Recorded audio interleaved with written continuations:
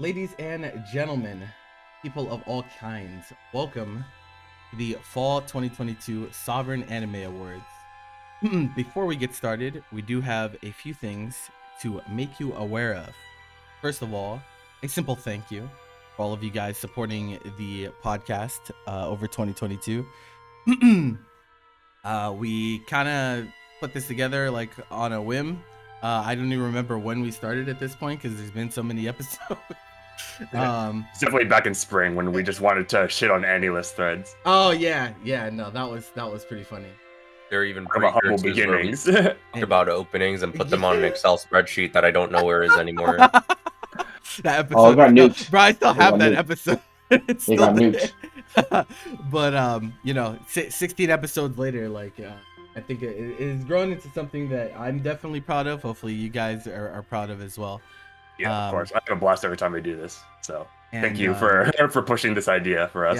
Yeah. Like I don't know. I'm just weird. I'm just like, why don't we just do this? Like, just be like that sometimes. But in terms of you guys, we have done a little bit of restructuring in the Discord, so it would mean a lot for you guys to join up in there. And of course, check out our socials as well. As I don't have any plans to stop in 2023, so you guys will get content. You know what I'm saying? Like a lot of anime. Some of them not good at all, but some of them pretty fantastic, and that's what we're here to talk about today. The fall 2022 season definitely had some highs and lows. definitely have some very, very fantastic stuff and some stuff that is complete and utter dog shit. And which is which, you'll just have to tune in to find out, because that's where we're at. And so, must start with our first category, as we always do, production, which is I would say, I guess it depends on who you ask, but like production to me feels like the most important of all the categories. It's because of the individual categories held in production are just like really, really impactful in my eyes. And of course, like I said, that'll change from person to person. But me in particular is like kind of like where I like to live, like right here. Like this is like home. This is like home for me. And so we always put a lot of time into figuring out what really deserves the awards in this category, because it's also the one that usually ends up taking the longest, and that is by design. It's kind of how it goes. We'll just jump right in with best direction. Now you might be asking yourself, what the hell is direction? I don't know what that means. Is this a map? Where am I going? And that's exactly the answer. Direction, for lack of a better term, is kind of how a show executes on its ideals. Shows are designed to make you feel something, make you experience certain things, and direction is kind of how do we get to where we're trying to go, is the way that I best like to describe it. And there's a lot of different ways to accomplish, there's a lot of ways to accomplish your goals whenever it comes to, creating a show. Some are just designed to make you laugh, some of them are trying to make you feel something, and some you don't really know what they're trying to do, and it just kind of takes you for a ride the entire time, and there's no real like destination in mind. There's no right or wrong way. All that matters is some try to do like all of those things, and I think that's a good like starting point with the first show that we're gonna talk about here, which we're just gonna do it all at once. And so when we talk about our first show on the list, Bocchi the Rock, it is I was actually kind of surprised. I was kind of surprised because of just how popular it was. And so like what I mean by that is like I obviously have a normal Twitter, and I have an anime Twitter as well, because obviously like our Twitter account for the podcast. Okay, so on my normal Twitter, like Bocchi is trending like half the time. I don't know what's going on with that, but like there's like clips of Bocchi just circulating at all times, and I think that is a testament to just like how much people are like really, really digging what it is trying to accomplish. And it's a lot of different things that they're trying to accomplish as well, and a lot of that comes down to its direction for sure. Yeah. Like it injects a little bit of information on just like the project in general, and also like a little bit about the director. So I'll keep this to like under a minute, but like the way that this like project was like pitched is that the character designer was a big fan of like the manga. The manga was released in like 2018, and they really wanted to like push this as project that they can bring into anime form. And so like they decided to get the director Keiichiro Saito on the job because one of the main animation producers at Cloverworks, Shota Umehara, noticed his talent when he contributed as episode director and storyboarder for Sonny Boy, which was a very impressive series. And that's where like this project and like the main team of like director, character designer, and chief animation director and animation producers kind of like formed. So, but talking about like the show from like it's a direction standpoint, like it's, and I said this like just to introduce the show, but it really does try to do a lot of different things, and like that's one of the characteristics of the source material that the anime staff was really drawn to, is that like the source material is 4 koma manga, which is basically like the Japanese equivalent to like New York or newspaper like comic strips, is the best like comparison I can draw.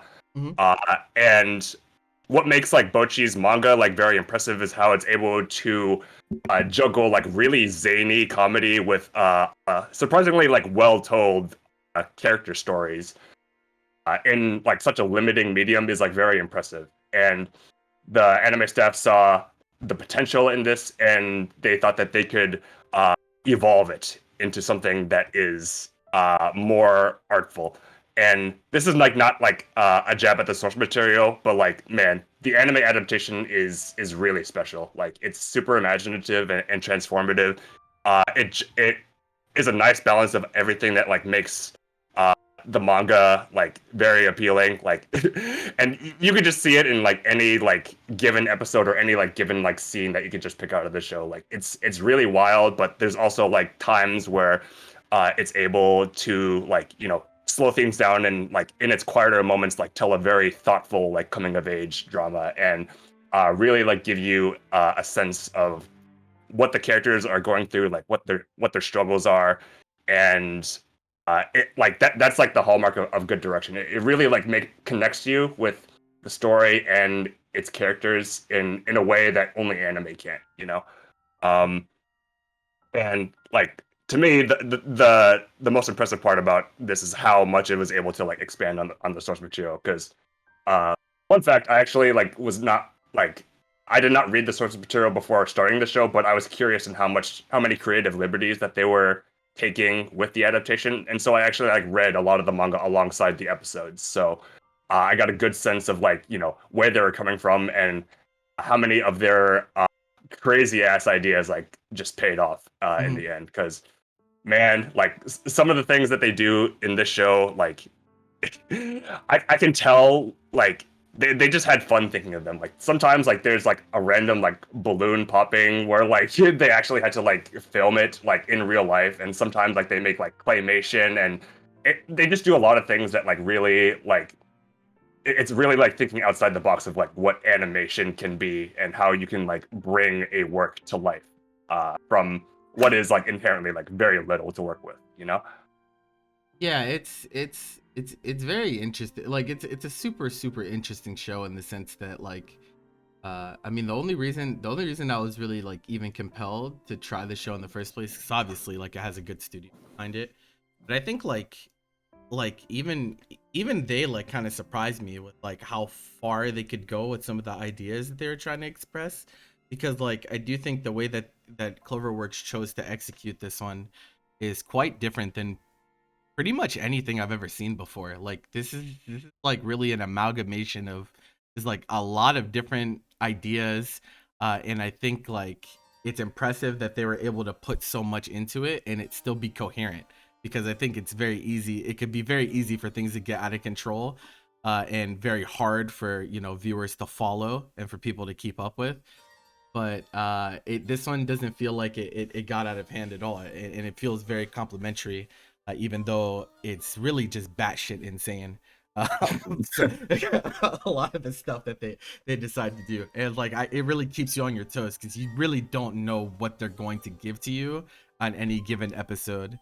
And there's a lot of other stuff. Obviously, I think like Bochi, like obviously, there's a lot of things that'll naturally like draw. Like it's a very clippable show, like I was talking about before. Like it's very clippable, and like that's one thing. But then there's also a lot of there's a lot of other intricate things that I think it does correctly, especially in terms of character expression and the way they decide to like you know focus in on mannerisms and and the way it chooses to execute on its themes as well. And I think it's like something that's really cool, despite being hilarious the entire time. Yeah, it really is like the best of like everything like it wants to do, and like that's like kind of like a common thing, or I say theme, but like kind of trend this season that I've noticed, where there's a lot of shows that are able to like combine like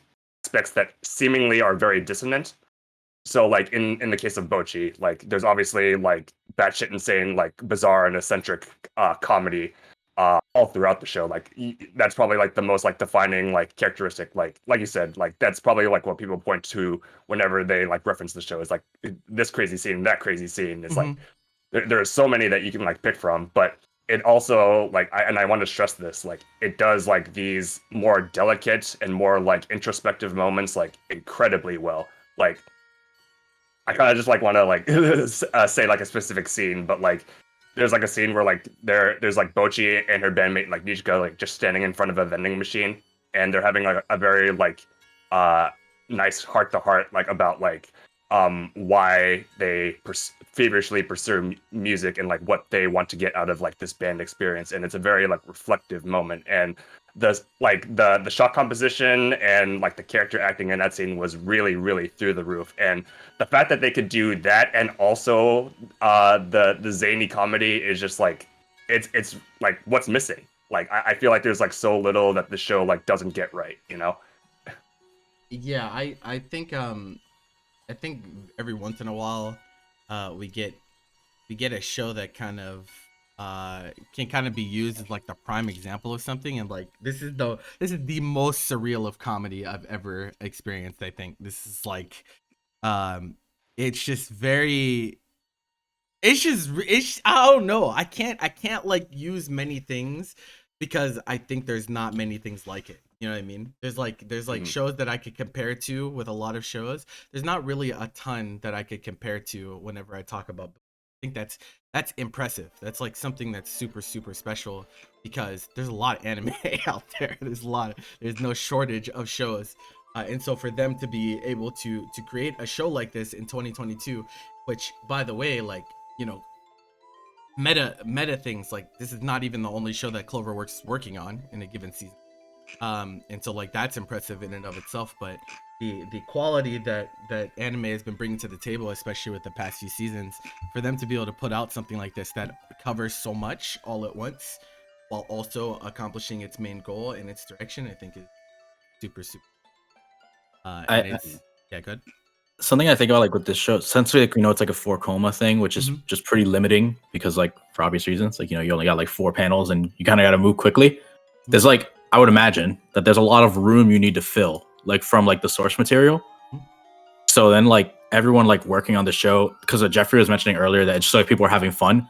And I think like it's kind of like, because you grab like the source material and it's like, okay, we have to like, fill in a whole anime's worth of stuff here. So you get to like just kind of plug and play things in between that just kind of work. But that's like the crazy thing, because like, it is like a whole bunch of everything. Like not like Spy, but like Spy is like a show that's like kind of like a little bit of everything for everybody. And I think this is like a little bit of that too, where it's like it's just fun in a lot of different ways. The only thing it doesn't really have is action, obviously, but like it's just it's like you can just kind of show like random clips to like anybody, and it's like, hey, look, that's fun. I want to say that like it's becoming kind of like Cloverworks thing. It kind of seems like that's something that they do. Perhaps other studios have trouble emulating, at least to the same effect to them, is like covering a lot of bases with shows, like not necessarily tunnel visioning on one particular idea or genre, but being able to keep their options open and keep a wide appeal, while also still accomplishing something, because I think you do run the risk when you choose to broaden your horizons to that extent.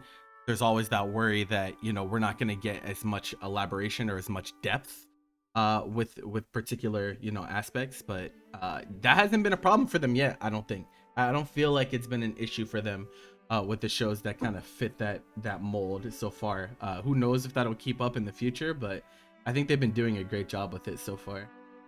Yeah, we talk about like risk, and to me, like this adaptation was definitely like on the riskier side, because like as much as like we say like it does like everything like extremely well, like at the end of the day, like it's not going to be for everybody. Like I know that, because like there's not everybody is going to like appreciate like what the show like its unique brand of comedy, and its like dedication to like externalizing like the characters the characters' explosive like anxiety and like dysfunctional headspaces, and like that in like that type of form. And also like not everybody's gonna appreciate like the quieter moments, or like what the show like does with like depicting like live music, which is something that I personally like really enjoy about it. But it's and we've talked about this like when we first introduced the show, but the reception to the show was like overwhelmingly positive from like every outlet. Yeah. Except for like the show and Elitist, Of course. we don't talk about that. It kind of felt like the show like grew by like word of mouth in a way. Yeah. Because like the first few episodes, it didn't really seem like it had that much traction, but every subsequent week, it just had more and more and more support and fans. And I was like, that's crazy. I definitely was sharing this among people who like watch a good amount of anime, but were like, I'm not watching Boshi. I don't know like shit about it. And then I like tell them about it, and it's just like, yo, like they were like, this show is kind of godlike. Yeah, it was really heartwarming to see, because like at a certain point, I think it was around like episode 8, where I saw a lot of people saying something along the lines of, if you're like a fan of anime and you're not watching Bocchi the Rock right now, then you're doing yourself a disservice. And I very much resonate with that, like, because like this is really like a demonstration of like what anime can do, like when you have a lot of like creative freedom and you're not afraid to like inject your own ideas into things, and you really just like think outside the box like every opportunity that you can. And miraculously it all comes together to like make one of like the best shows like this year. I'll just keep it a buck with you. Like this is one of the best shows this year, in a year that's very competitive. Show's weird, and I like weird shit. There you go. It just be like that. I think it's definitely eccentric. Yeah, definitely can't praise Bocchi enough. It's definitely it's like stuff like this that makes me happy that I just pick shit up on whim. Like I just like yeah, I'll watch this. And I definitely was not disappointed. It was definitely a pleasure to watch every week. But we do have other shows to talk about in this category, so we're gonna move on to our next one. We got The Witch from Mercury. This is actually a Mobile Suit Gundam show and so like right out of the gates, a lot of people, we talk about how mecha is a very polarizing genre. Like people either like usually super love mecha or they don't like it at all. I personally have not watched an abundance of Gundam because there's actually just a shit ton of it. Like there's so much Gundam out there. And so like if you're someone that's like a Gundam diehard and have watched everything, like I'm sure your perspective will be different. But I decided to pick this one up actually at it was Dylan's recommendation, I believe. He was really singing the praises of the show at the beginning. So actually, Dylan, if you want to lead the discussion on this, I'd be more than happy to hand it off to you.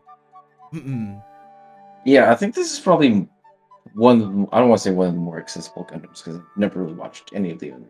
But I think what sets it apart is probably like the way they set up the plot and like how it doesn't take really like inspiration from like any other Gundams, but more so Utano again. And so I think it's very interesting that they structured the story and like I guess like the characters to be like in this framework of like how do I put this? Sorry, it's early in the morning. No, you're fine, bro. Um, Just the morning after Christmas. You know, all through the night. Just like being Gundam is like a pretty massive barrier to entry for like anything, because like everyone knows what Gundam is, and I literally have never met anyone who's watched Gundam. Yeah, I'll speak on like the accessibility of like this series because like none of us here like out of us five like are like Gundam like elitists, you know.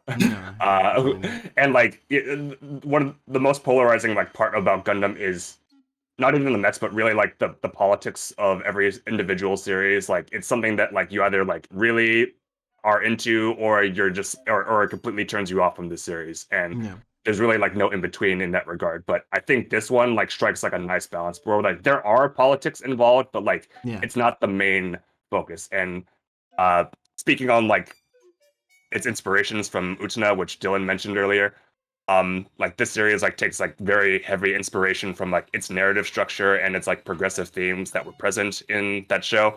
And I think one of the coolest parts about this show from a direction standpoint is like how it reimagines like those really like iconic aspects of Utena with like a very modern flair. Like I jokingly called this like Utena in space like when it first launched because it really was that to me. But it's able to like make form that's like its own unique narrative with like its own characters that to make it like, you know, its own thing and not just something that like rips off something that is like very very renowned. And like I think it's impressive that like how much like Utena has influenced like media and like social views like almost like 25 years later at this point. And we're seeing like that influence in series like this where it's able to introduce like what was present in Utena to like a more modern audience, you know.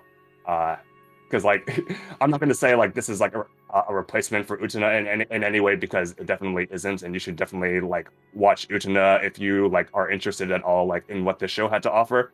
But you know, like there's something to be said about like reimagining something that is like so influential and kind of like forming it into something that is your own, you know. I mean the show does it does commentary on a lot of different things for sure. That was like very striking to me.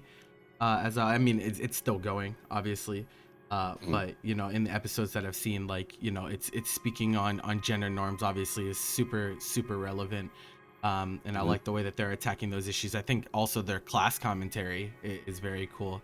Like the dynamic between you know, kind of the racial undertones where we're talking about the Spatians and the Earthians, and I think that's something that gives some of the characters in this a lot of depth.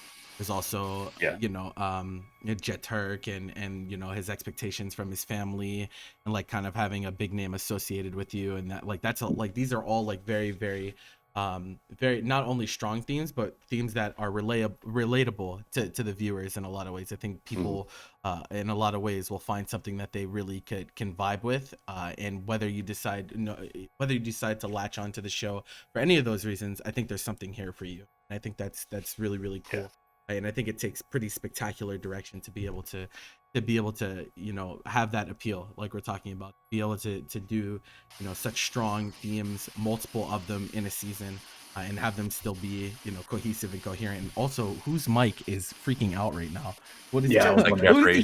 Probably mine, yeah.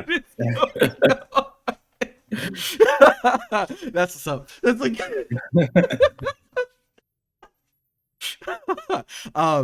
well, Sorry, no, what was up? no, you're fine. You're fine. I also noticed that you know, it's another one of I don't think there was no CG in the show at all, right? It's like pretty different. Like and like I don't know if you guys remember, but I actually can't even remember the name of the show, but I remember thinking Kageki's fuck, I can't remember. yeah I know what you're talking about. there was a show It picked wasn't up a very while good. back. Yeah, It wasn't something steaky. Sunrise made a show that was full. It was full animation the entire time. There was no CG on a mech show, and I picked it up for that virtue because it was like that's just different. Like most of the time that doesn't happen. and it was horrible. It was actually like really bad. It was, I'm not gonna sugarcoat it. and so like, you know, fast forwarding to this show, which also does not do any CG, at least not to my, I can't remember them doing any. It kind of feels like maybe it was like the blueprint, like maybe they were just trying to see what they could do in terms of animation with it. But if, you know, if we have to sacrifice and get a bad show like that one before to get this, then I am willing to take that sacrifice. I can. It's a Kyokai Senki. Yeah, Kyokai Senki. And but like the English name is a bunch of letters, Warrior of the Borderland. But yeah, so the overarching sentiment I would say would be, if you're out there and you know the show looked interesting, but you were hesitating to pick it up because it's Gundam, I would say don't let that deter you, because while obviously Gundam and everything is relevant, the mechs are relevant, I think there's a lot more to it to enjoy outside of just, you know, giant fighting robots. There's so much more to this show than that. And so yeah, I would say give it a try.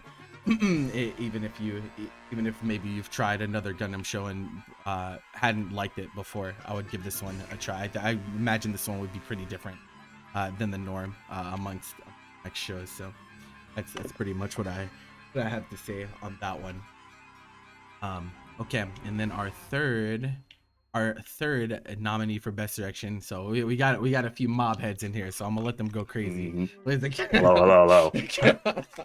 One of the two mob heads in here. So like, yeah. So talking a bit about like the directorial structure of this, because we have like two people credited for this. So Yuzuru Tachikawa is like the main director of the Mob Psycho series. Like he's been directing the series since season 1. And the reason why we have Takahiro Hasui as like the normal director is because Tachikawa was actually like pretty busy working on another project, which was the Blue Giant movie adaptation. So he called on like Hasui to really like support him like through this third season of Mob Psycho, and it actually allowed Hasui to like have like a more hands-on role with a lot of the things compared to Tachikawa. And that's not to say that like Tachikawa didn't do any of the heavy lifting, because he definitely did. It's just that like, you know, this season was like so like monumental that it needed more directorial support. So that's kind of like the story with that. And I just gotta say, like the Mob Psycho is like really like it is one of those shows that like really like subverted like my expectations going into it, because like I'm not like a shonen head. Like I'm not really like, I don't really resonate with a lot of like shonen-esque stories, but just the way this one like played out and how it like concluded like with this season, like it really made me think it was like a one-of-a-kind experience. And that's like to speak on like it's like unique visual direction. Like obviously like it looks very distinct. Like I would argue that this is like the best looking thing that Bones has ever done, just like as a baseline.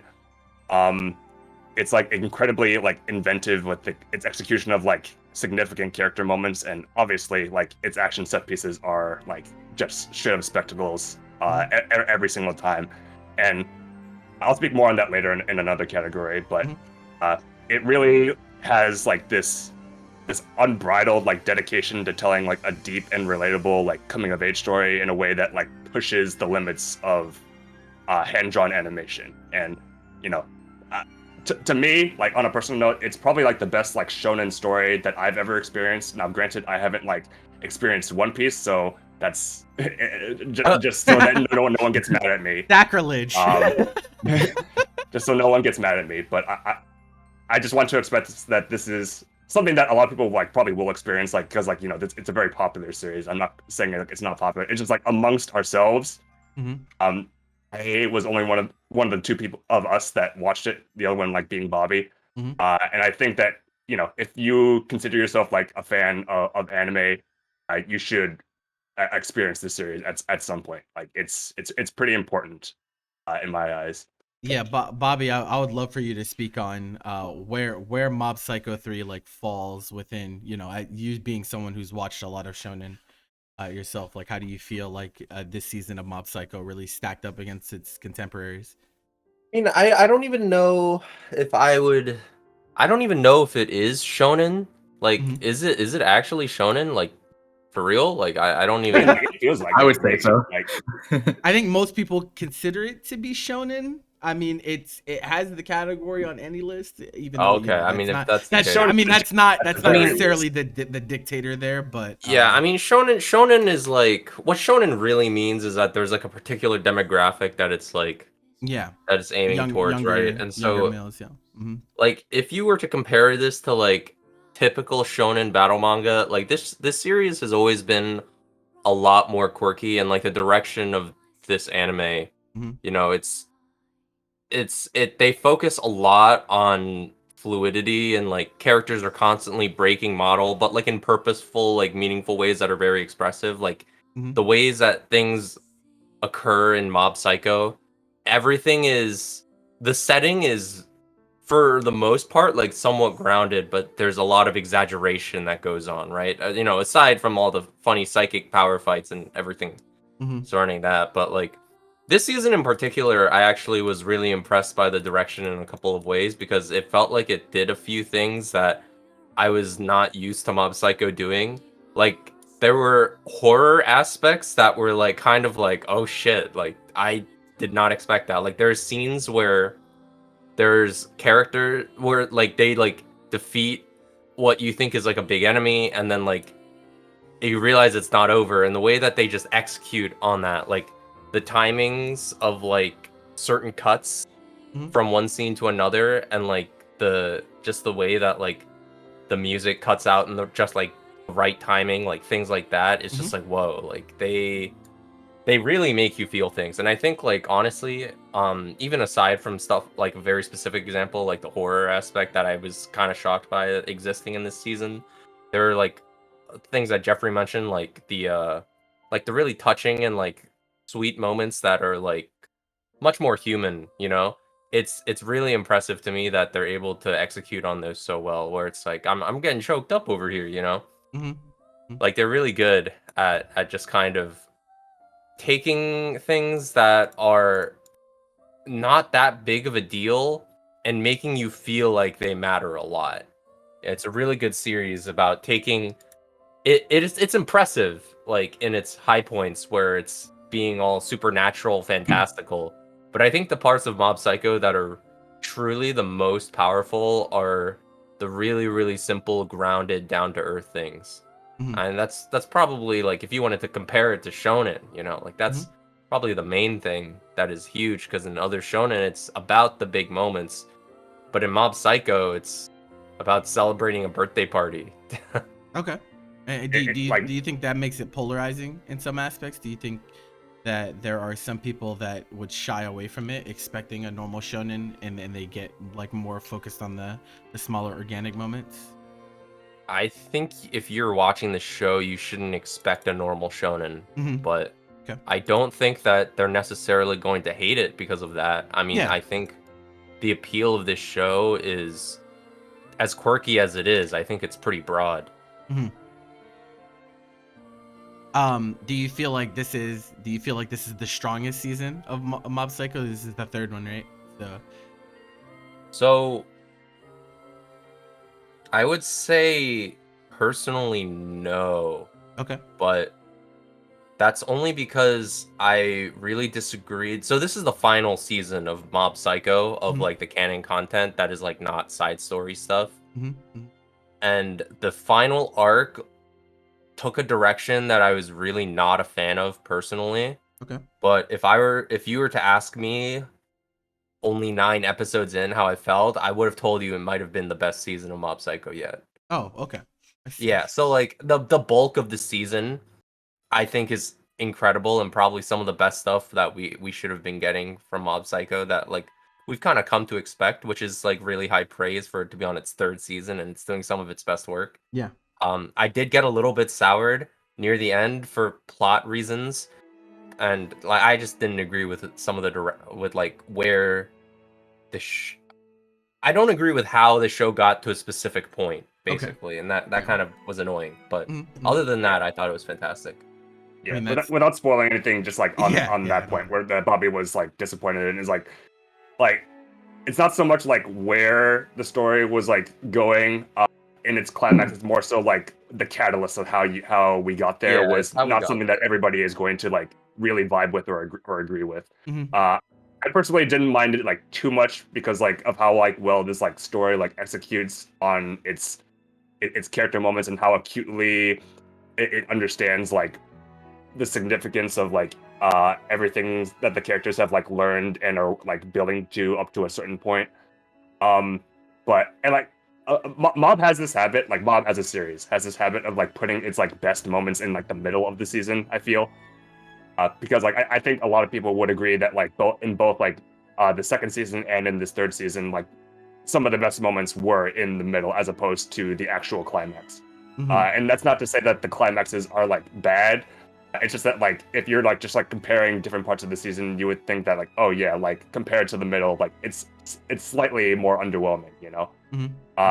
But that's just how it goes. Like to me, like it doesn't really like sour the experience like that much. It's just that like I'm able to like appreciate like where the show is at its best, and and even then like I'm not like really spoiled to a point where like I think that the ending is like garbage or anything. Yeah, I mean, I don't think that the ending is garbage or anything. The execution of the moments, I think, is really, really strong. I just don't like how they got there. It felt lazy. Oh, okay. I see. It's a fair assessment. Yeah. That he's making. I mean, you know, it is what it is sometimes, man. Everyone's got opinions. It really just be like that sometimes. Yeah, I mean, Mob Psycho is not going to be remembered for that. There's a lot of really there's so like, much good. Yeah. there's so much good things. Like I would not tell you to shy away from Mob Psycho because of that. It's an incredible series, and this season for the most part is incredible also. All right, cool. We got 3 more nominees. So we got kind of I think this is like quite literally the most popular show this season. Yeah, for Chainsaw Man. I mean, it just the anticipation for this show alone. We already knew going in that everyone was going to be talking about Chainsaw Man. And me personally, when shows like kind of have that dynamic beforehand, I always take it with a grain of salt. I always go in with a certain amount of kind of skepticism. And so Chainsaw Man is a really interesting one to me. It is it's I would say, like, in terms of how it's written, it's not a narrative that like I 100% like vibe with. It's not like my ideal choice of narrative. But I will say that when it comes to direction, and when it comes to kind of like getting to where even though the destination might not be somewhere that I particularly like, they're doing some really, really interesting and compelling stuff with how they're choosing to direct the show, especially like if we're talking like visual direction. Like they're like the way that they use like camera angles and stuff. Like I at some point, I don't know if you guys remember, like in our chat, like after I watched one of the episodes, I was like, they're doing some crazy shit with some of the. I remember that. I was like, wait a minute, they're doing some real wild stuff with how they're trying to depict some of the action sequences and whatnot. And so like I think whenever all is said and done, having still watching it obviously because it's still going on. I don't think direction is the is the drawback for me. I don't like. I think if you would have asked me at first, it might have been direction where I feel like maybe it's not going the right way, but I don't think that's it. Actually, I think it's actually doing a pretty good job of kind of establishing a baseline of the themes for the main character Denji. Obviously, it's like centered around him. And his story and the way that it's told, I think, is actually fine. It's just that like I don't particularly like character. I think that's like the main thing. That has nothing to do with the execution of how they get there, right? And that's something that I think is kind of hard. It's going to be kind of hard for some people to understand. Just because you don't like a character doesn't mean that they're not executed well. I just happen to not find Denji very relatable, and I think that's like the drawback for me. But I think the way that they've done this season is actually quite strong. Like, I think it's a very, very fun show to watch, as well. It might not have like the deepest narrative or writing to it, but I think it's an extremely fun show to watch, and I think that they're like Mappa. I think Mappa's killing it. Like, I think they're doing an absolutely great job, and I think the people that are complaining about, you know, it's Chainsaw Man CG or anime, like, you're actually wilding. You're you're actually crazy. And once again, like, it feels like every one of these podcasts we do, we have to speak on, you know, kind of the culturalistic stigma that there is associated with CGI, because of, you know, very old school mentalities, and people think that because stuff was bad 6 years ago means that it can't be good now. If you look at Chainsaw Man's CG and you think it's bad, you just don't know how CG works, and so like you just you just really don't know what it means to have good CG, and so like I think it's doing a lot of really cool things, and it's like one of those shows that, even though, like I said, I think for me, definitely the characters are like where I kind of find the drawbacks. I still have a lot of fun watching the show week to week, and so like I think that says a lot. I don't know how I think it speaks to like how strong like the direction is, that like even though that you don't vibe with everything about the show, that you're still like, you know, relatively like engaged in it. And like it, and I can like speak on like a little bit about the background to like the direction, the directorial aspects of this show. So like Ryu Nakayama, like he's like a relatively like new like director. In fact, this is his like first time as a series director, and you might think that sounds a little bit weird with how like, you know, highly anticipated this project was, that you get like a new series director. But the way that like he came to like be in that position is that like an animation producer affiliated with Mappa, Keisuke Seshim, like he had always been like eyeing like Ryu Nakayama, because he like Nakayama is an episode director primarily. So like he's directed episodes for like Jujutsu Kaisen and a lot of like other like high fidelity shows like SAO, Fate Go, and of the sorts. So like he's been like in the industry, and he's like gotten notice on like how good he is able to like make things look, because like he's also like an action and effects animator as well. Like that's what he specializes in. And I kid you not, like the reason why he hasn't had a series director role like up to this point is because he was like very like careful and cautious with what his first series director position would be. And when he got the opportunity to work on something like Chainsaw Man, he said he jumped at the opportunity. So like that's how he came to be in that position. And he was also like a very big fan of like the author of Chainsaw Man, so Tatsuki Fujimoto. He's a big fan of his works, and so like when he heard that he could possibly work on Chainsaw Man, like there was no question this was going to be his first directorial role. And like speaking on like a lot of like the aspects of the direction, so like Fujimoto is like a big fan of like movies.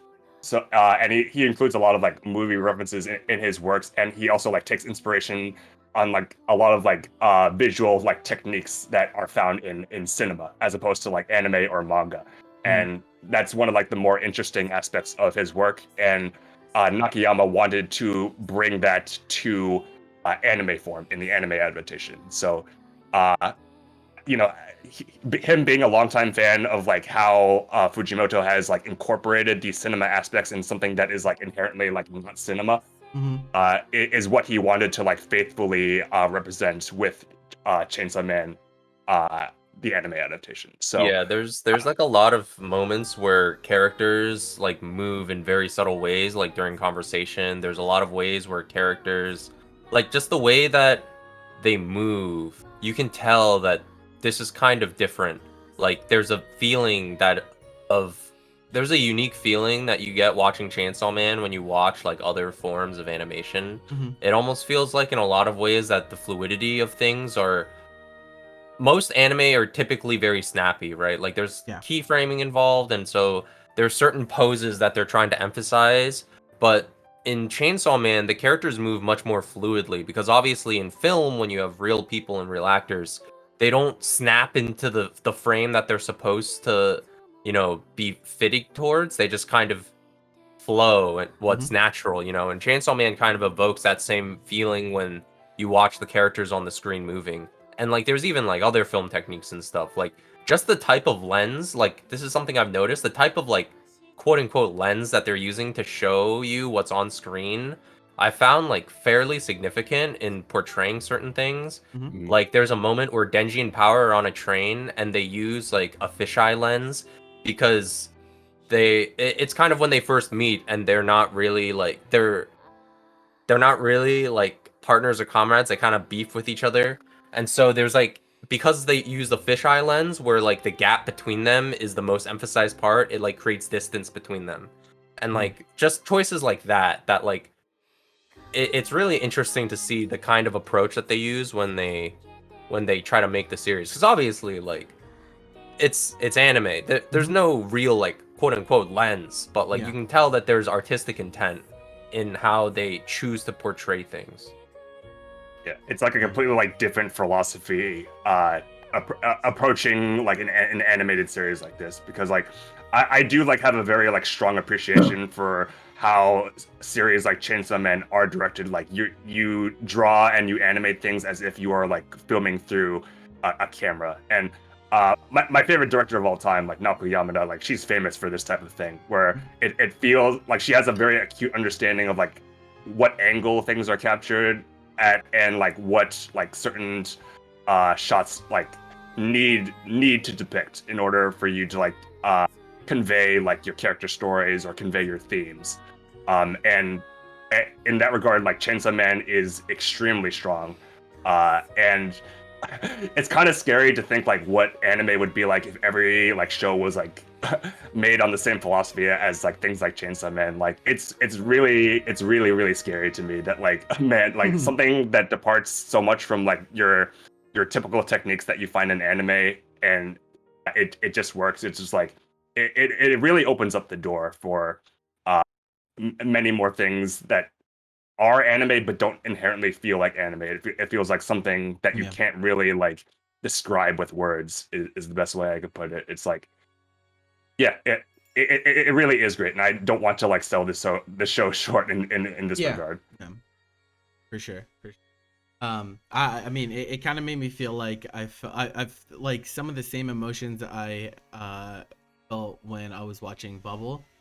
I kind of felt here too, like with how they choose to do some of their shots and stuff. Like, so I think that's impressive that they're able to take things from film and translate it into a TV anime, because I don't think that's really I mean there are some shows that emulate that, but like I wouldn't say not to this extent, but I just didn't expect it with this particular narrative, if that makes sense. Like I kind of expected if I watch like a Shaft show or something like that, that's like one thing, right? But like I didn't expect for Mappa to have this in their bag like this, right? And the director definitely is the main cause for that. Now I was very impressed because I didn't expect to get stuff to that extent with this very gory graphic amalgamation that we've been presented to us.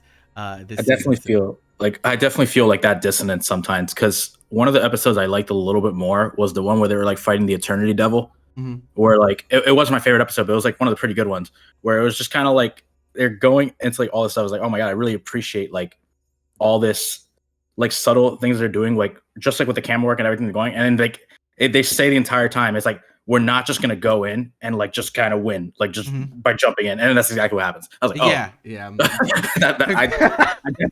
I definitely felt like we were building to something a little bit different here than just doing exactly what you said would not work. It really be And like then that. But yeah, no, definitely been a joy to watch this season. But we got to move on to our next nominee, which is Spy X Family 4-2, and like. It's Spy X Family. We always give this series a lot of praise, because it handles a lot of things. Now this season takes a little bit different of a direction, I would say, than the first. But like at no point does it feel like you're not watching Spy X Family. Like I do feel like it brings something unique to the table that really like hammers home like, yeah, okay, this is the Spy X Family like I started watching for. And so like I don't think it's had identity issues at all. Like I definitely feel like it's the same series. That being said, like I do think some of their like narrative choices and whatnot are definitely a little different this time around. Yeah, something that I noticed like just off the bat is that like a lot of the episodes are like much more segmented than the first season. So like basically like past like the first like 3 episodes, like each of the subsequent episodes like has like 2 or sometimes like 3 like distinct like plot lines that they follow and like finish by the end of the episode.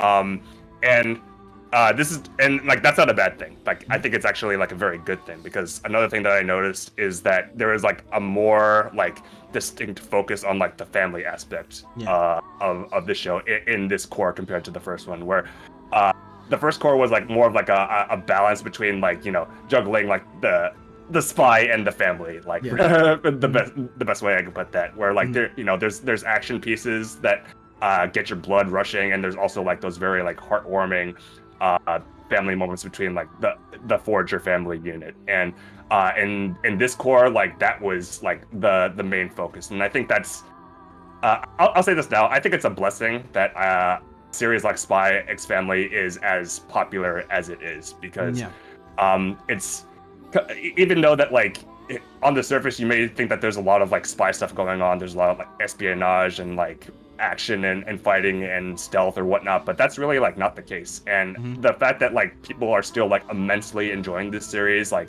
it's so nice to see, because you know I'm more of like a person who appreciates like subtlety and like character acting and those aspects of anime, and this series really does like nail that in a very unique way that that studios like Cloverworks and Wit are able to do.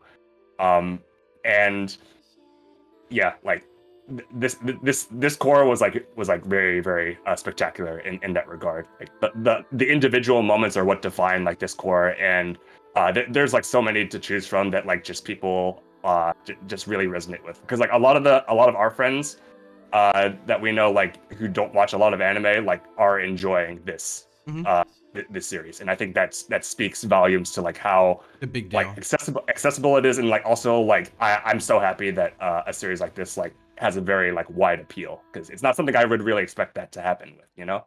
I think like the way you described it, that like the crime and espionage is like more prevalent in the first season and it starts to like shift, just seems like the most obvious trajectory, because if this whole like story is just like a whole found family thing where it's like, okay, this is a fake family except Anya, and then like and then you're slowly getting to this point that like it becomes like more of a real family, you should just naturally see this progression of like Lloyd being more and more stupid around Yor. You tend just not understanding. It's like, oh, how come I question literally everyone around me except for the absurdity that is Yor? And like you should probably see this like natural progression where it's like, where he starts like lowering his guard around Yor, because there have been like impact moments like in the first season and the second season where he like notices like, wait a minute, I fell asleep next to somebody. What the hell? Yeah. I think this core, like Lloyd definitely is like the centerpiece for this core for me. And kind of watching him try to convince himself, trying to convince himself that like everything that he's doing is solely for the sake of his mission and whatnot, is something that was really really heartwarming to see throughout. Like he's like continually battling against himself. He's like, no, I'm only doing this because I want to save the world. It's like, is that really true, or do I really actually care about these people that are, you know, assigned to this fake family, quote unquote? I think it's pretty cool because like when Fiona got introduced, you get to like pretty much see like that little bit of a difference, like on if Fiona was the wife, quote unquote, you could see like how he would act differently around her versus Yor. Yeah, well, Fiona is batshit, by the way. She's fucking well, yeah. Absolutely insane. But I would say like one of the things that stood out to me in terms of the direction is there were multiple times during this season where I felt like I was watching Comey. You know how Comey does the the 3 separate like mini episode, like that's kind of what it Yeah. felt like. That's what it really like Yeah. reminded me of when I was watching this core. And I think for certain things it definitely is better. I think in some cases it might be a little jarring to certain people, maybe if you're not as acquainted. But I think that this show does a really good job at easing people into it, to where it's not like as much whiplash. So even though It was you might be handling multiple things per episode, you're still gonna understand, and it's still gonna be a cohesive story that you're able to follow the whole way. for one of the particular episodes. I thought that aspect in particular was really funny because so it was episode like 9 or 10 or something, where literally after the ending that took place like 17 minutes in, for some reason, we just get like the whole thing with like Bond and Agent Penguin, which was like another 5 minutes that took place after the ending. I was like, oh, because sometimes you get those like after ending credits that are like a minute, or after ending segments that are like a minute. Yeah. But it was just like this whole like 5 minutes thing because they just did the ending way earlier. I was like, oh, okay. I guess really? Because it was such a big tonal shift from what happened in the first section of the episode, that like it's like, all right, let's put a clear divide here. Let's put the ending 17 minutes in. I feel that, yeah, definitely. I would say, once again, like I cannot commend Cloverworks enough, for them to be able to handle, both Bocchi and the show in the same season. That is really insane. Like that's like if you really wrap your head around it, it's pretty crazy that they're able to even do that, and both are like spectacular quality, and their direction does not take a backseat at all, despite obviously having to delegate resources and teams to certain projects at once. So definitely looking forward to the movie and the new season that got confirmed. Both of those were confirmed recently. Spy is not going anywhere anytime soon. Yeah, so if you're enjoying it, you're eating. Yeah, and I think the cool thing about the movie is that it's original. So I'm really interested in what Cloverworks is gonna do with that, because like they've shown us like it's hard to believe that a show like Bocchi even is an adaptation, right? Because of like how wild they were able to go. Like imagine that with these characters that are obviously very strong on an original premise. Like they could really just do anything. Like, and I'm super excited for it. So when that eventually comes through, we'll next year, baby. Yeah.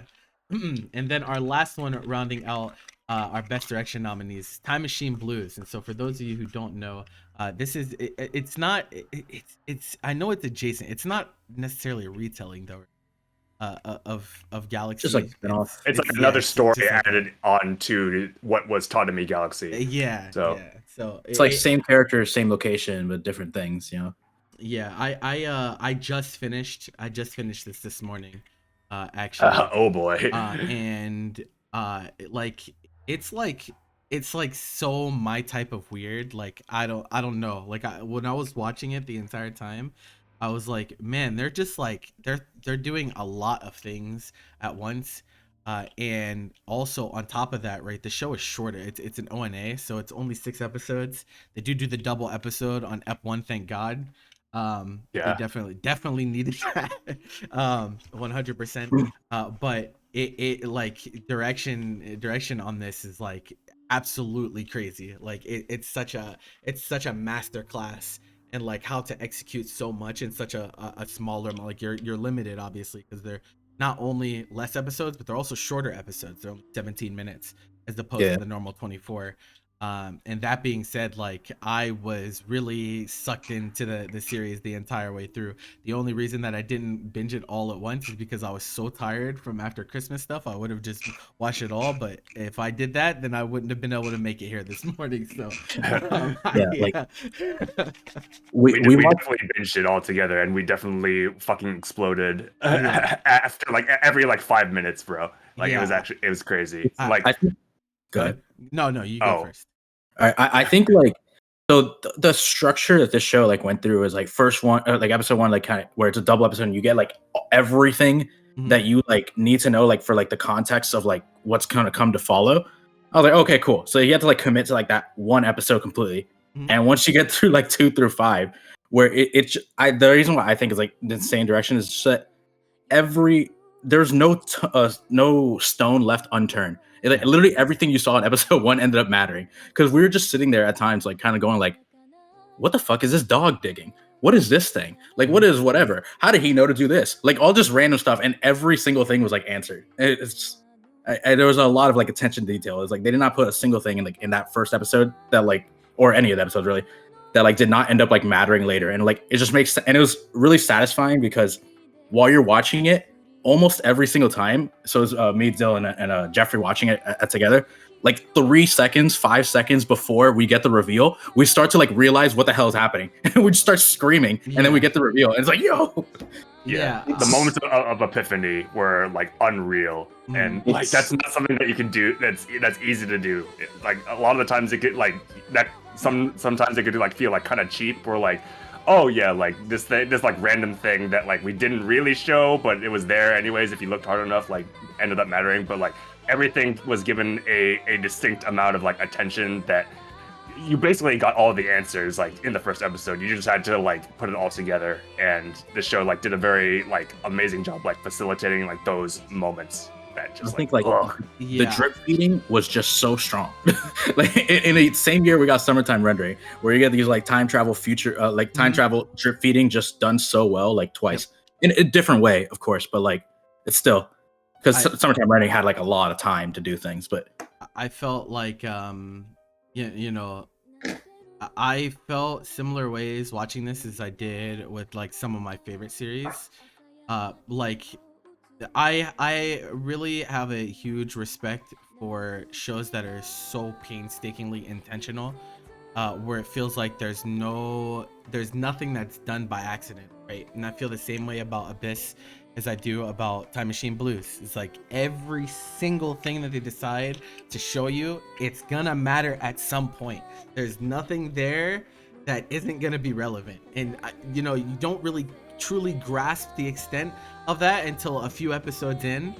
But like you guys said, those moments of realization are like what we're really there for. Like, holy fucking shit, no way did they do this. No way were they able to make everything so incredibly connected and make it make sense. And it's a time travel premise too, which is like, naturally we see so many shows like stumble when it comes to time travel premises, because there's a lot of opportunity to fuck things up. But like this, they managed to do it, and they managed to do it in 6 eps, which is like insane. Like I think that's like actually I feel like the ONA format like really helped it out, because I think it really shortened like how much they could shove in it at like a single time, so like really kept their pacing tight. That along with like the meticulous planning, like you just never felt like you had a chance to breathe or take it all in. It was like, yeah, and an interesting part about that is like I read that this was originally intended to like be a movie format, so like all connected. It was a movie original. Yeah, well, originally, I mean, but this is based off a movie that released in like 2005. I see. Yeah, so yeah, I think the ONA like 17-minute episode like format like made things easier to digest, because like, man, like those moments like really like made me reel in my seat, and if I didn't like have a small break in between them, I'd just be like, I wouldn't be here. I'd be dead on the floor. Yeah. Yeah, and like something I want to add to this. So, in terms of like the director, like Shingo Natsume. So like when the staff for this project was originally announced, there was some apprehension, because people saw that it was not being directed by Yuasa, who is, you know, obviously the director of Tatami Galaxy and The Night Short, Walk on Girl, and a lot of things that Science Saru has done since its formation.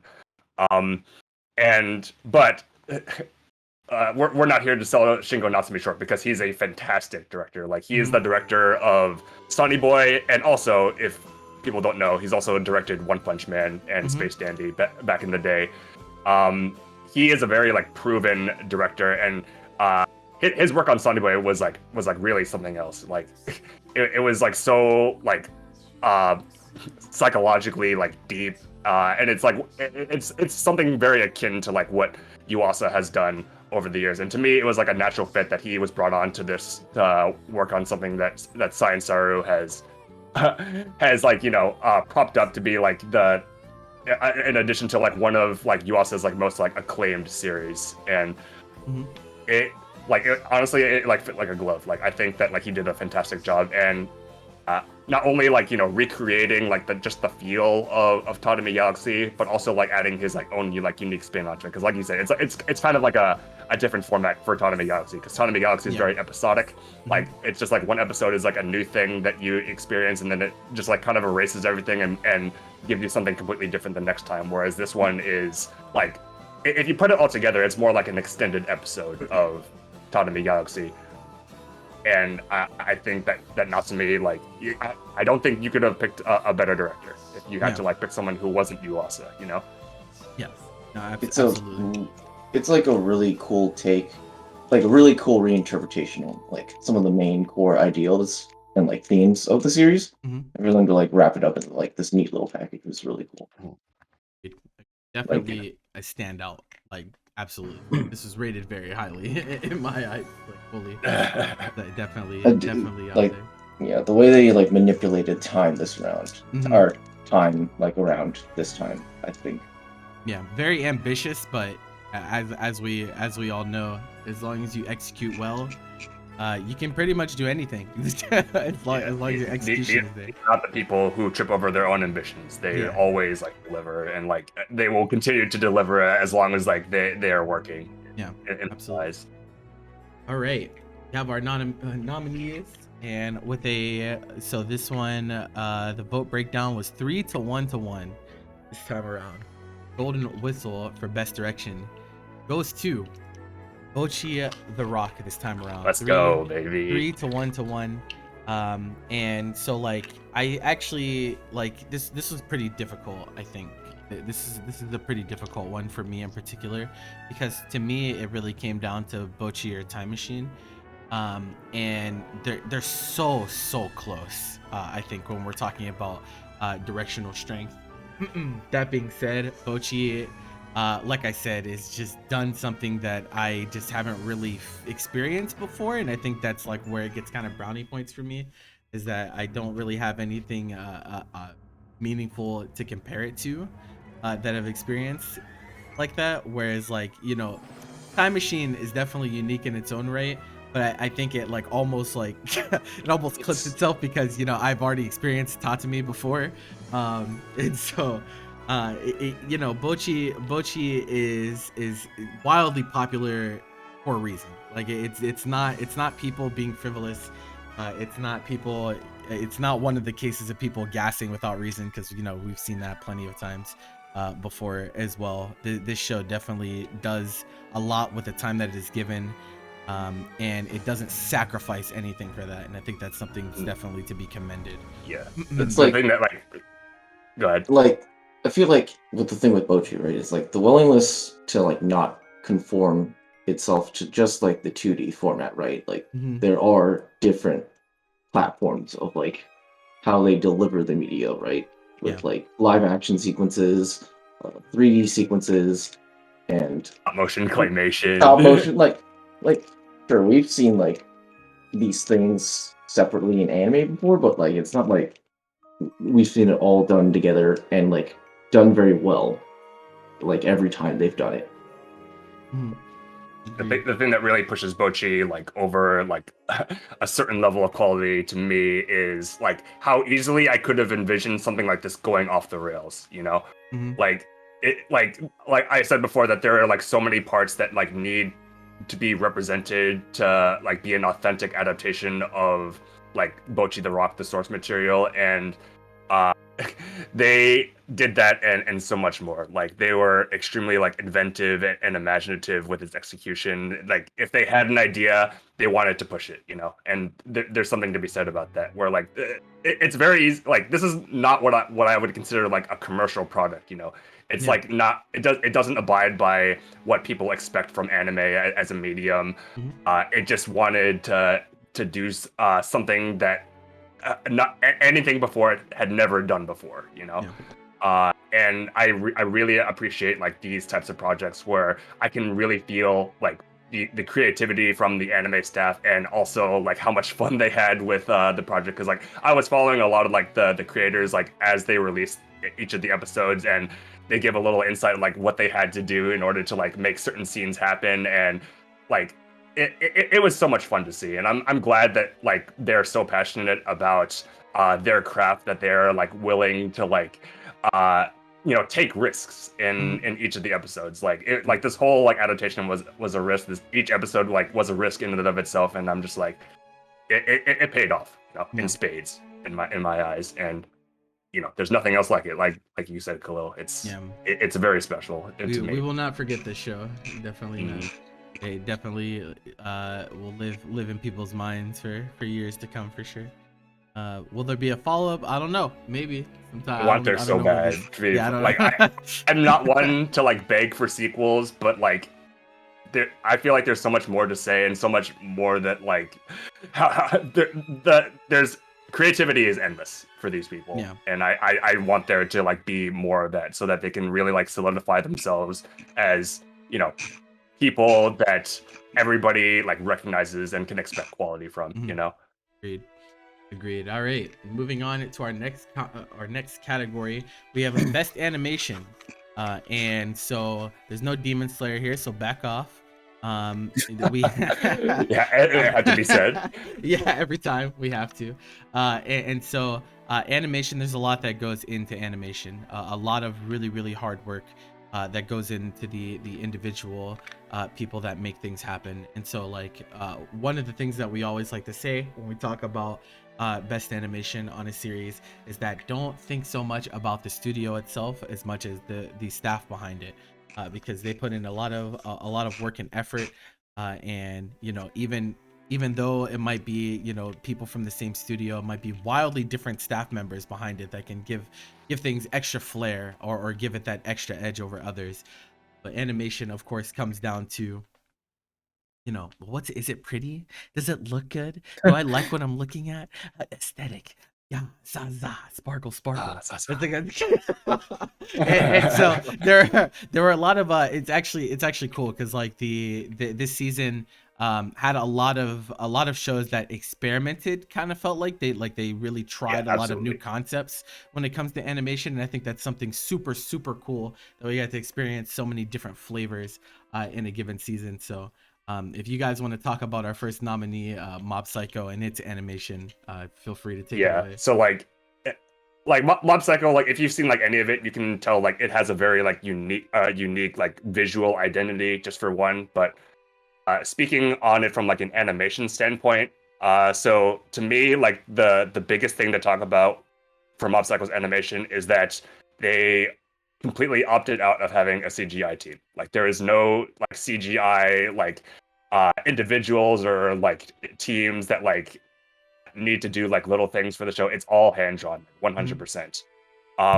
And this is like pretty evident in like it's very like fast paced and high octane like action sequences. So like what I love about like the action in this show is that like you would think that with how much like how fast it moves and how much it whips around, that it would warrant the need for at least a dynamic camera, but the show was committed to having that really like hand-drawn, like human, organic like touch to it, which results in like trading like some polish for something that has a unique like flavor of impact to it. So like to me, like that is something that is like a testament to like how committed they were to like their craft, that they did not want to cut any corners whatsoever, and it really paid off in the end. I think like the visual peaks of this season in particular were they're gonna be remembered,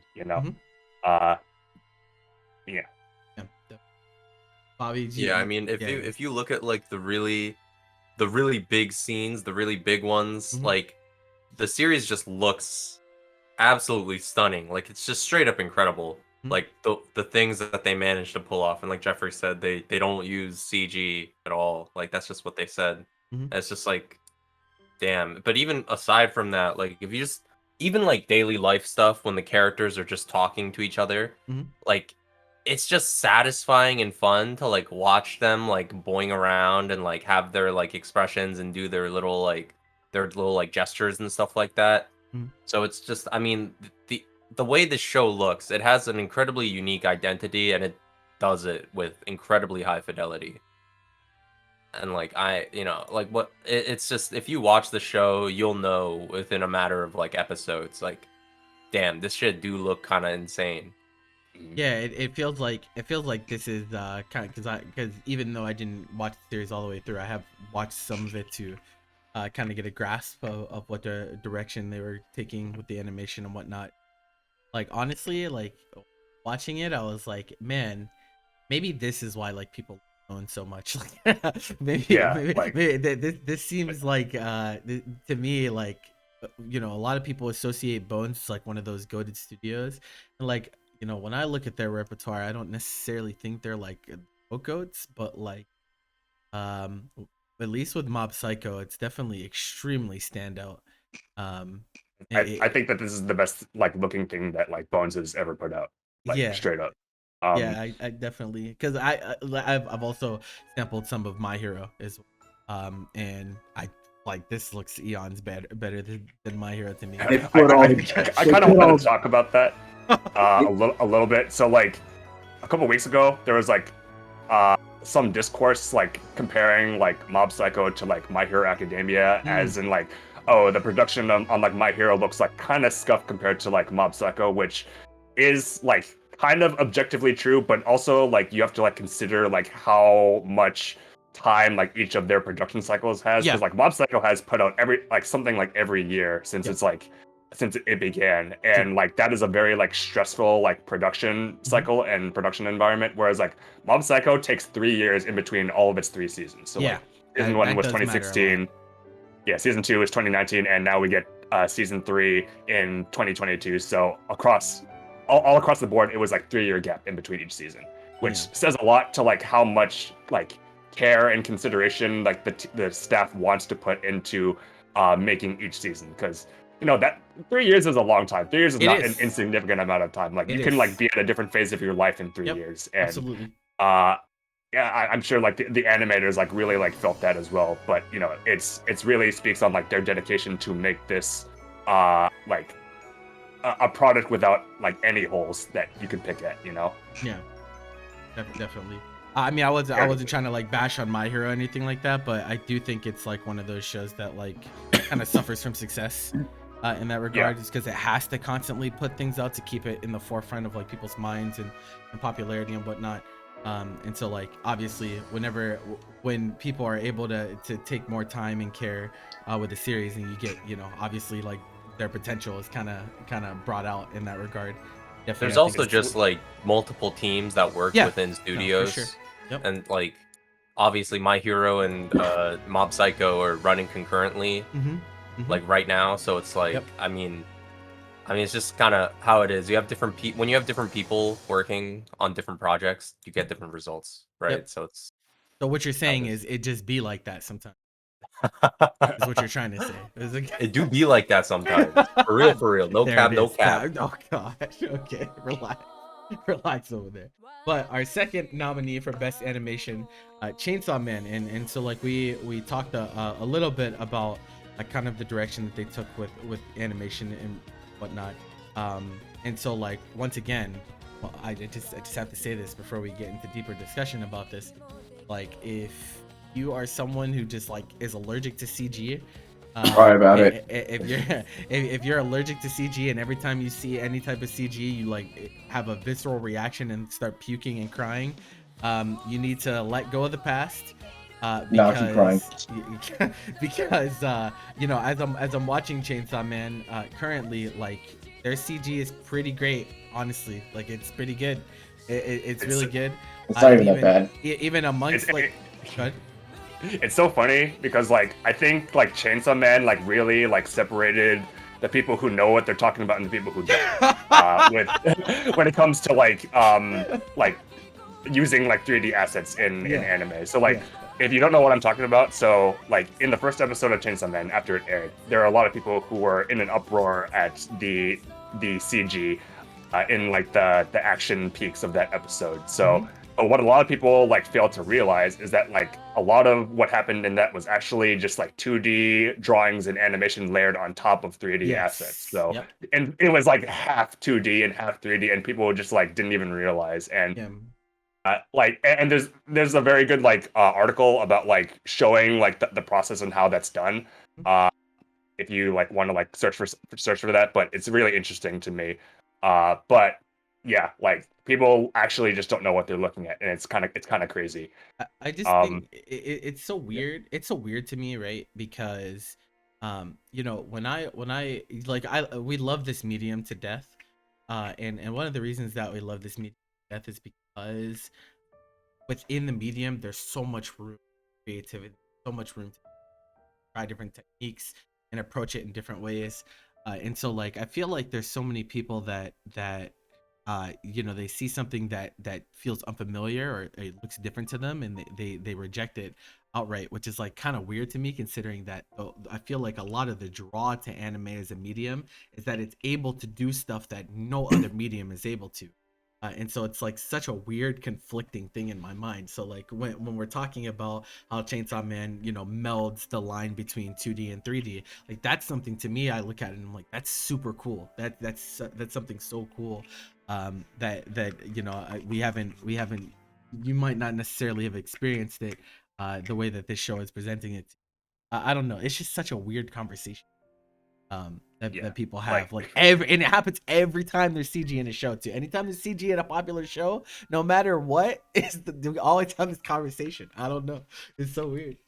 Like I'll admit and say that there are a couple scenes in Chainsaw Man that like I think don't look great, but it's not the CG's fault that like there's like I can nitpick like very particular scenes, because there's a lot of times where they executed extremely well, and like that's not the fault of the CG. That's just that's just, I don't know, like sometimes shows don't look as good as they always that's do. just how it that's just how it goes. Like as it turns out, not every scene is created equal. I'm sorry, but go figure. And there's humans behind these shows. Wow, bro. That's stuff. but yeah, Chainsaw Man definitely brings to the table, like we were talking about, the film aspects, and I think that definitely adds a lot to its animation presence, because I think, you know, as a cohesive work, like as you know, we have scenes, and there's obviously the animation of the characters, and you know, the action that's going on, but then I think that paired with, you know, the film centric camera angles and whatnot really like bring out a lot of like people are gonna feel during the climaxes like they're really watching spectacle, you know what I mean? And I felt that way at some points as well. I was like, wow, this is like really cool. This is dope. Like this is a good time. Bobby said it before, but like it's like a completely different philosophy when it comes to like not only like the big action set pieces, but also like the softer, like more delicate character animation. Like it's not snappy. Like it feels like very like real, and like there's kind of like a photorealistic quality to it. It feels like something that I like haven't really experienced before, and I don't see that as a fault, but a lot of people do because it's different, and people like accepting things that they haven't seen before. We'll get through to you guys eventually. I God damn it, I swear we'll get through to you people one day. One of these days. One of these days. One of these days. But yeah, if they don't, I hope all your favorite manga get adapted in full 3D, like the worst 3D possible.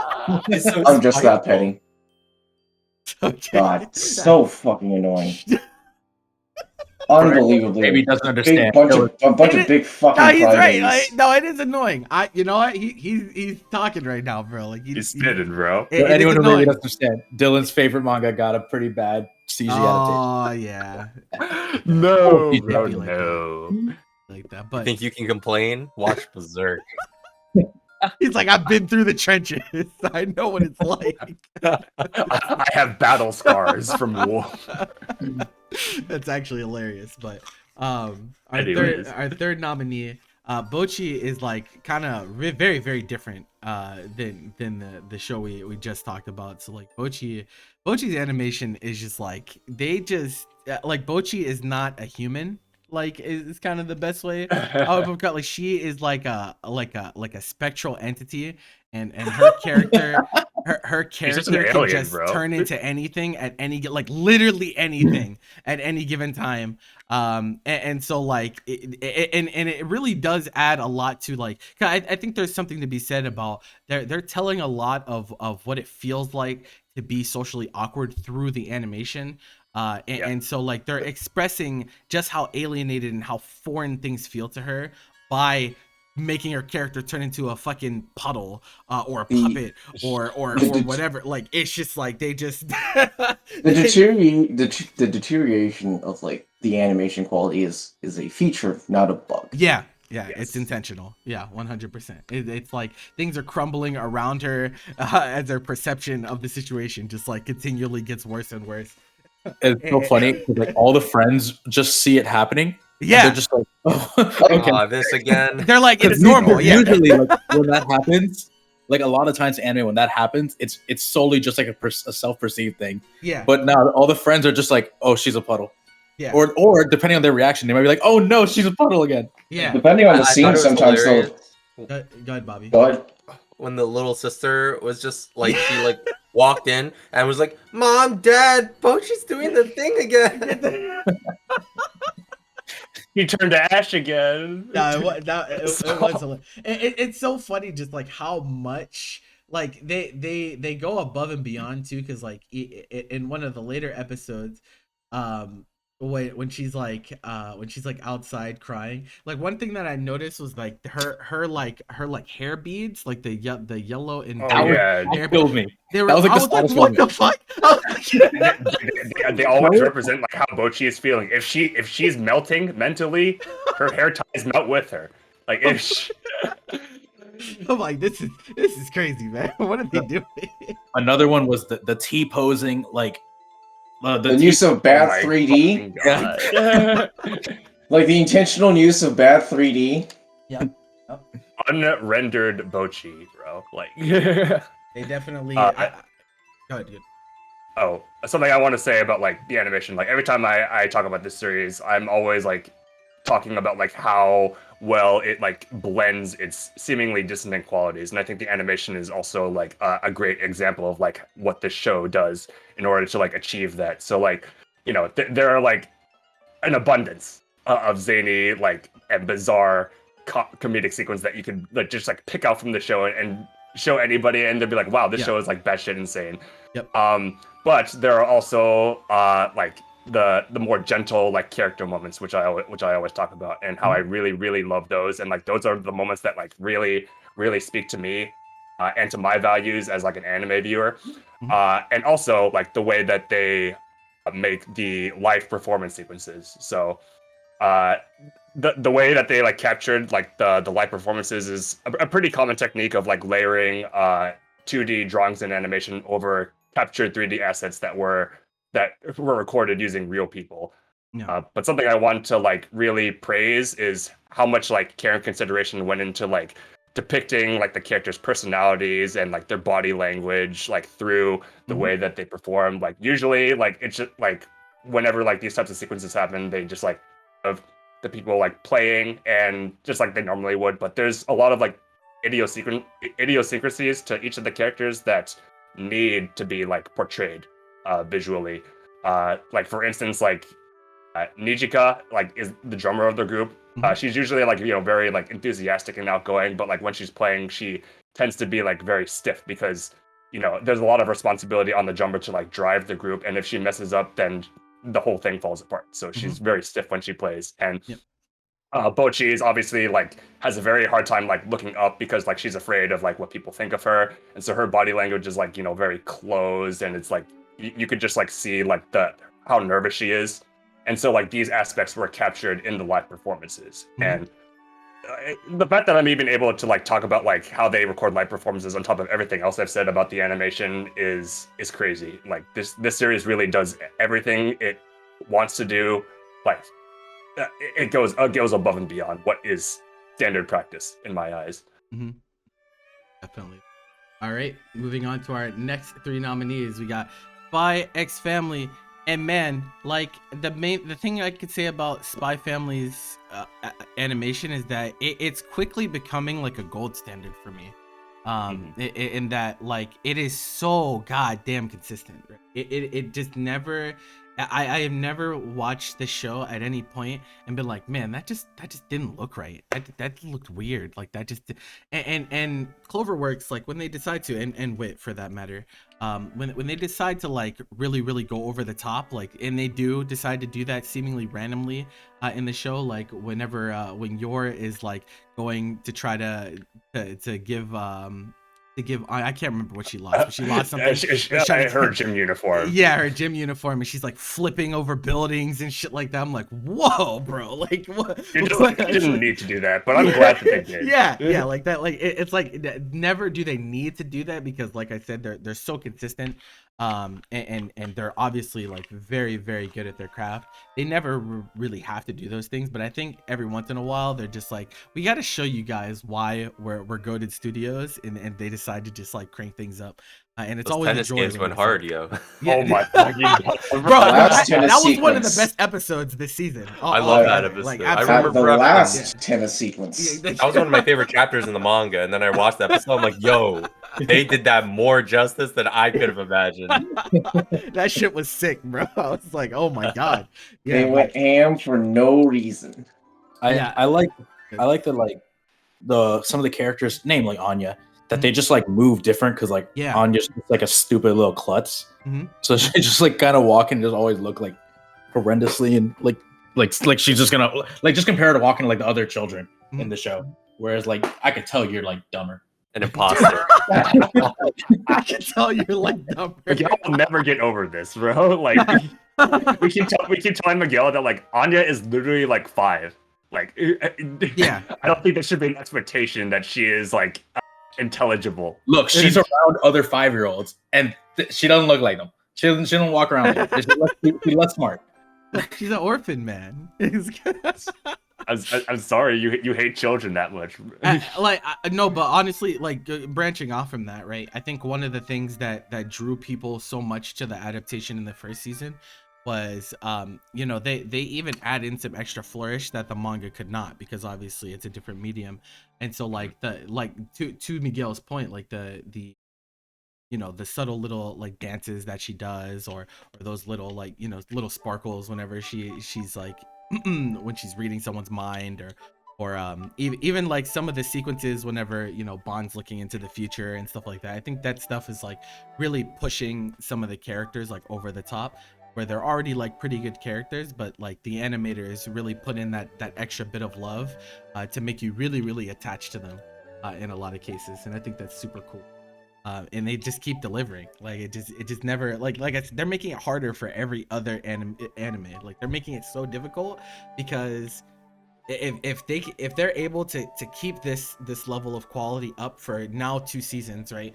And then we have a movie, and then we have another season after that. It's like, do other studios and members really have an excuse? Do they have an excuse? I don't know, because these guys been out here killing it this whole time. I don't know, man. Like, Bobby, make it a little bit more. Bobby, how far in the source material is the anime right now? Because the source material is not that long. I mean, I know it's ongoing, but it's not very. Yeah, I'll be honest. I deadass have no idea. But if I had to guess, it's like, if I had to take a guess, like maybe 2/3 of what's currently out. Okay. That's pretty Yeah. crazy, Well, considering movie's that not- we're gonna get like a new season next year. So. Yeah. They really just be out here, man. They know how important this show is to people, and they've done it more than justice, I think. You know, like week in and week out, it's just a joy to watch the show from a visual perspective, as well as, you know, other things. But visually, So, it's like, always looked good. It's like anecdotal thing that like happened. Just a super quick story. So I bought the like One Piece shoes that came out a few months ago. So I was wearing them, or a couple months ago, whatever. I was wearing them, and like somebody who I know like a little bit asked. He's like, oh, he noticed I had them on. He's like, oh, so, and then he asked me if I was Chainsaw Man, because you know, Chainsaw Man's popular as hell. Yeah. And I like just used like a little small experiment, and I threw out Spy Family just to see how he'd react, to see if he's watching it. And it's like this happened multiple times. Like everyone's watching Spy Family. It's like, yo, cool. And I like. It's like a popular little show, and like it's like these are people who like don't watch that much anime. Yeah. Like they're just like the big ones. So they knew One Piece because they saw the One Piece Jolly Rogers on my shoes, and then it's like they asked about Chainsaw Man because everyone watches asked about Chainsaw Man or Demon Slayer when it's out, and then like I'll like throw out a thing that I know is like less popular, but just to like gauge like how it's going, and like Spy Family just always thinks people at least like know about, and they always say that Anya's dope. Everyone loves Anya. Again, I always think it's a blessing that a series like this is as popular as it is. Like for something that is not like completely like action based or like narratively like extremely compelling, like it's something like it's a miracle that like people like are vocally like advocates for this series. Absolutely. And then we have the long-awaited return of Bleach for a lot of people. I know a lot of people were waiting for Bleach to return. And Bobby, how do you feel about what Bleach has done with its animation in its returning season? Yo, in a literal and metaphorical sense, it's fucking fire, bro. They had my man Yamamoto Genryusai. He went Bunkai, and then the flames and the skulls started, and I was like, bro. So episode 6 is probably like the most highlighted one of all of them. They actually brought a lot of people who have done a lot of good work. Like one of the animators, like Hugh Kawa, he's like done a lot of strong work for Attack on Titan and Demon Slayer and stuff like that. Yeah. So like they very specifically, Studio Pierrot is not one of my favorites. I'll say that off the start. Yeah, like agreed. Black Clover, Naruto, they feel like they cut corners, but yeah. Like what they've been doing with Toei. Bleach, what Pierrot's been doing with Bleach, they've definitely stepped up their game a lot. And maybe it's helpful that this season of Bleach came out so much later in the future, where we can be blessed with animation that's much stronger than it was a decade ago. But I gotta say, like, it's incredible. Like, I was watching the fight that was like one of the biggest fights, and I was like, wait, this like it. I feel hints of UFO table here. Like, that's kind of, the particle effects were absolutely crazy. The way that they did the fire, right, is so cool. Like, they have like the backgrounds are nice, and like they kind of make the fire have like a different frame rate than everything else to like give it more impact when like it's kind of spreading around. It's really sick. And like the Tite Kubo, like the original author of the manga, he made his artwork is gorgeous. And so like there are a lot of times where when the skulls appear in this fight that I'm talking about, it looked like a different art style. It was completely visceral. Like, it looked terrifying. And like when they show you literal like this guy scorching through someone's face straight down to their bone, like it just completely eviscerating, dusting their head off. It's just like, bro, they went hard. They like really went hard. And coming from Studio Pierrot, who I have negative expectations from, I was impressed. I was genuinely very impressed. They were in the hole for you. Do you think that do you think that part of the reason that they were able to do so is because I believe Bleach is just a normal 13 ep series this time around, right? It's 13. Is that true? Yeah. I think it's just that's 13. crazy. Yeah. That may be why. That might be. So like, as opposed to like a Black Clover or a Naruto, which obviously are much longer. Right. Yeah, so I think maybe that might have something to do with that. I mean, obviously, I'm there with you. Like, I don't think very highly of. Like, I'm not. Yeah, no, definitely I'm not. Like, I'm not expecting much from the studio that did Platinum End. All right. Put respect on it. No, they did not do Platinum End. They did. They did. They did. They did. Yeah. There's no way they worked on it. It was like Signal MD. Yeah, it was Signal MD. All right. Yeah. All right. I mean, that's more of an issue with the source content than it actually is them, is it not? Well, let's just say they don't have the best track record picking the best. Yeah. That's really that's hilarious though. But I think that's like what you're talking about, Bobby, is like really cool, because while I like, full disclosure, guys, I'm not interested in Bleach in the slightest, like not even a little bit. But I do know that, you know, it's a series obviously very beloved by a lot of people, and so many people on my timeline that, you know, obviously they probably don't watch nearly as much. But they are like, fighting game players are big into shonen in general, so like I get a lot of shonen takes on my timeline all the time, and people were like popping off about Bleach the entire season. People seem to really be enjoying themselves, and I think the animation is so important on a return like that, because like that's in a lot of ways it feels like that's part of the reason that people fall so much in love with them, or it's like the animation during the climaxes and whatnot. And so like when you're a battle shonen and you're trying to sell like your big fights, it has to be accompanied with some pretty solid animation at least, unless you're just gonna lose everyone. Like I feel like you're not gonna get that, especially nowadays. I think it goes without saying that like since like Bleach ended, the standards have changed Yeah, drastically absolutely. with Yeah. the coming of things like Titan and Demon Slayer. And like if Bleach just like came back in its original form, like people would shit on it to no end, I feel. Yeah.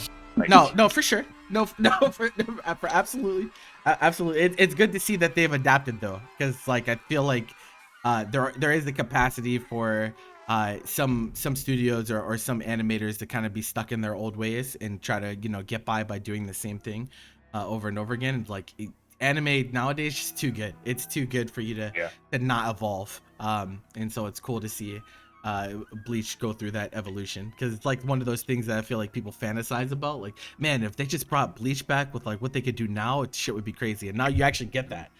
They kind of had to, like, if you, because Bleach is one of the old big three, right? Yeah, and obviously Boruto, that's not real. We don't talk about that. One Piece has been popping off in the anime, and if It really has. one of Bleach's only real pieces of leverage it had against One Piece was Bleach is cooler than One Piece. Bleach is like better looking than One Piece. That was the anime argument. But if you're looking at One Piece nowadays, you can't really. That's not a free contest. Yeah, you know? They kind of had to step up their game if they wanted to emphasize what made Bleach cool. I feel that. Well, I'm glad that they went that route instead of just letting it flounder. So that's definitely a dope experience. And then, last but not least, we have Time Machine Blues. Definitely a different feel. Yeah, completely different. Like I find it really funny that Bobby mentioned that, like, oh yeah, Bleach is back after like a 10-year gap, and now it looks a lot better. But like when you're talking about something like Time Machine Blues, you have to think that, man, Totemi Galaxy was so ahead of its time with its art style and animation that you could literally like bring back the style that you had almost 10 years ago and have it still look amazing. You know, I knew I was in for spectacular animation. In literally the first few moments of the first episode, where he's talking about how hot his tatami is, and it's like a desert shot. It's like a desert shot with camels walking, and it transitions into like the room itself. Like that shit was crazy. Just out of the gates, I was like, okay, I know what I'm in for the rest of the episodes. They just like, I think that's something that they've done really well in this show, is they've like melded art styles in a lot of ways. Like it's so abstract, but at the same time it like has a very special flow to it, and it's very intriguing and very pretty, like at all times. It's like that is just really cool what they did there. Like, and you might have to rewind it to really understand exactly what just happened to you, because things do happen kind of quickly sometimes. But there were so many times while I was watching this, I was like, bro, like, what the hell? Like that, like some of the shading concepts are really cool. How they like utilize texture. Like there's just so many cool things with this show that was this like, is really like a blink and you miss it type of show, because like anything connected to like Totemi Galaxy like just moves extremely fast, whether it's like the dialogue or like the animation or like the plot. Is like everything is like lightning fast. So it was so funny. Like, while we were watching, it's like, you know, the thing starts, right? And then I'm just like, oh damn, I gotta get back into like the subtitle reading. Like, yeah. I forgot about that definitely happens. It's like, all right, let me go back 5 seconds, because I was definitely focused on what was going on. I didn't read what he said. Yeah, that just to like speak on like how dense of a series like this is. And I mean, like, this as like Tanami Galaxy like as a whole, and like Mhm. this being like directly connected to that series. Yep. Like it really is timeless, no pun intended. Yeah. That this was able to like come back like 9-10ish years later, and it still wows people to like Really, really is a time machine, huh? No, it is. We actually went back in time, bro. Bring me Yeah. back. Yeah, no, I just like it's also one of those things that like it's one thing to have good animation, because like now as we get further and further into the medium, obviously more shows just have good animation, right? Because people are just getting better at their craft as time goes on, and even with that being the case, like I feel like in terms of aesthetic, like there just isn't. It's really hard to fuck with this show. It's really hard. It's really hard to like compete because of just how ahead they had such a head start with everything, but they definitely carried that forward as well. And I think that visual flair is like part of the reasons that it's so much fun to watch. Like I enjoyed it so much because it gives it a lot of personality, even though things are kind of completely batshit. The entire Nothing will ever look like this series like Yeah. in another 10 years. Like it'll just be this looking like this. Yeah, I definitely have a lot of appreciation for it. Those, ladies and gentlemen, are nominees for Best Animation. And when all was said and done, let me get the vote breakdown. This one was this is another. No, Oh, 3-1. no, it's 3-1. 3-1-1. Fuck, I don't know. He said 3-1-2. How many people we got? So yeah, another 3-1-1 breakdown, and we decided that the golden whistle would go to Mob Psycho season 3 this time around. Like everything that like was building up to like this final season in terms of like its animation is just like they're going to see it through to the end. Like the whole series has been based on like its philosophy of like we wanted to like feel like it was like drawn by humans while still like keeping like that high octane action that you would expect out of a series with like that's already established that it's going to have like visual peaks and like narrative climaxes that need those.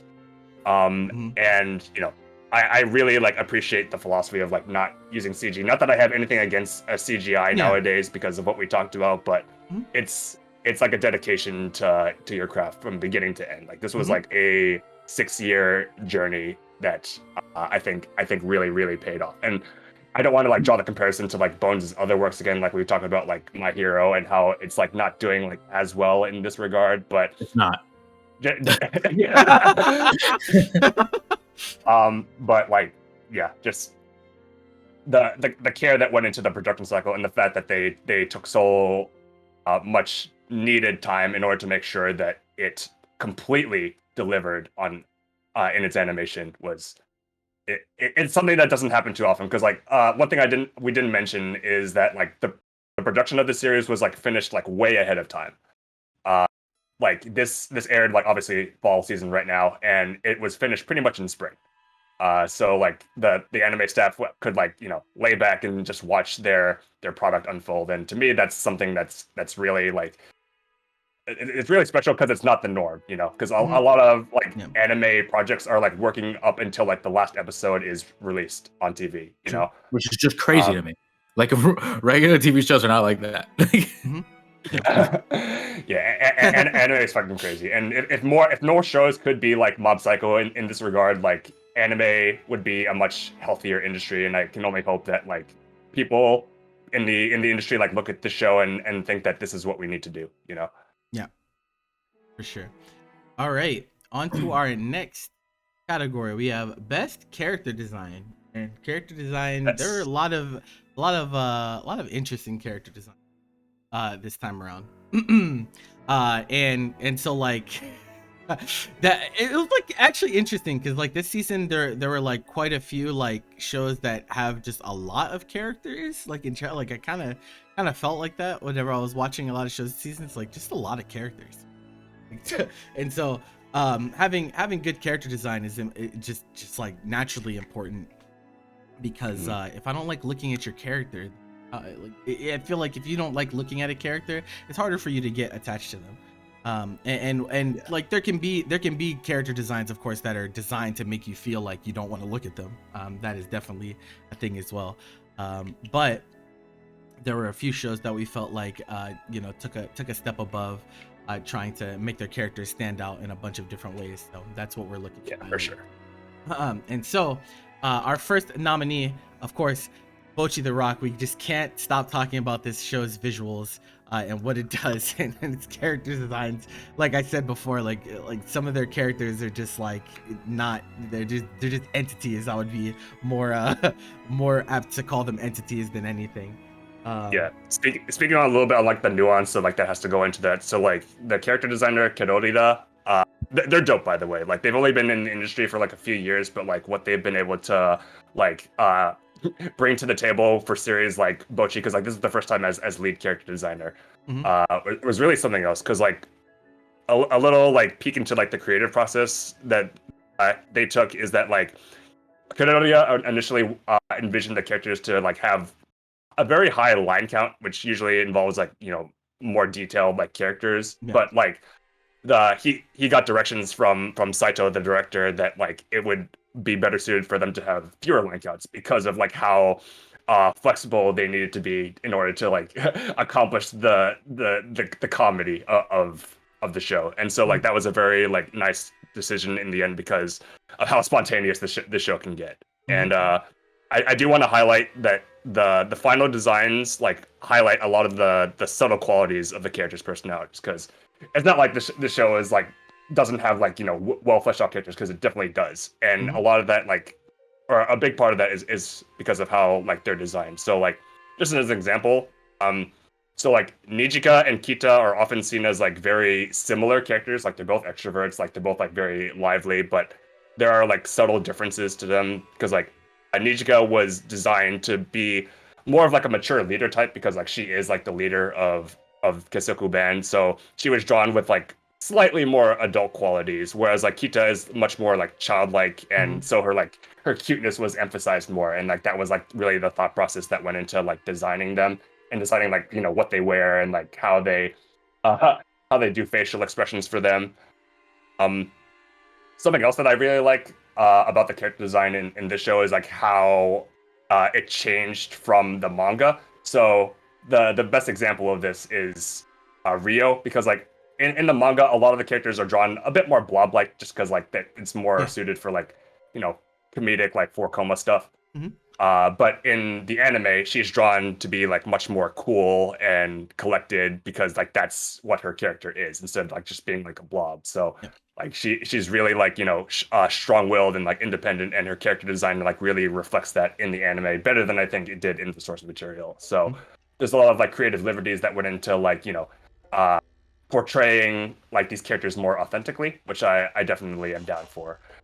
And just more obvious parts about the character designs, that they're color coded, so it's very aesthetically pleasing to like see like the visual like distinctions between the characters, and that they don't like look like normal characters because like their hair colors are like very unnatural, but that's just like the charm to the series. And such. So, and it definitely helps for me, who's like not good with colors. I feel that. So like, oh yeah, like Bocchi like clearly has like pink hair, and like Nijika has like yellow hair and things like such. So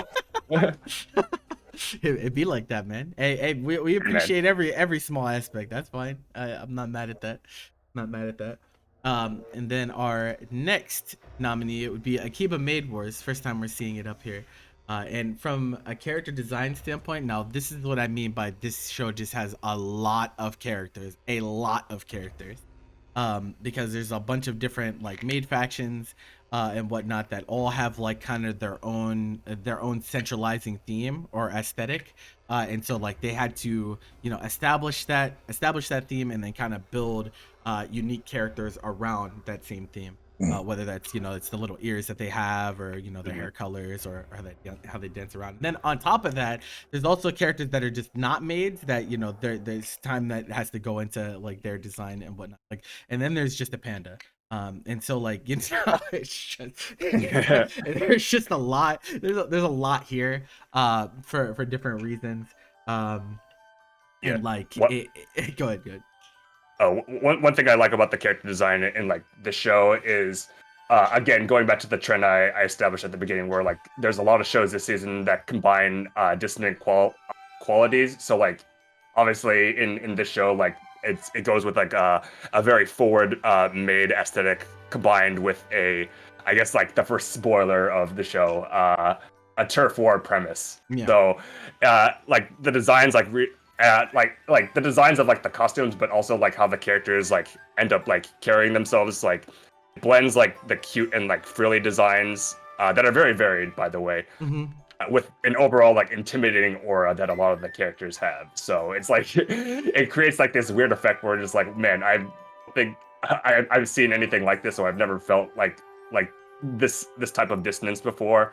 And it just makes like the show like a lot more fun to like watch because of how like absurd it is with with doing these things and like combining like these things that shouldn't work together but just do miraculously. Yeah, I wouldn't have thought that one of the most terrifying characters in any of the shows this season would be the head maid. And she is like, it's like there's like so many things that go into like what make her such a terrifying character, because while she's in a maid costume, it's also drawn like very, very sharply. Like it seems like the way her facial expressions and the way like her hair flows with her outfit and everything is like literally, it's like the most imposing thing. Like you're sitting here knowing that you're in danger the entire time this character is on the screen.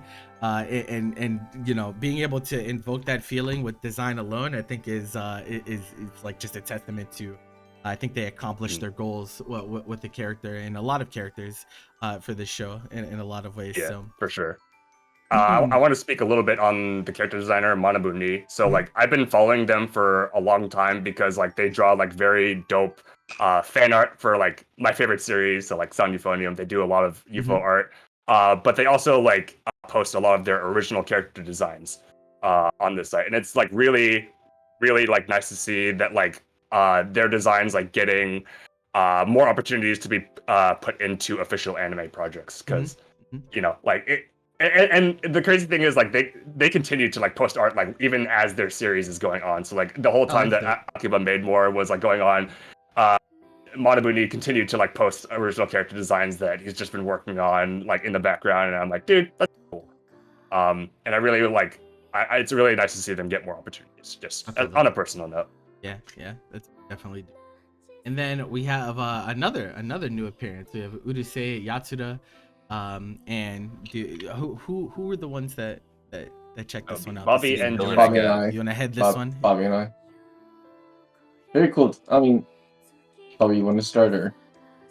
Yeah. I mean, so Urusei Yatsura is an extreme. We haven't really talked about it yet, so I'm just gonna give it a quick introduction. Yeah, but it's actually a really old show that got rebooted by David Productions, who well, they rebooted JoJo, so I mean they have experience with this type of thing. But it's a really cool and really fun like show like to watch every week.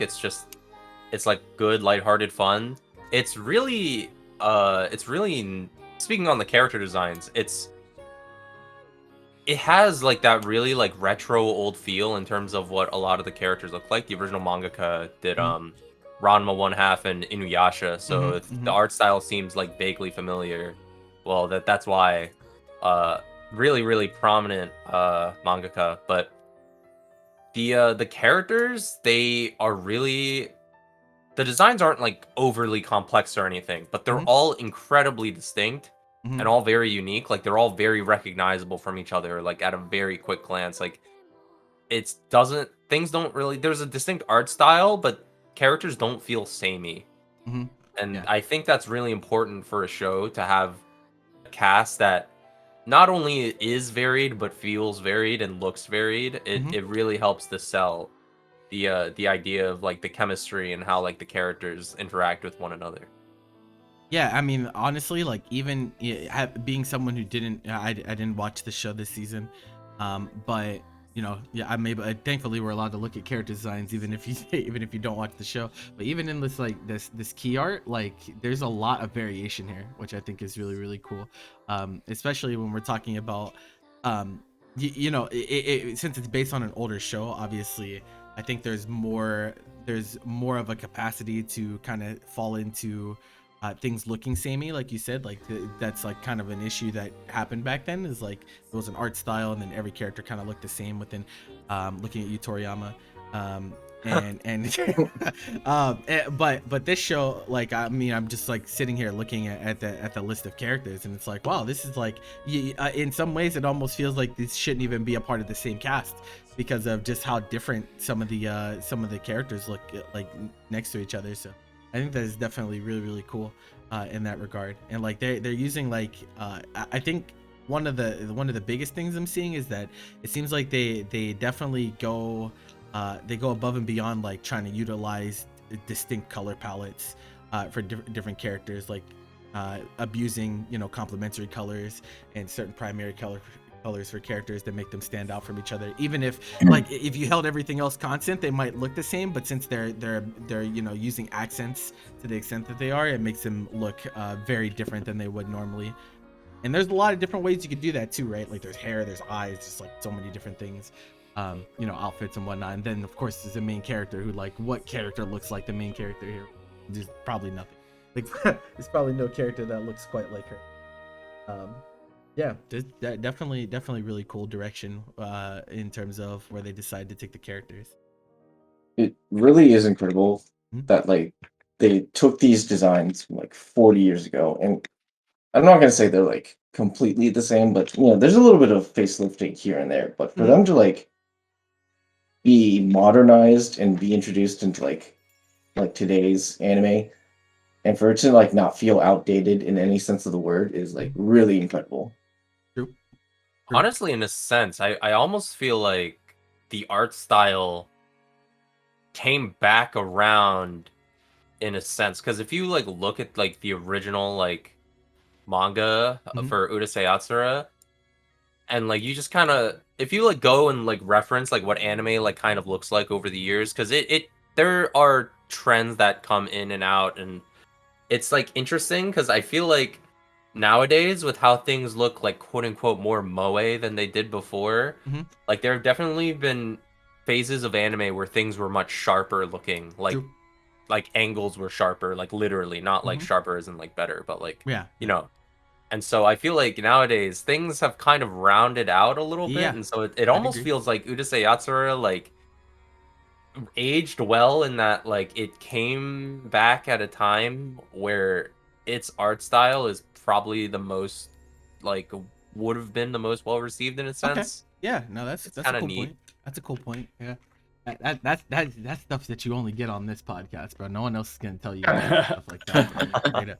Straight up. But our last nominee for best character design, we got to talk about Chainsaw Man.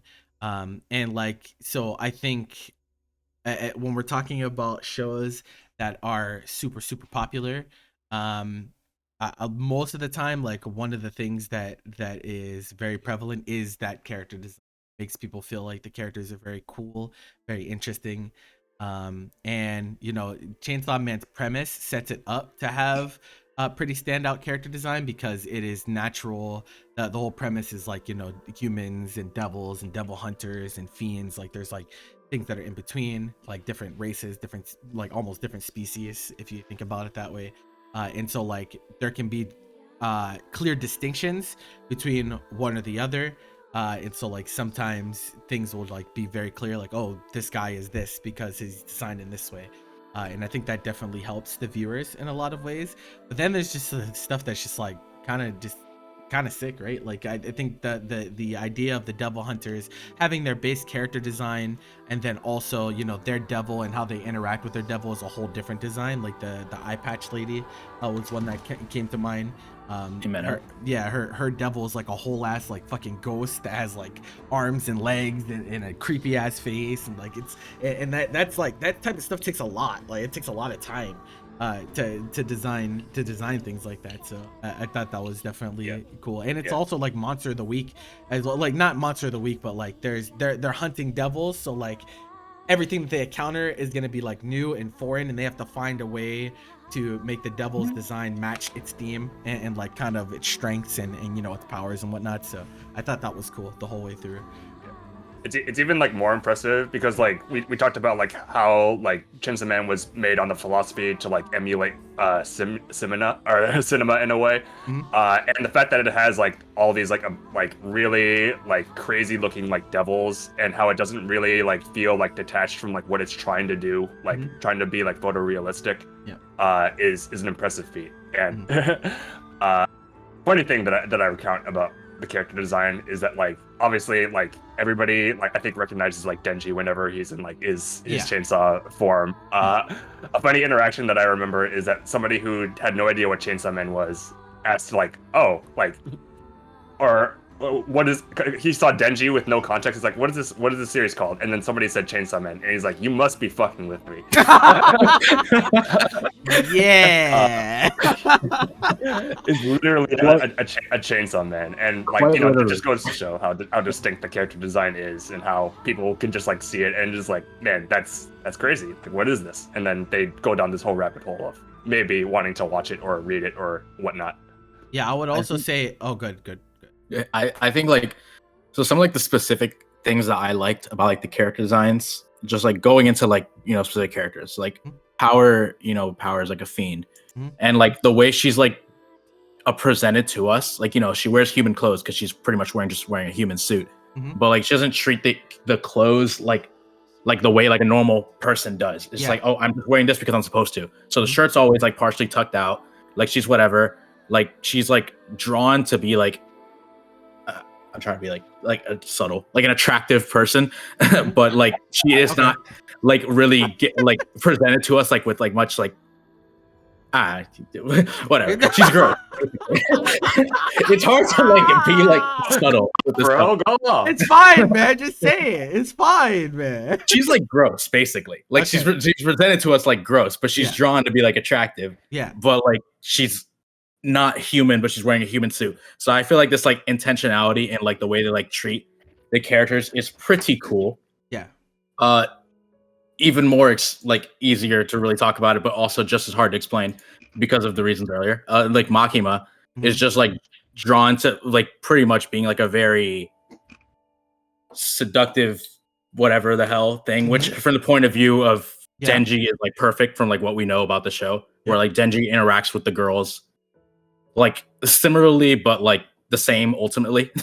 Like it's all like pretty much like the same way, but the way it gets handled is like differently because Power's like personalities like is just very different from like Makima's, but he still kind of has like the same goal. And then Himeno as well, like the three main girls that Denji gets a lot of interaction with. Makima out here with literally hypnotic eyes. I was gonna say the eyes are a big thing, I think, especially when we're talking about the female characters in the series, because they intentionally like make their designs like have focus on the eyes in one way or another. Obviously Himeno wears an eye patch, Makima has like the hypnotic eyes going on, and then Power has like kind of like the cross design going on in her eyes. So like it seems like they definitely did that on purpose to like give them that extra bit of flourish with the characters, and I found that interesting. Prior to this show, like Wit was like one of the studios that I thought did eyes very well, but it looks like Mappa is just like, you know what, we can kind of do that too, bro. Like we kind of have that in our bag as well, and I think that's a big part of their character designs, at least with their human forms. Of course, it's like what I liked is just I felt like everything matched like the character's personality very well. So that's like kind of where Kishibe, the Kenjiro Suda's character, the grizzled veteran murderer, chainsaw hunting man or devil hunting man dude. It's just like I thought Kenjiro Suda is like the perfect voice actor for that character. Yeah, you just look at that guy and he's like, oh, perfect. This voice matches like perfectly. Yeah, and he just looks like the definition of like a grizzled man. Also, really liked the design of the. I mean, I don't want to spoil, but one of the bigger devils that got introduced in one of the recent episodes. Like I kind of like his design. Oh, Katana Man. No, not him. The one that the new contract is made with for the. Yeah, that guy. Oh. That guy. The OP? Yeah, He is an OP, yeah. yeah. But I thought he was really cool. I also like in the OP he's like dancing around and shit. I think that shit is so funny. I love the opening. We'll talk about that later. Yeah. I think it's absolutely. so funny that we have like Chainsaw Man and Katana Man. I don't know. It's just hilarious. Yeah. Like, bro. Just think about the Oh, bro. Yeah, dude, like they leave nothing to the imagination. But What's this show called? Chainsaw Man. It's like what's the antagonist? Fucking Katana Man. who's the main antagonist? Oh well, right now it's Katana Man. It's like this cannot be real. Sword guy. It's like- It'd be like That'll always stick out in my mind when talking about this show. It's like, really be doing this to some people. All right, and after everything was said and done, we decided to give best character design. This one was more decisive, so 4-1 in this case to Urusei Yatsuda this time around. and really it's impressive. It's impressive that this one gets best character design because definitely had more than enough competition, I think. But more like what Bobby was talking about with like how its older style kind of is like kind of complementary with kind of the meta in anime nowadays. I think like benefits it a lot. And I still think it's like so cool that there's so many characters that all have such a unique feel, even within its, you know, kind of old school art style. That was really Yeah, it has like there's like uniqueness in its age in a sense, and Mhm. it's like it's cool that even with that there's like high diversity. Yeah, definitely for sure. It's even more impressive, like just amongst ourselves, because like we said, Bobby and Dylan are the only ones who actually like checked out this show. But I was like convinced just by like looking at like the key art and some of the clips from the episodes that like like they did something special here, because like we're not gonna pretend like the 80s wasn't a long time ago. Yeah. It'd be like And that. being able to like bring these like familiar character designs back and like revive and modernize them and have it not feel like extremely jarring that they are 40 years old. It is that takes talent and you know, passion for your craft. Yep, I agree. Definitely agree. All right, moving on. We got best plot coming up next. So this, for those of you who might be a little confused, how does this differ from best direction? Plot is like actually the plot, like the actual premise of what is going on. How compelling is the plot? How compelling is the premise? Is it interesting? Like the mechanics of how the storytelling. Yeah, exactly. And so like there are definitely some very eccentric ones this time around. So our first Plots this season were so absurd. Like, like usually we have like a nice like spread of like, wow, this is like a very like engaging and compelling plot. But like this season, I just felt like, man, like some of the plots were just unhinged. And it was like, absolutely. Oh man. And so like this is the first time you guys are seeing this one get nominated, but Blue Lock is our first nominee. And so like the plot is like it's so funny because I think people get baited. I think people get baited by this show because like obviously it's a soccer show, right? It's a sports show, quote unquote. But really it's not. If you catch my drift. So like when I'm watching Blue Lock week in and week out, I feel like it watches more like a battle royale show. And they're definitely like obviously there is soccer, like they're actually like literally playing the game of soccer, but like it really has a lot of elements from like Death Battle, you know, Death Game series of old, and I think that's like part of the reason that people find it so interesting is because those shows like that are usually pretty popular. Like if you harken back to like Squid Game, Tomodachi Game, right? Like these are premises that like usually hook a lot of people just for the sheer spectacle of like, we don't know what's gonna happen next, who's gonna get eliminated, who's gonna around here and there, and they try to root it in some decent like realism, right? Like they talk about how you know, Japan kind of flounders in the World Cup, and so they've never had a standout striker, and so like they're looking to fulfill that role, and so like there's at least like some sensibility with it, at least to some extent, but you know, of course the plot itself doesn't say anything about how it's executed. The way it's executed is fucking crazy. It's absolutely insane. But I will say that it is a very fun show to watch. week in and week out. The plot is just it's so funny to me. Like, I don't know why. It's just so it's so hilarious what we're really doing here. I mean, they took like every striker, every high school striker in Japan, they locked them into a facility and said, "Go, you fight for yourselves now." Right, like, bro, Fight and or like die. even when you're thinking about it, right? Like, even when you're thinking about it from like, if you're trying to be a rational person, and this is my problem, right? It's like I'm trying to think through things logically. I'm trying to make them make sense the most, right? And like from the very first moment when they locked all the strikers into the same room, say, okay, you all are gonna fight to become the best strikers ever. I was like, this is ridiculous because like soccer or football have positions, bro. Like, not everyone's a striker. How is this gonna work? This doesn't make any sense. I was like, what's going on here?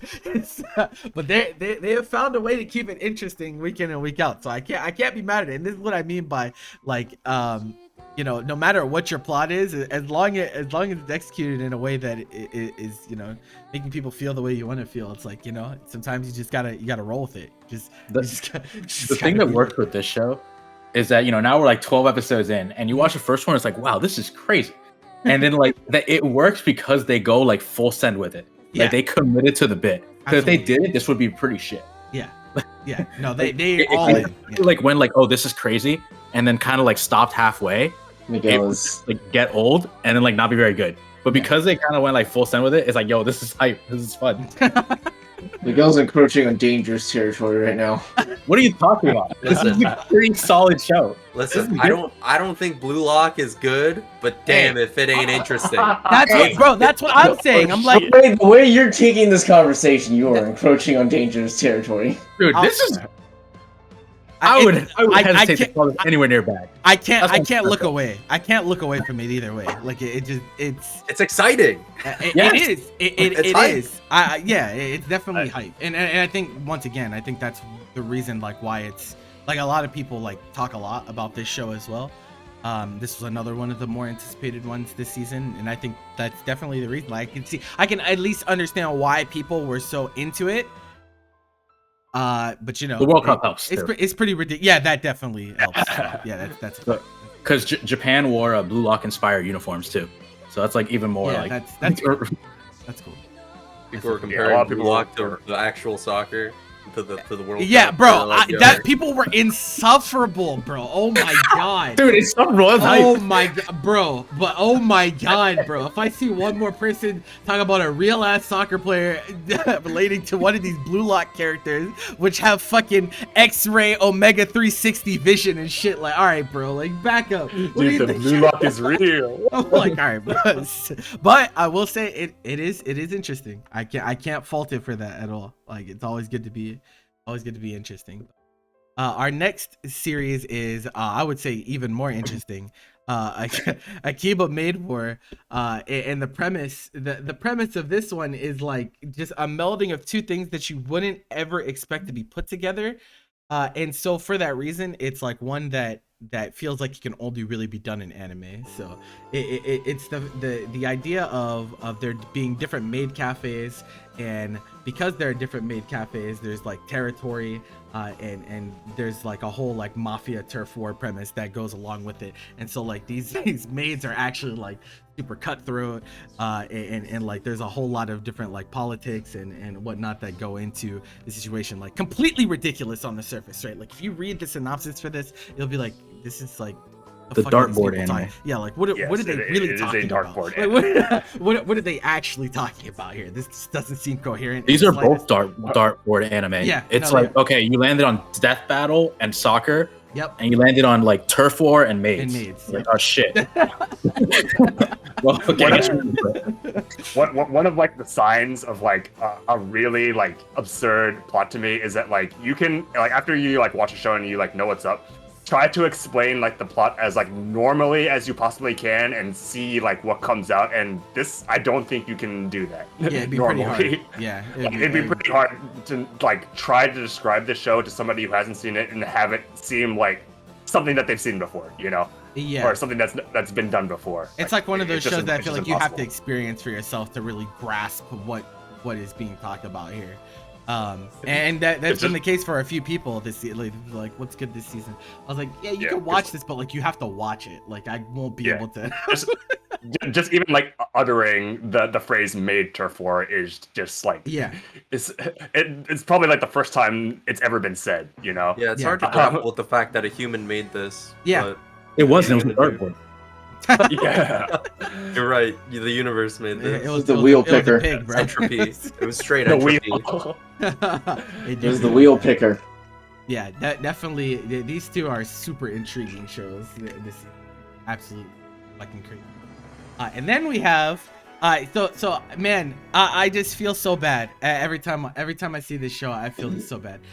So this is Uncle from Another World, and this show actually started last season, and it has gone through unfortunately. The show started like 4 months ago or something. Yeah. It was like- it has gone through a lot of shit due to some of it apparently was COVID, but now they're experiencing some other issues. They're saying it's COVID again. We don't know if it's actually COVID again, but it has gone through it. But the premise of it is that this main character in the center that you see with the two-faced, he was in a coma, I think, for 17 years. And while he was in a coma for 17 years, he was essentially isekai. He was in another world. And so while he was in the other world, he was actually like super overpowered.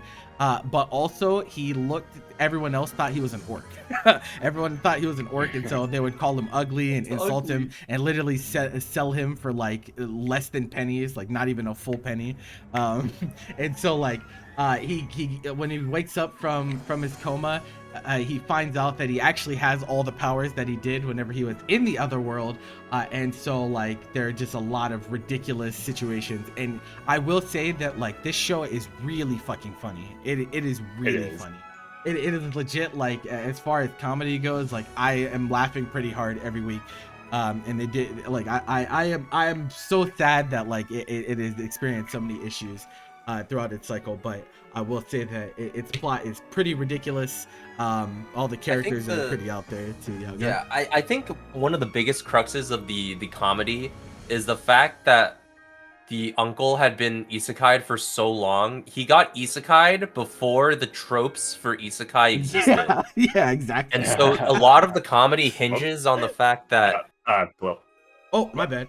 Sorry. a lot of the comedy hinges on the fact that the uncle literally he's in so many tropey anime situations where you're just like you like see a tsundere and you're like, oh bro, but the uncle doesn't get it. He doesn't Understand. He doesn't understand the tropes because he's too old for the tropes. And so you just see all these like moments where you're just like, oh my god, this is such like obvious power fantasy, but because the uncle just like doesn't get it in his own brain, it's like he just treats everything so poorly, and it's hilarious. Like he takes zero advantage of the advantages that he has other than the fact that he's strong, and it's just hilarious to see. Yeah, and on top of that, it's hilarious. It's even funnier that he tries to relate everything to like video games, because that was like a super big thing whenever before he got isekai. He was super into playing games, so like he tries to relate every fantasy situation to video games, and everyone else around him is like, what are you talking about? This is not the heck is Sonic. It's not in the slightest. But yeah, it is really good. Who won the console wars? Yeah, he woke up and he had to ask his son, who won, Nintendo or Sega? I hope it was Sega. Unfortunate. Anyway, one of the coolest part about the plot of this series, like to me, is that like I'm somebody who like dodges like isekai like the plague. Like I do not like engage in isekai like anymore. Like I tried a few of them like back when it was like, you know, the craze, so to say.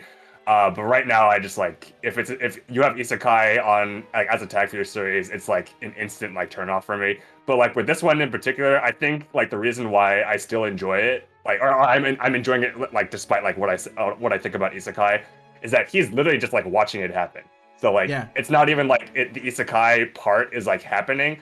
It's just like he's like recollecting his experiences, and I think like that helps a lot with like the irony of every situation that he encountered, is that like he's actually just like viewing it, and other people can see it as well. Like, you know, Takafumi, like, you know, being more like in tune with like what the social norms of like the modern era compared to like his uncle is like really funny because like he's just like flabbergasted at some of the things that he did, and you know, like Bobby said, like he's not aware of like, you know, the tropes that he's encountering, or like how many like advantages he has or how many disadvantages he has, and it's like it's really funny. And like I think like if this show was like a normal isekai, like if I just like saw like the uncle like in the fantasy world, it would be like significantly less entertaining.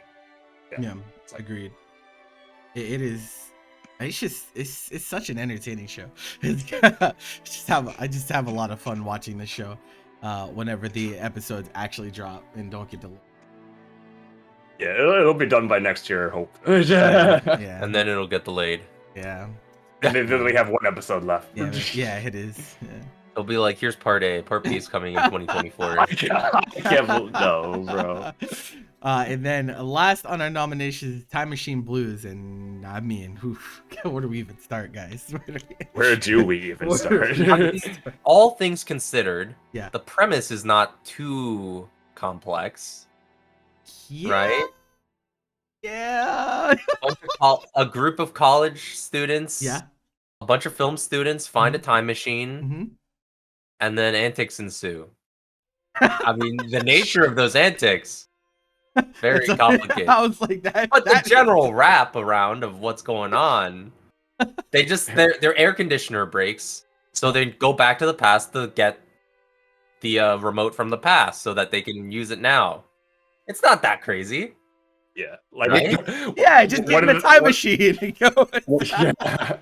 What makes it so funny? That, like I really like praised about the series, like while like we were watching it, is like how like unassuming everything is at the beginning. Like it just seems like a normal day at like of college life. Like, you know, it's actually the end of the world. Summertime, like it's hot. Like they record a little bit for the film club. They go to like the baths, and like there's like a festival that's coming that they talk about. Like everything is like really normal, and then it turns like one thing into something that threatens like the space-time continuum. And I'm like, bro, like the chaos that ensues is just it's crazy to watch, and it's also like extremely like well intended. Like at every single point is just like this is the definition of a roller coaster this season. It's so funny to me that like this group of people, like they find out they have a time machine, and their first thing to do is just go back like a day.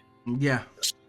I mean, they wanted to just experiment, you know, it's like, oh, what's actually going to happen, or if there's any like ramifications to like them fiddling around with small little things. I just think that like the thing that really sticks out to me about Time Machine Blues, more than just like its standalone plot, is the plot progression, and how quickly like they have to shift, how the characters have to shift their focus onto something else because they're in this extremely complicated tangled web that apparently can threaten the entire universe.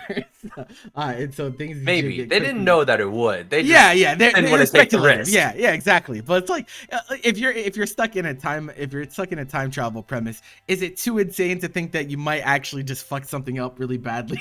I don't know. It might be reasonable. It might not be reasonable. Either all of it's nonsense or none of it is. Man, that's how it goes.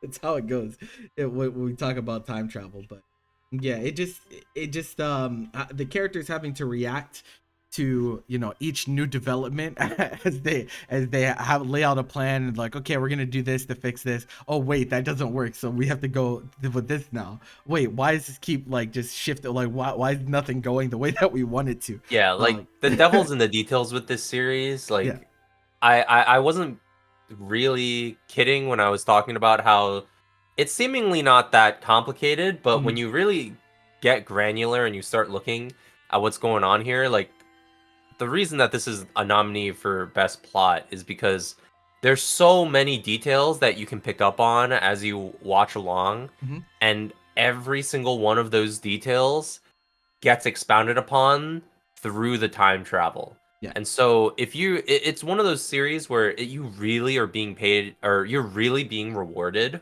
for paying attention, because if you start to develop questions as to like who people are, what's going on, what are they doing, you will get an answer. And the fact that they're able to do that in such a contained like few episodes is genuinely impressive, and it's extremely satisfying to watch every single nook and cranny get completely exposed. Agreed. What the dog doing? What the dog doing, though? Oh god. Oh, What is that God. statue? Oh no. Who are those guys in the background? That episode was hilarious. You need to watch the series to know Yeah. what we're talking about. That's Yeah. the thing. Yeah. We seem like we're talking about things that are like, very like innocuous, Mhm. but Luckily, really it's- it's just like it's the fate of the world lies within these details. Maybe.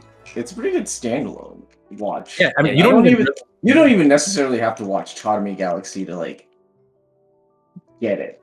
I feel like the I only suppose. thing that, like, from Totemi Galaxy that you'd be missing is like an implied like romance, basically, because it's not explicitly said. That's it. Yeah, just like what you should know about like the main trio, because like like the dynamic between them, because like you should probably know that like Ozu is just like this like that guy. He's like the instigator of What an like most asshole, things that man. happen. Yeah, he's an What ass. an asshole. But you'll And- figure out he's an instigator like pretty soon. Yeah. I mean, yeah, but like I think like it comes more naturally, like the way that things unfold. Like if you already know that he's usually the one that like throws everything into chaos. Yeah. I mean, if you just look at the character designs, I True? feel like it does a pretty good job of just giving you a sense of what they kind of are. We have the crimson chin, man. It really be Yeah. like that, but But yeah, you could probably just dive into this even if you've never seen Totemi yeah, Galaxy. I think you can. and still I enjoy think it. You definitely Yeah. can. Definitely. I gotta imagine it's been a long time since a lot of people have watched the Totemi Galaxy anyway, right? Like I feel like Or I'd watch it at all, Yeah, for that that's what matter. I'm saying. So, with all that in mind, the golden whistle for best plot. This one was unanimously going to Time Machine Blues. Yeah, this is the Yes, only yeah. one. It has. It was the only This one. was- Yeah, it was. It's It's just- like one of those where I feel like it's actually like quite a step above its competition this time around. It's I mean, when you look at the other shows that we kind of put for best plot, Mm-hmm. a lot of them is just kind of like, dang, this is crazy. How did they even manage to do this? But for Totemi Galaxy, it's the actual execution, Logistics. like the logistics, like the details. Mhm. It's so carefully crafted together. Yeah, I agree. Well, like Definitely. it's so the other ones you could just kind of be like, okay, a human did not make this premise, but what if we ran with it? True. Totemi Galaxy is like someone had to like go back and forth, like think like, does this really make sense? How do I explain this? Does this cause a discrepancy? Like something like this has to be like triple, quadruple checked before you can like even conceivably think to like show a person this. Agreed. Definitely agreed. Definitely a super. I wonder fun what the ride. round table was. It's like I got this plan. Look, listen up, fuckers. The always sunny meme is Charlie with the conspiracy board. yeah. Actually, though, Jesus Christ. All right, moving on to our next category. We have best episode. So, obviously, well, I guess not as obviously. A lot of people will be surprised to learn that whenever you create a series, sometimes different episodes are worked on by different teams or different people, and for that reason.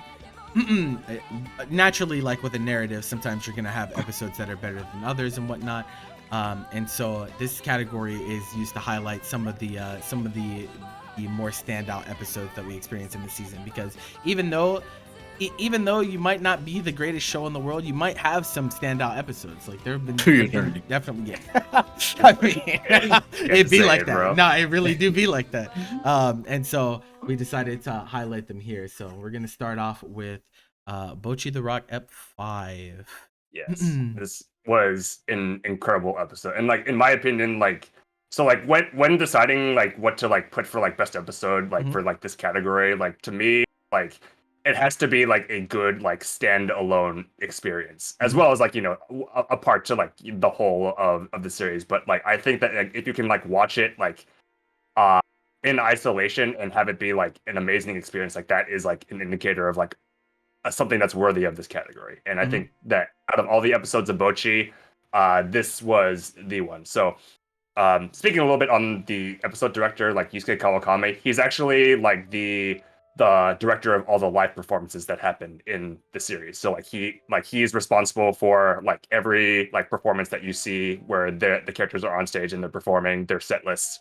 And I've already like praised those in the animation category. So this episode, like the progression from like beginning to end is very indicative of like everything that this series like does best. Like it has the zany comedy and it has like some of the most like grounded and personable character moments in the show as well. So just to give you like a kind of like a timeline like through the episode. So it starts off with like the group being told that they cannot perform in like the next like live performance at the club because they're not good enough. And that really like hits with Nijika because like she out of all the band members like she probably wants to like put on a successful live like the most because like it's part of like her dream for the future.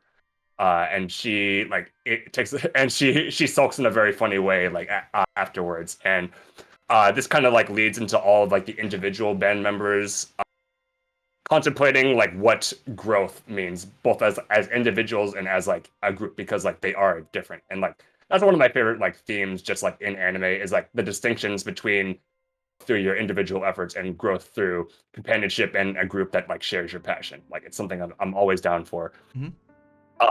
Just to quote something from the show that I thought was like very very telling of how this episode played out. Rio says in the episode that growth isn't always visible and the criteria is quite vague.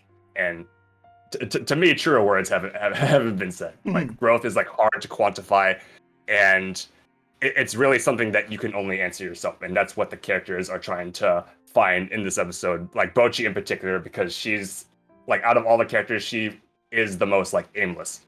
She doesn't really know what she wants because like this is a relatively like new experience for her.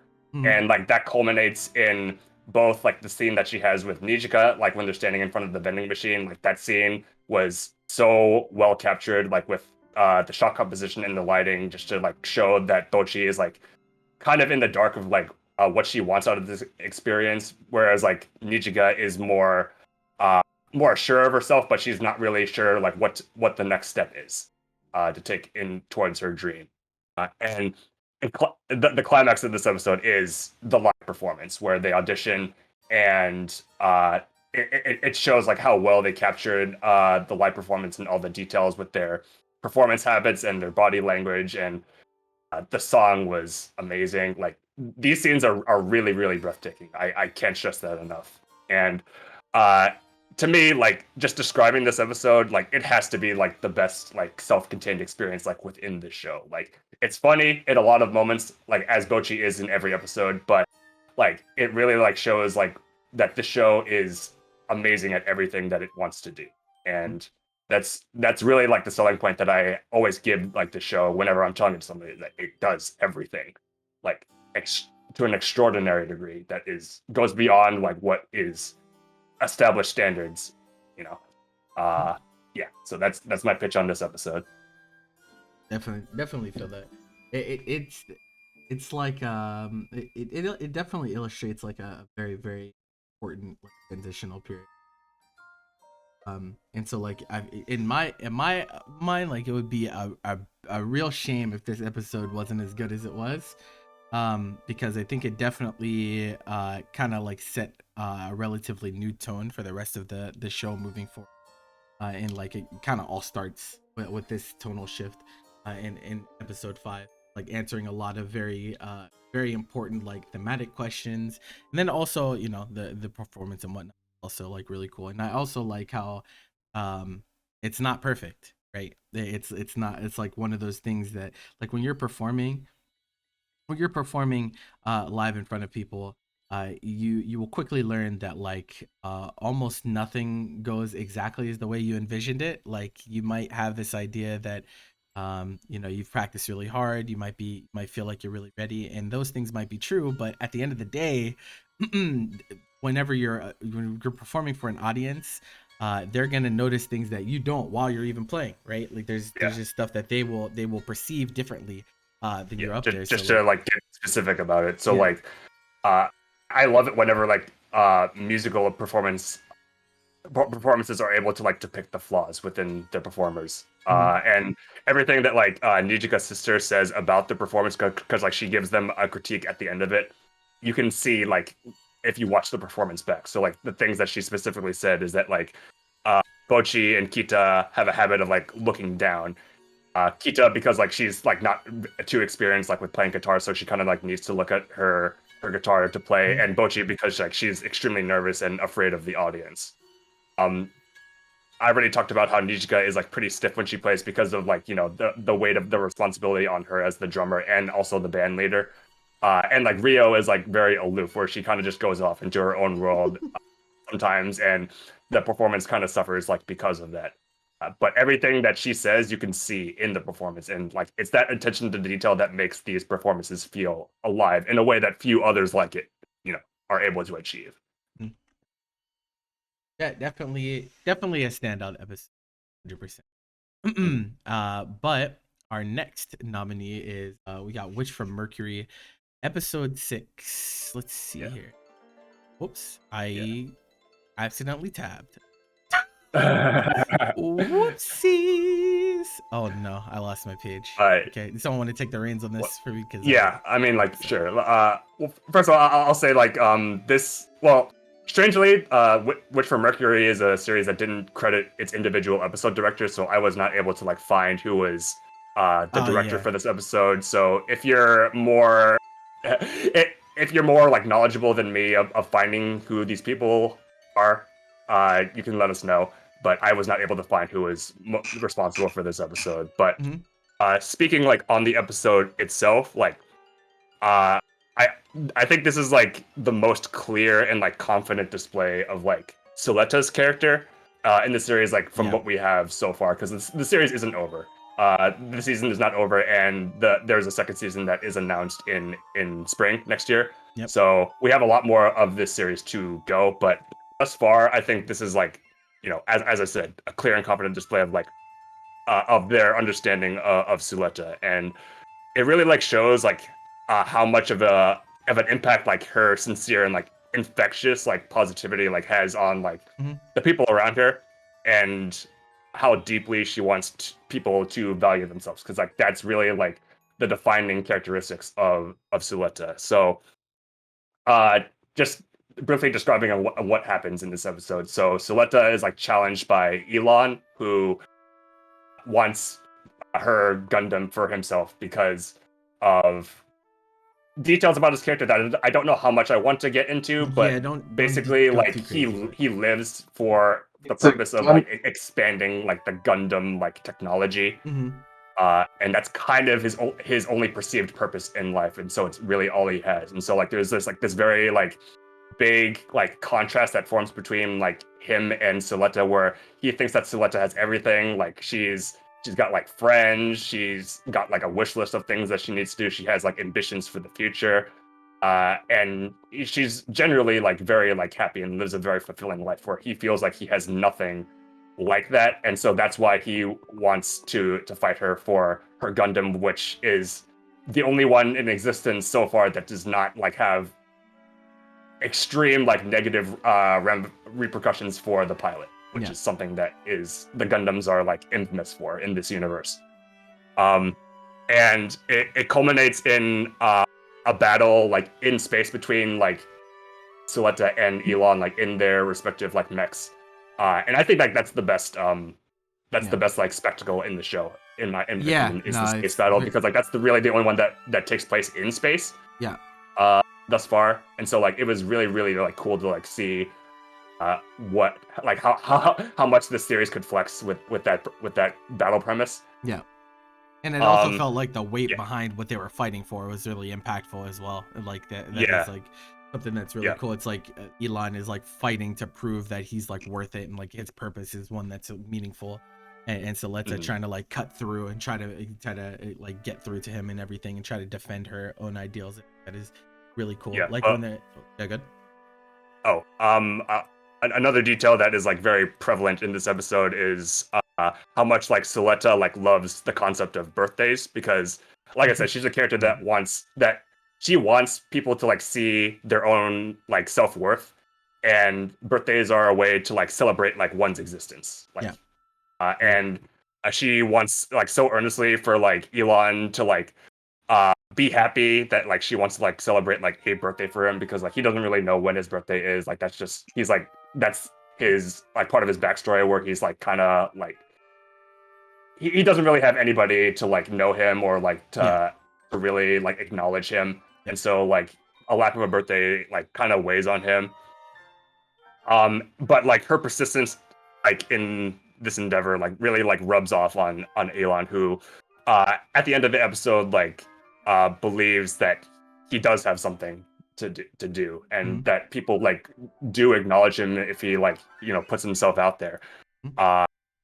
Whereas before, like he perceived himself to have like no unique purpose, no personal ambitions, and not even like his own like real given name or face for that matter.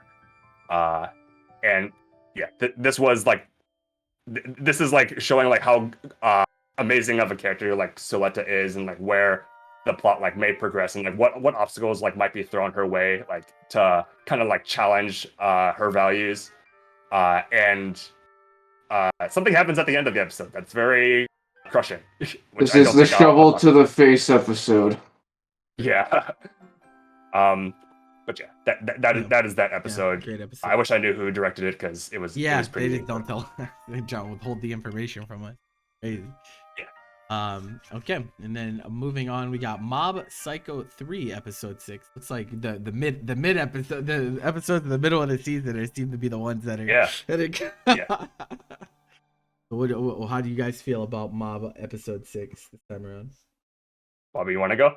Yeah, I mean, so it's the epic climax between Mob and the villain of that arc, and I think going into this episode, the setup is just really cool because there's a lot of brainwashing going on. So Mob is kind of like on his own. Like there's no one who can help him. He's completely alone here, or so he thinks. So the villain is actually someone that Mob knows, and he didn't know this going into it, but when he fights and confronts him, they have a long conversation in the middle of their fight about how I'm trying to say this without like really spoilers. Yeah. This is always the hardest part. Feel that. He basically is like, Mob basically calls him out and is like, "You're not gonna hurt me," and the guy's like, Bet. and so you won't. And it's a really, really fantastic episode. So the fight had been continuing on from the previous episode, but effectively, right, it's the kind of like, it's a battle that really demonstrates character development, right, and for multiple characters, and it's something that I think is really compelling, not only because of the fact that it's a really good character moment, but there's a couple plot twists along the way, and the way that they utilize what's already known about like what people's powers are, what they're able to do, and like kind of the threat at hand, like the nature of the threat. They kind of utilize all the mechanics of those things in a way where it creates this incredibly powerful and sad and solemn moment at the end of the episode that I just found extremely compelling. That's dope. One thing that, or something I'll say about this episode is that like I think this episode, like out of all of them, the ones in season 3, like best reinforces like why Mob is such an amazing character, because like up to this point, like what people have liked about Mob is that like he is not defined by like his immense psychic abilities, where he is obviously a very powerful Esper, like one of the most powerful like that anybody has like ever witnessed, but that is like not what makes him a good character. What makes him a good character is like his ability to like remain in control of these powers and to not use them to like quantify or like qualify his own like strength or growth as a person. Like his powers are completely separate from the efforts he takes like as a human to better himself. So like for instance, like he joins like the body improvement club like in the first season, and that's because like he wants to like work towards like his ideal self for the sake of himself and also like his love interest. But the idea is that like he does not see his psychic abilities as something that makes him It's not valuable, right? yeah, he values his humanity more than he does his psychic abilities. Is basically like how like what makes him a compelling character. Yeah, and this yeah. Yeah, the arc is really it's really thematically I found it extremely cool how they talk about like because in Mob Psycho it's like what Jeffrey was saying, like Mob values kind of his humanity over his power, and in this sense it's like it's almost a perfect clash because they mix in like ideas about authenticity and like what's really important and what really matters, and it's just the conflict that ensues because and like the philosophical conflict that is created because of their conversation. Yeah, it's just like it's really awesome. And another thing I like to add, so like if you've seen any of Mob Psycho, you know that there are certain instances where Mob is slowly building up to what the show calls explosions. So like whenever he reaches 100, like all of his psychic powers like gets unleashed all at once because that power is like understandably very hard to contain. And it looks like it's building up to that in this episode where he would just be able to like unleash all of his power all at once, but he knows that this particular like conflict in front of him like doesn't need to be solved with his psychic abilities, because he ends up controlling his power because he knows he can talk and have a heart-to-heart with the main villain of this arc, and that's eventually what resolves everything, is Mob's ability to like empathize with him and to like convince him that the type of power that he is seeking is like not what's going to bring him like true fulfillment, because Mob understands that as well, and everything that I said about his character story up to this point. And yeah, Bobby said like the conclusion of this episode was extremely like it was extremely heartfelt and crushing to see like how everything played out, because it seems like everything's gonna have like a nice ending, but there's like one last obstacle that gets in the way that forces the main villain to make a very I'm not gonna say difficult, but like a very like a decision with a lot of ramifications to it. Very impactful. Yeah, and you can Really kind of like see that ideas on religion, surprisingly. Oh wow. And you can kind of see like from the screenshot that I took that like this is like those are eyes in the background, by the way. Those are eyes like looking in like this external force that's looking in on this conflict that's happening. Yeah, like, and this is typical Mob Psycho where like the best part of any given season is usually in the middle. I don't know why they do it this way, but I'm not really complaining about it. It's just like kind of like strange to me that like it's kind of like a bell curve, but not really. Might not be the studio's fault. The original content might have just every third arc is the best one. Every third arc must be the best one.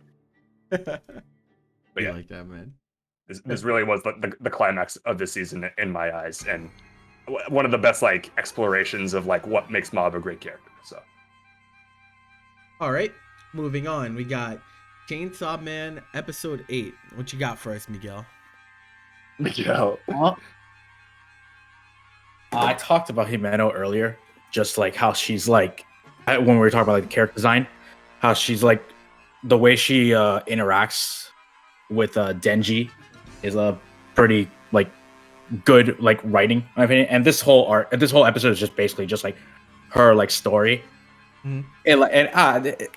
It's everything really about this. Like the end, like the way it looks aesthetically is super nice.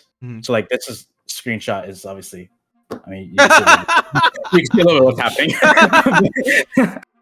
But it's like I like the color palettes that they do with this stuff, like the way they like handle like her room, because like she's like very she like puts on like a front, but she is like a like ultimately like very like nice person. Like she really cares about like the people around her, like particularly like Aki, but also others, because of stuff that you know when you watch the series or read it, that like just the experiences she's had with her previous partners. Mhm. And it's like an entire like build thing where it's like it's a very great self-contained episode. Mhm. That like it's definitely the highlight of the series for me. And this is like kind of like this episode was like the one for me that kind of go like, all right, wait, this show do kind of be going hard sometimes. Yeah. Because there were times where I was like, it would like get me and then it would like lose me. I was like, Yeah. particularly like I talked about like the Eternity Devil episode before, where I thought it was like really cool, and then it just like kind of killed me at the end. I was like, oh, Yeah. okay. I feel that. This was the episode, by the way, when I referenced earlier that I went to chat. So after this episode, I was like, wait a minute, they're doing some pretty crazy shit. Yeah, like this almost makes me want to like read the manga. I kind of do want to try it out. That's pretty powerful in and of itself. I was really taken aback by just how much happened in this episode, both from like a developmental standpoint. Like obviously, like Denji and Himeno have this very intimate set of conversations and relations going on in this episode. But then like even like later on in the episode, there's the whole action sequences and stuff that are pretty over the top, and it's like, bro, how did we get from here to this? Is not what we hello. I didn't know that we would get here to this extent like this. But it's just like it's super interesting because I think Denji's character kind of demands that he needs to have experiences that are fleshed out like this, and I feel like the impact would have been severely reduced if they didn't take as much time and as much care to really like do this whole situation. Like at first I remember thinking that like this is like a lot, like this is like really over the top that they're going for this one relationship between these two characters. But now, like, you know, having finished the episode and everything, I now think like, yeah, okay, that was actually necessary for like what they're trying to accomplish with everything. So I think it makes a lot of sense. The thing with this episode is that like the amount of like care and attention given to like Himeno here to like what is like ultimately like not one of the lead characters of the show, where it kind of makes you like, all right, wait, we might get like a lot of like great character attention to like, you know, power Aki, and which to be fair we have like in some ways. I feel like Aki got a lot of really good stuff at other points of the season too.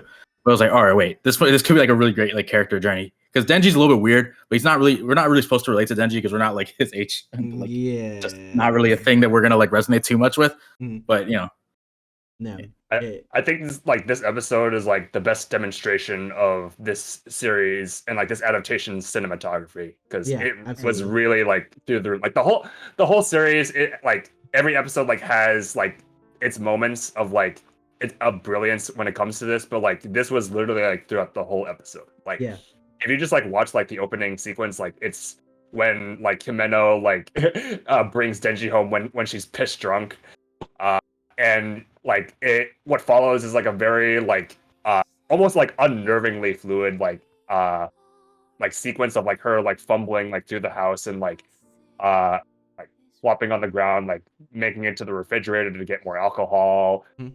And along the way, like the shot composition was stellar. Like it's like very like claustrophobic. Like it boxes like Himeno's like character in a lot of frames, whether it's like in a window or like in like when there's like the camera like in the refrigerator and she's like when she's looking for a drink. It's like all these moments where the character just feels like very small and like, you know, very vulnerable, which says a lot about the character that you may not have like thought about before, you know, because like usually like Himeno is like very, you know, outgoing, like very kind of like spunky and sassy and, you know, kind of more of a playful character. But it's these moments when you realize that there is like, you know, something like layered underneath, you know, that guise.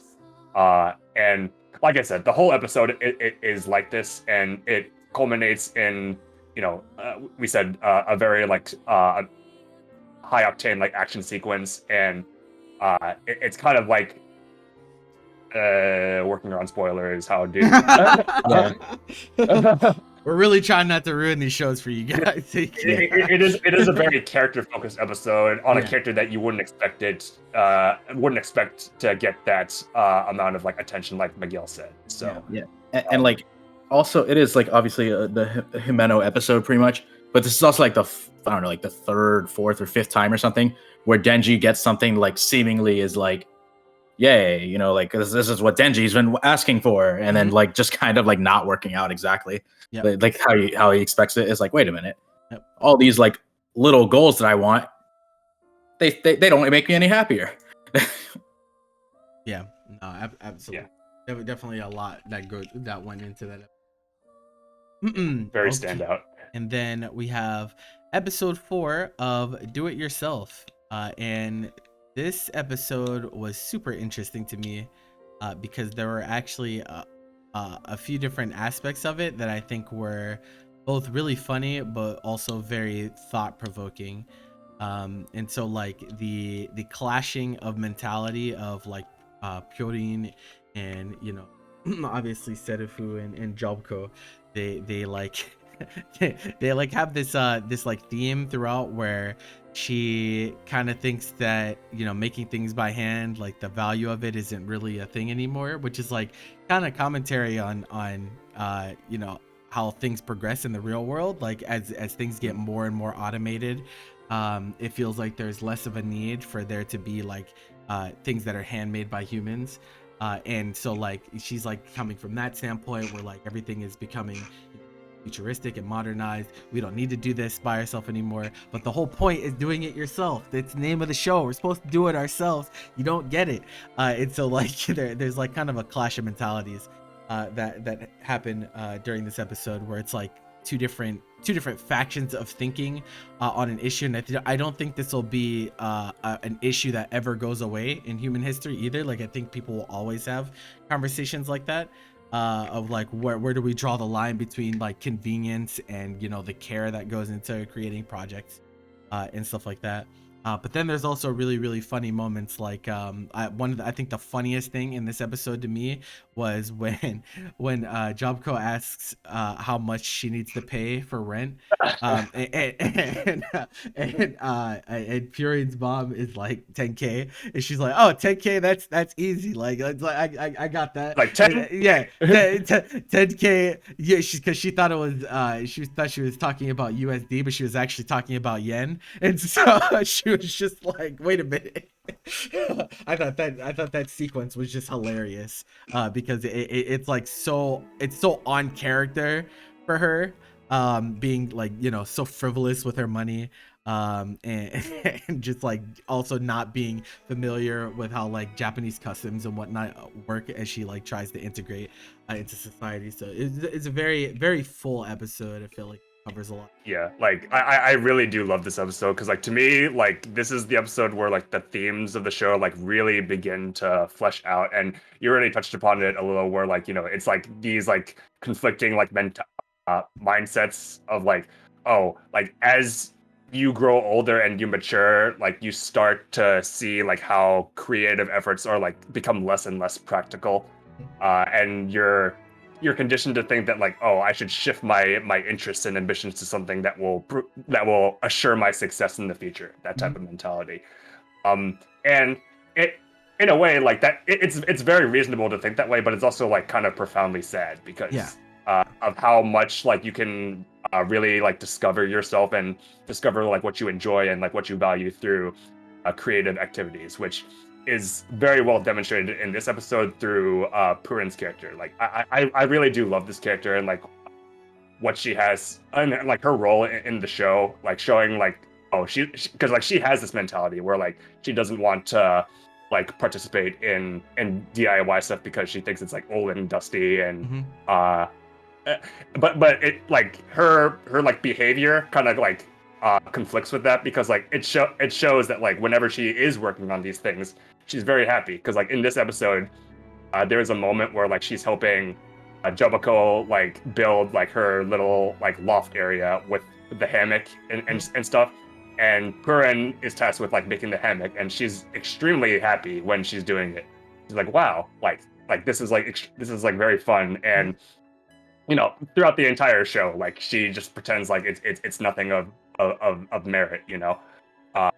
But it's like that progression of her character that really like speaks to like what the show is trying to say throughout its entire run. where like these creative urges like are important. Like they do carry meaning, and you know, we see through the efforts of the DIY club that like their efforts are very fruitful, and it's so nice to see. And the shot composition, color direction, and like character animation throughout this episode is stellar. Like there are scenes where like Perrin's like in this screenshot, just as an example, like it's nighttime, like she's just like finished like these things helping Jobako like make her loft, and she had a really great time, but like this obviously conflicts with how she wants to like, you know, live her life now, like taking on more responsibilities, like focusing on like her technical literacy, like at like her school, and that she is really, really sad that like these creative activities don't have a place in her life anymore. Yeah. And like the calligraphy on the back says patience, and I think that it's a nice indicator of like, you know, her character progression throughout the series, because it does take time to like really like sort out your values and really like accept what makes you happy, and that's something that resonates with me like a whole lot. Like this series was like amazing, and I think this episode was its best demonstration of like kind of like this like like this transient mindset where like you're kind of stuck in between, like you don't know what you want to do. It's very messy, it's very conflicted, and it visually depicted that, and yeah, it was incredible. Definitely. And then, last but not least, got Dylan. Dylan, tell us about Love Flops episode 6, man. You know, I'm tired of like talking about you know, character progression, how you convey your themes throughout an episode. Sometimes you just want unhinged nonsense. I can't really properly explain this episode without diving into like what it entails, but I think the jump from the first 5 episodes of this series, which to be fair weren't awful or anything, to like something this hysterical, I think it really is something. It's an ecchi rom-com. It's an It's ecchi a- rom-com Okay. for the first 5 episodes. It's normal. Mhm. And then episode 6, there's an intergalactic threat that threatens the future generations of our society. Specifically, all of the male population. Yeah, there's a specifically targeted portion of the male anatomy that is being targeted by this intergalactic threat. Oh god. There's 11 and sports. it can only be solved by a magical girl whose powers are derived from Oh no. physical Eating contact, down. we'll say. Remember, Being this down was that. this is an ecchi rom-com that takes place a few decades in the future, just a couple. And this is where we're at in society in like 20 years apparently. You know, you'll think like the simulation is breaking with this episode because, like, you know, up until then everything has been fairly normal, but now it's gone off the rails, and the simulation has like how do I say it? The program script has stopped working. It's definitely an interesting episode in that it makes you reconsider everything else that you had previously seen. Because you would watch an episode like this and think to yourself, well, this is just a dream, right? And then the end of the episode comes and you're like, this is much, much more than a dream. And that's a little scary to process when you really recognize that this show is actually nothing at all of what it kind of made you think it was. It's a bit of a rug pull. This is the start of a rug pull, so to say. I don't want to completely spoil it, but you will be bamboozled. Here's what I'll say about this. So like when I was trying to think of like what screenshot I should use for this episode, like this is probably like the most tame one that I could pick that wouldn't be breach TOS. I mean, surely we can give them the title of the episode, right? Yeah. Sure. Yeah. Go ahead. Let me pull that up really fast so I'm doing it justice because it was definitely unique. All right, so the title of the episode is "No Balls, No Dick Either." What? Okay. The stutter there was also in the title, just letting you know. Oh. Oh, God. there is a director. I believe an episode there? director for this. Yes, I wasn't able to find them. Well, it's on Wikipedia. All right. Who is it? on Wikipedia, bro. I'm not sure. You sure you want to get information on Wikipedia? Well. Let me see. Let me look at the source. Source from ATX. Live research, baby. ATX is. It looks like this is like the programming, the station that the show airs on, and this is their source. So just basically, you don't have the director. fair enough. There you go. It'd be like. Hey, I do my research. I want to make sure I faithfully like represent everything that we have in our show. So if the episode director wants to come forward for this episode, Yeah, we'd love to do an interview if you Yeah, want to talk to us. I'd be down. Fuck it. I can't imagine like what the board meeting was for this episode. Like, I actually it's it. Would you say that the show like progress like this episode for the rest of it, or is it like Yes. a one-off? Okay. yes. I see. No, yes, it actually does progress. I see. Was the show good? That is up for debate, but it has its merits. Sure. It's definitely Balls is not one of them. it's an incredibly think- unique experience. I did think this episode was like unironically funny. Like It was Okay, not like- hilarious. not in like the haha wow this is so bad. Like legitimately like it was funny. I feel that. That's pretty Well, important. so that in comedy. you have a little bit of a connection point. So like there's obviously like a magical girl aspect to this, and there's a character that I dubbed Condom Cube. Oh God. What the And fuck? Jeez. There are words I cannot say, Oh, and this is the Passione show. Yeah.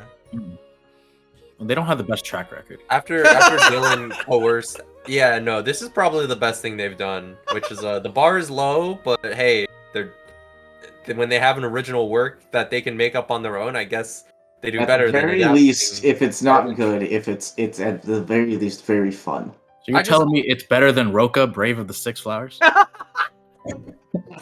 So anyways, Jesus Christ. Yes. I did find it very, very funny when Dylan coerced Jeffrey into catching up on Love Flops, and then Jeffrey responded with, "Humans have too much creative freedom." Yes, be like that. I did. Like after I watched this episode, so episode 6, I DM'd Dylan saying, "Anime was a mistake. People have too much creative freedom." Sometimes it just be like that. Yeah. If you thought Wow. anime couldn't go too far, you haven't been here. I feel that. All right, Yeah, and so the crazy. golden whistle for best episode, and this one was like pretty much a complete toss-up. Yeah. Yeah, and like honestly, like yeah, I So don't know. 2-1-1-1. Yeah, this is the most contested we've had yet. But it is going to go to Chainsaw Man episode 8. It was the one episode that actually got more than one vote. So just to give you guys an idea of how contested this category was, and I think that's like it's like a good thing. Because obviously like there's a bunch of different values in these different episodes that each of us can glean from. It's just that like I like for me to have the response I did to this episode, like I just had feel like I had to pick it because like I feel like no other episode this season made me feel exactly the way that this one did. So yeah, that's like what made it stand out for me. So Yeah, you know, this like you said, this was the most contested category. Where literally like less than a day before the show, we were like, we need to pick an episode. We need to agree on something. Yeah, Because it's they were all fantastic. This is one of the They all were categories where, I mean, like every category, I feel like you can't go wrong with picking a winner. Yeah. But this one in particular, it's just like the episodes are like so unique and so like amazing for different reasons that it just makes our job all the more harder, harder to actually True. like, land on a consensus. You know. All right. We do think a lot about these winners. Yeah, We're not just like way more way more than many would think is reasonable. Like we're not just like, putting them all on a wheel and say spin. Yeah. We actually have discussions of what we think that should win these categories. They do be taking time and shit. Do indeed. All right, and so our last category in production is best scene. So this is more granular than just best episode. Obviously, episode has to be an entire episode, so 24 minutes. Who is the best 24 minutes compared to everyone else's 24 minutes? Scenes, on the other hand, are much more variable because they obviously have a big variance in how much time they could take up, how relevant they are to the storyline, and so in some ways I think it's even more volatile than best episode, just because of just how much like that one-off super funny scene in a show could be nominated if it was that good. It just really depends on the situation. And so we're starting off with, and this has to be like perhaps the most clipped, maybe the most clipped thing this season that I've seen. Like I would say so. I see gifs about this, bro, all the time, bro. Bochi's little moment over here. I don't even remember what happened to cause her to break, because she breaks so much.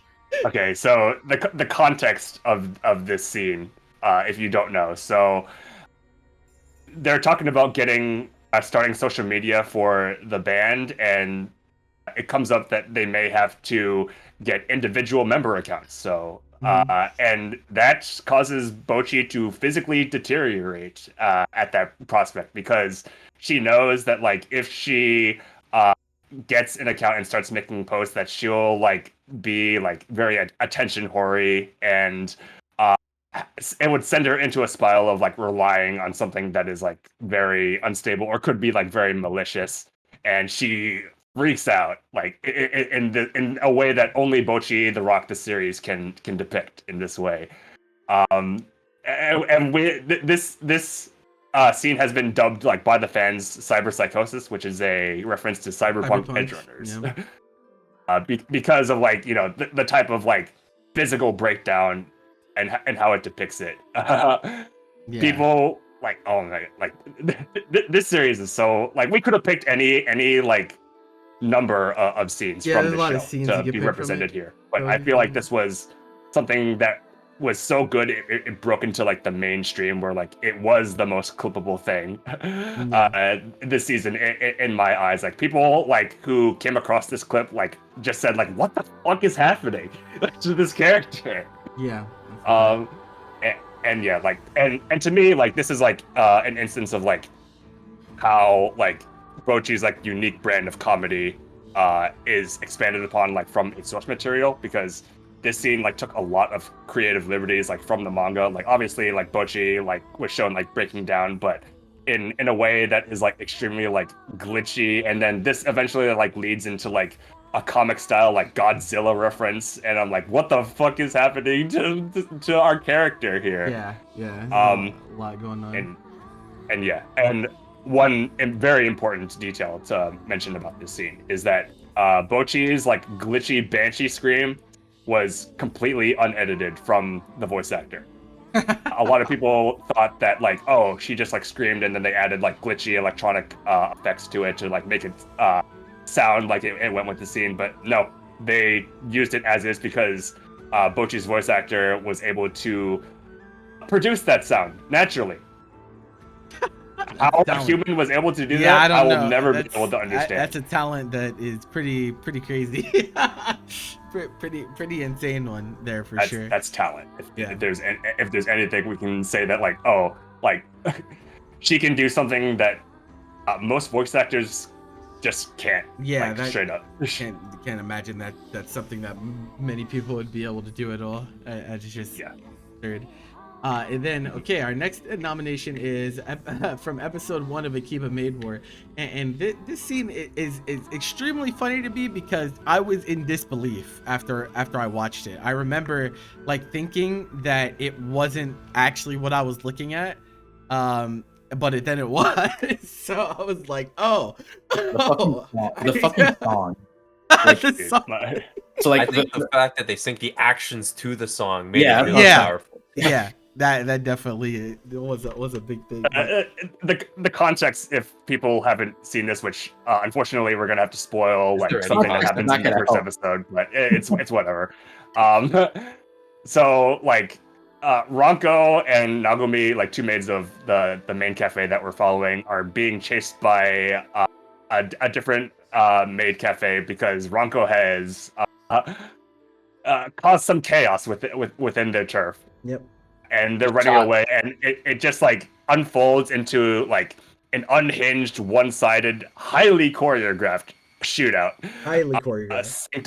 synced up to a typical Moe Moe Idol-esque song that times its blows to the song. And oh my god, like I always have to like recount like my personal anecdote watching this for the first time, but like I could feel my respiratory system like going into critical condition. Like I could not breathe properly like watching this scene. Like I was so flabbergasted on like the fact that somebody like thought of this and actually like brought it to fruition is just like I honestly haven't seen anything like this. And I don't usually play this card very often just for myself, but I've seen a lot of anime. Yeah. And I cannot remember the last time something gave me like this specific type of visceral reaction. That it has to be said that this is like so fucking unhinged. And Yeah, like, it's just like I don't think you could do this in any other medium. Like no, absolutely I just not. don't think you could do it anywhere else. It's so Even trying to like pitch this idea to Yeah. something that's not anime, that would just be like, are you crazy? Like, So insane. give me some of what you're smoking. Yeah, I feel that. God. And then we have Spy X Family Core 2, which was that this scene was actually really funny. I actually thought this This scene is was so really funny. fucking funny. It- It's just like the yeah. the complete like misunderstanding. Yeah, Like, the complete when he fucking misunderstanding. lands on his feet anyway, and the Yeah. fucking And then crowd he starts passes out. pumping. And so like the general premise of this one is that Yor is drunk. And if you know anything about the first season of Spy X Family, she's not very good at being drunk. And so they decide to go out to dinner together. And Yor like has repressed feelings about being inadequate as Lloyd's like fake wife and everything.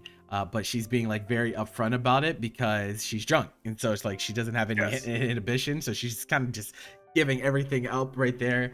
And like Lloyd is like doing his best to like interpret what she's actually like trying to say, if it's like giving mixed signals or if she's actually like saying what she actually means. And like he tries his best to go along with the situation. He's like, you know what, I gotta capitalize on this. and he ends up like getting kicked in the face for it. And he completely reconsiders what he thought about the original situation. He's like, maybe she does really like me, and so he tries to capitalize on it, and then he gets kicked, and then he's like, wait a minute, there was hatred in that kick. there was no love here at all. So, He hates me. she despises me. What was I thinking this entire time? How did I misread this situation so horribly? It was actually Let me so not funny. question why did she kick me so damn hard. And then like in typical Lloyd fashion, he like tries to play it off the best he can. He does a pretty good job, lands on his feet, straightens his jacket. Everyone's like, oh, that was pretty impressive. And then passes out because My dude was internally rattled. yeah, my man's whole life was changed by getting kicked by yours. So this scene was absolutely hilarious, and it also has the benefit of being fresh in our minds too, because this episode was pretty recent. I will add that like considering the scene, it does like extend to like what happens like afterwards. So like when Yor and Lloyd are outside on the bench, like I think like this encompasses that scene as well. And it deserves to be said that that was like a very like delicate and Very tender heartwarming moment. Yeah. like follow through, because it really does like show like what Spy X Family is the best at, is like these moments between like these characters, and showing that like even though that they're in a fake family, like it's inherently like not real, and like not genuine in that sense, but there is like something to be gained that is genuine, which is like recounting like familial values, and seeing like how like your like is actually like inadequate like mother to Anya, and inadequate like wife to Lloyd, and it's just really like wholesome, and this is like one of the scenes that I think ties everything that Spy's good at together, like the comedy of it, like the absurd like scene that plays out like in the screenshot, and also like that very nice way it sticks the landing. The mob psycho bar that was like added next to your Oh, yeah. because I was like, That's her Vader, bro. Like, what is this she's gonna be? super- What's it gonna be? How will she respond? We'll find out soon.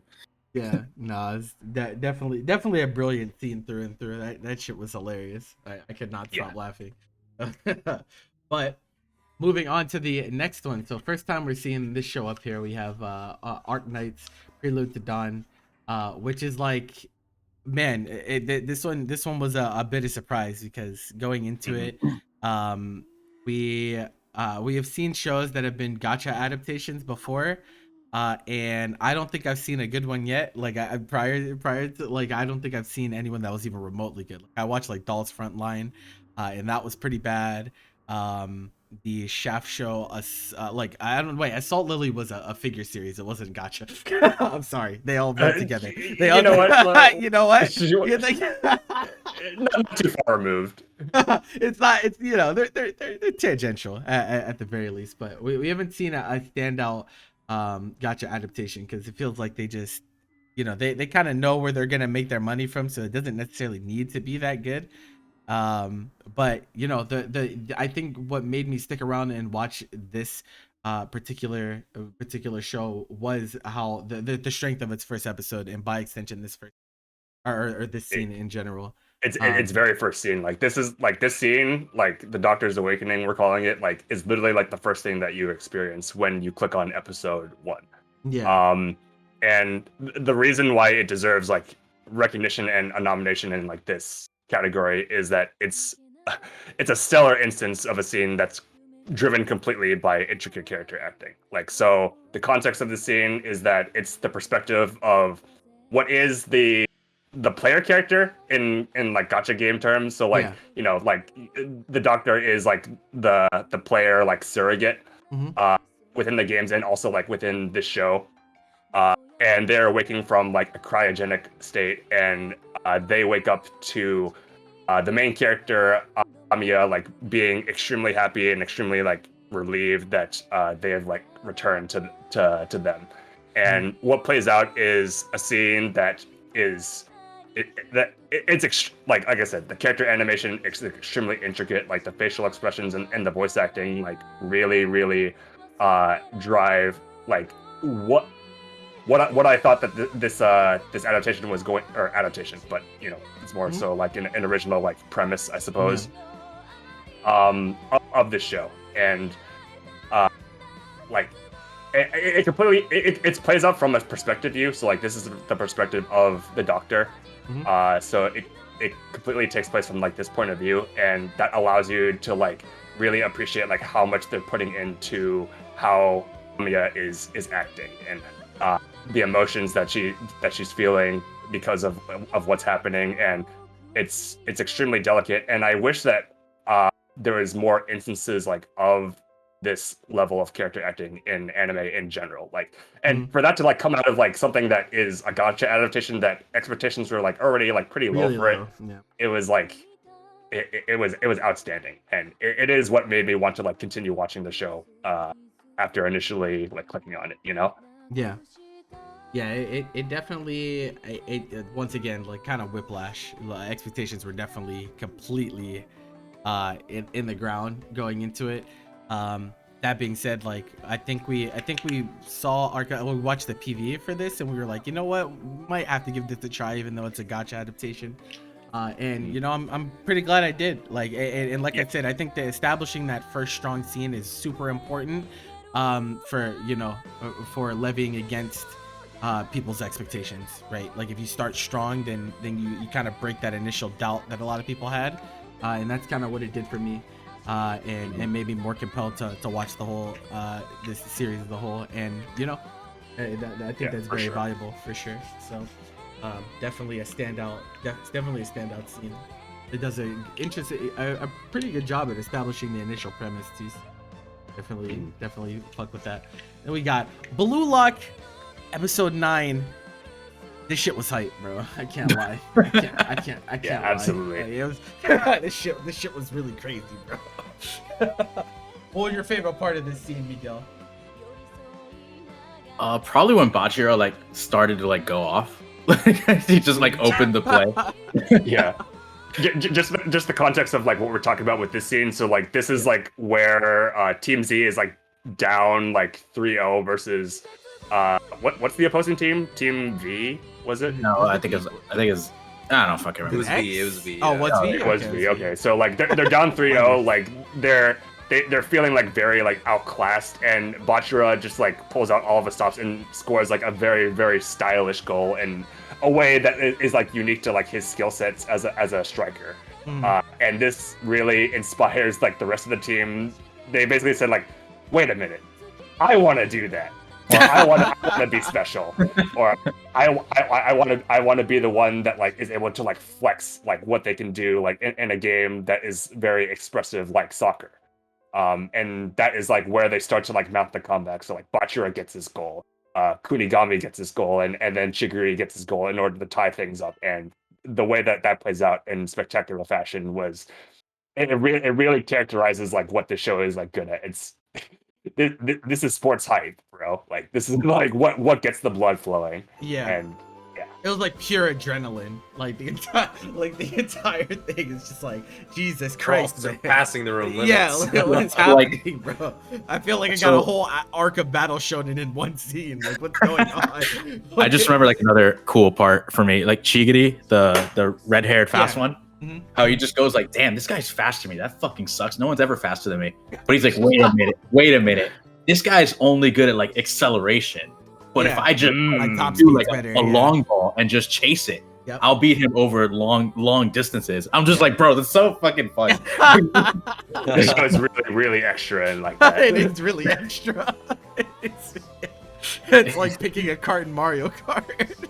Yeah, dude, and then like before that, like Kunigami like shoots like a goal like what was it, 28 meters from the goal, and like his thought process behind that was like, oh, I've only like shot like 25 or 23 meters. I don't remember what the exact number was, but it's like if I'm going to awaken, I gotta do something that I've never done before. And then he shoots that shit from 28 meters away, lands it, and goes, stop! It's just so ridiculous. This guy is just like, man, this is outside my max range. Like the most anime thing ever. Yeah, he's like, I'm outside my range. What am I supposed to do? It's like, wait, what if I just do it anyway? What if I just go and do it? Jesus Christ, man. What a show. What a show. This show is just, it's batshit and ridiculous and it's fun as hell.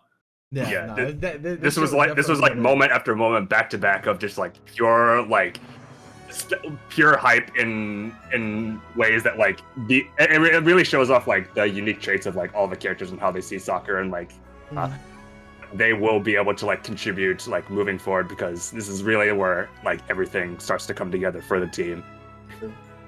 True. All right, and then we have More Than a Married Couple But Not Lovers, episode 4. So I didn't watch this one. One's gonna have to step in and Wow.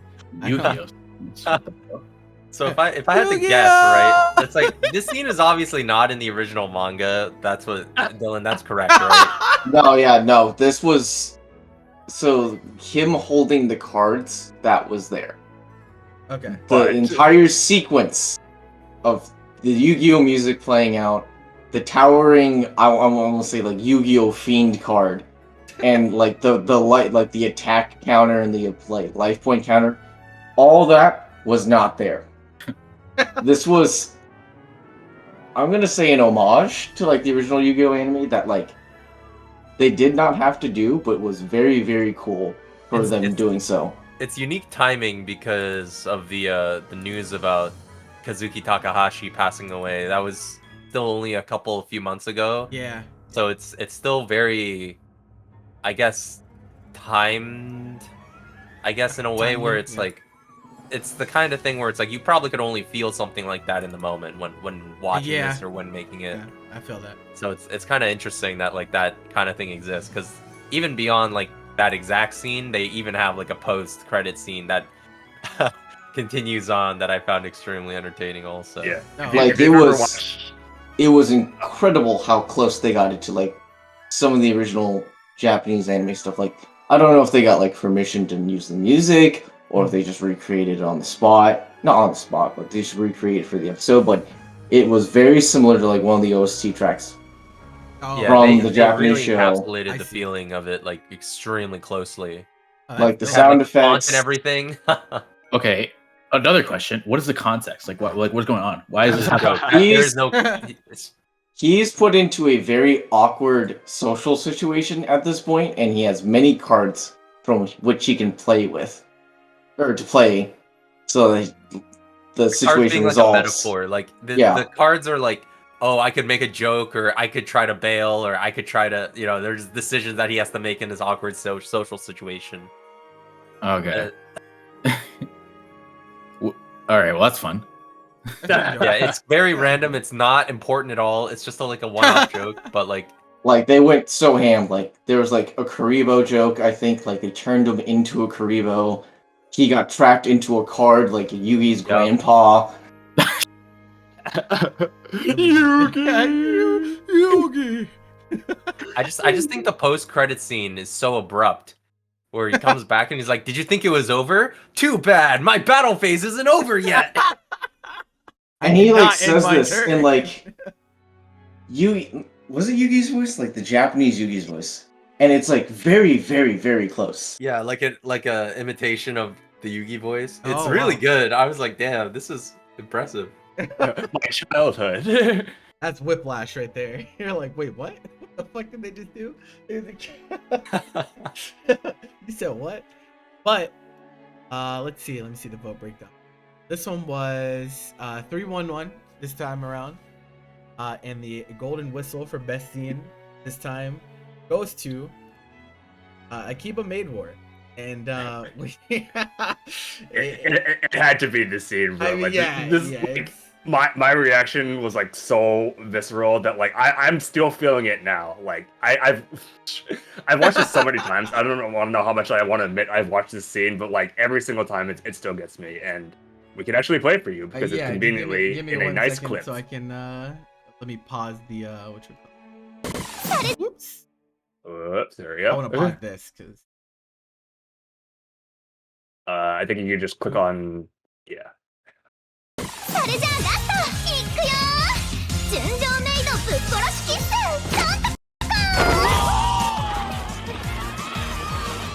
this will likely be blurred for those of you who are watching on YouTube.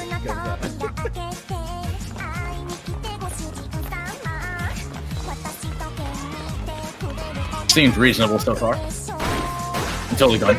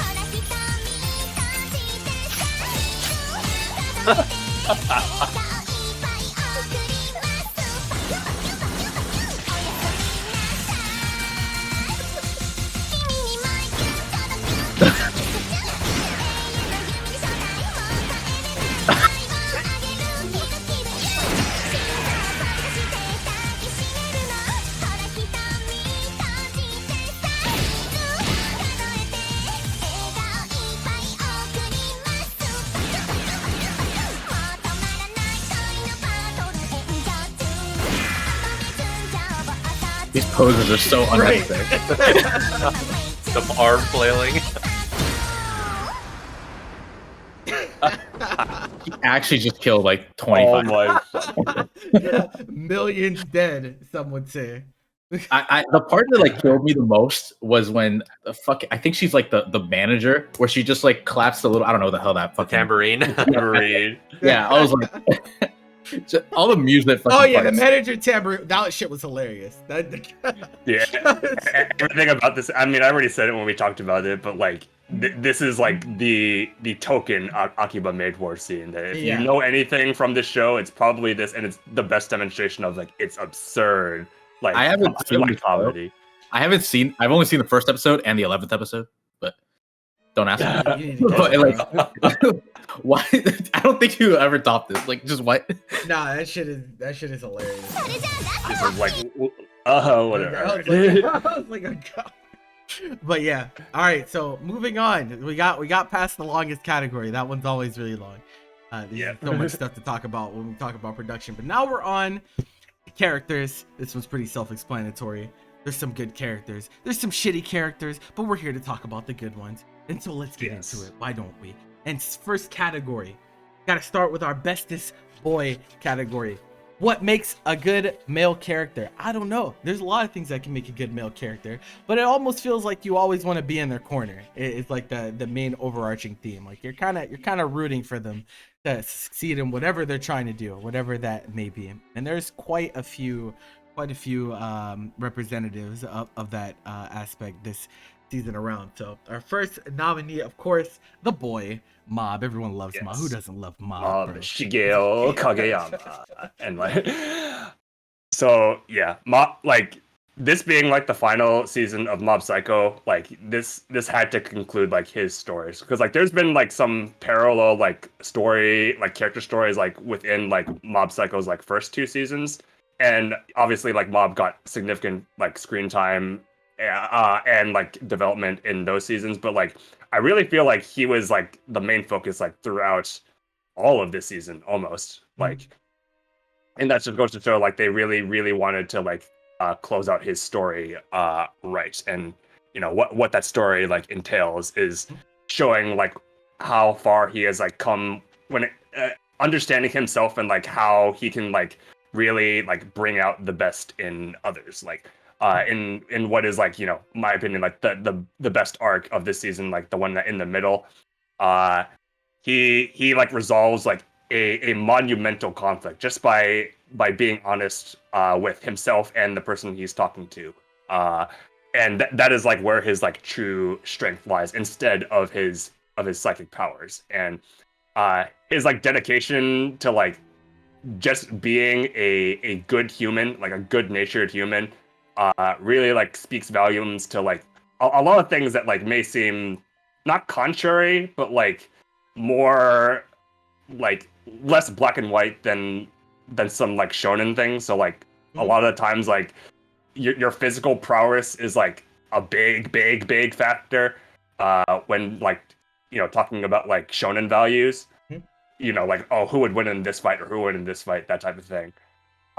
Where like, and you can even like apply that to like Mob somewhat, because he is very powerful in that regard. But you know what makes him like honestly like a very like fan favorite and beloved character is like his sincerity and his like the way that he wants like people to like value themselves and to really like pursue like what is like genuine and authentic and what will bring them fulfillment like at the end of the day. And he wants people to see that, and he also like wants to like see that within himself, which is like what this season eventually like works towards. Like it culminates in him really confronting everything about himself and ending up like accepting all the parts of him, even the ones that are like you know, very ugly by comparison, like very messy and very conflicting to him. Like it's a nice conclusion. I know Bobby like has some qualms with it, but the way I thought that aspect of him like confronting himself, I liked that. It's just the way the plot had kind of manifested itself. The way I we got there like was not the best. Yeah, no, I just But I did recognize that the character development and like the moment that Mob had, kind of confronting himself, and kind of accepting the parts about himself that he doesn't like. I found that very compelling. I just didn't like the plot. Reasonable. It's fair. But that is Mob Psycho in a nutshell. And if you've been following Mob since its like first season in 2016, like I think you like will be satisfied in like where he ends up, you know. And it's a very like this is the end of his story, and I don't think that you fans could like ask for like something much better, you know. Agreed. And then our second nominee is Mr. Jet Turk. Now, I actually think he's like a super interesting character.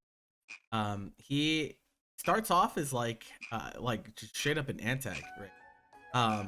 But this is like a character that I didn't think would get as much fleshing out as he actually ended up getting, and so like following his kind of like internal struggle, like kind of being in conflict with himself over his moral values, the expectations of his family, and kind of, you know, being associated with a notable name, you know, because they're essentially in an academy, right? And so like obviously there are people whose families are very renowned, who have like severe implications on like the world that they live in, and like so watching him develop as a character has been something that's really really cool, in general. And I also think his design as a character in general, and so he got that crazy Yu-Gi-Oh hair. Yeah, he does. Now he does. Like, what is this two-tone shit going on here? But Yeah. like, I don't think I don't know how we got here, but Yeah. Gold is awesome, honestly. Like talking in parallels with like Witch from Mercury and like Utena, because we already talked about like how Utena like inspired a lot of things that you see in this show. He would be like the Saionji character, who is like starts out as like that type of like spoiled and insufferable bully archetype, who abuses like the system because like he benefits like the most from it. But he eventually like, you know, falls out of that system after like somebody like humbles him, and he kind of like sees that like the gratification that like he got from that was like really like not authentic, genuine, like he like and after losing a lot of things that like he took for granted, and kind of like he's forced into like a period of like reflection, where he doesn't have a lot going for him, and he needs to like achieve growth like through his own efforts without anybody to help him. And I think that's like really really cool that a character that like starts off like, you know, as being like what is like a token like bully, like gets this type of development, because like Utena did that as well, where they don't just like toss this character aside, saying like, oh, like once a bully always a bully, like there's no way that like this character can grow at all, like he's just meant to be the example. Like the way that these shows like treat like these types of characters is like really cool to me, and it just makes me like feel for him, because like, you know, I do believe that people like are capable of change. Yeah, definitely one where the development aspect definitely feels like it's the strongest quality for him. And then we have Yoma Chigiri, and this one is funny to put in the Bestest Boy category because this character is continually mistaken to be a girl in the show. And they just like lean into it the entire time. They just all. I was actually just one guy just mocks him, calling him princess all the time. Princess. I was just looking at like the frame, like the images here. I was like, well, she does not look like a guy here. But okay. It really just be like that. Hey man, let him do it. I think like what makes Chigiri like so, like when you go sit down, like okay, why Chigiri over like any other Blue Lock character? Yeah. Like particularly like the MC.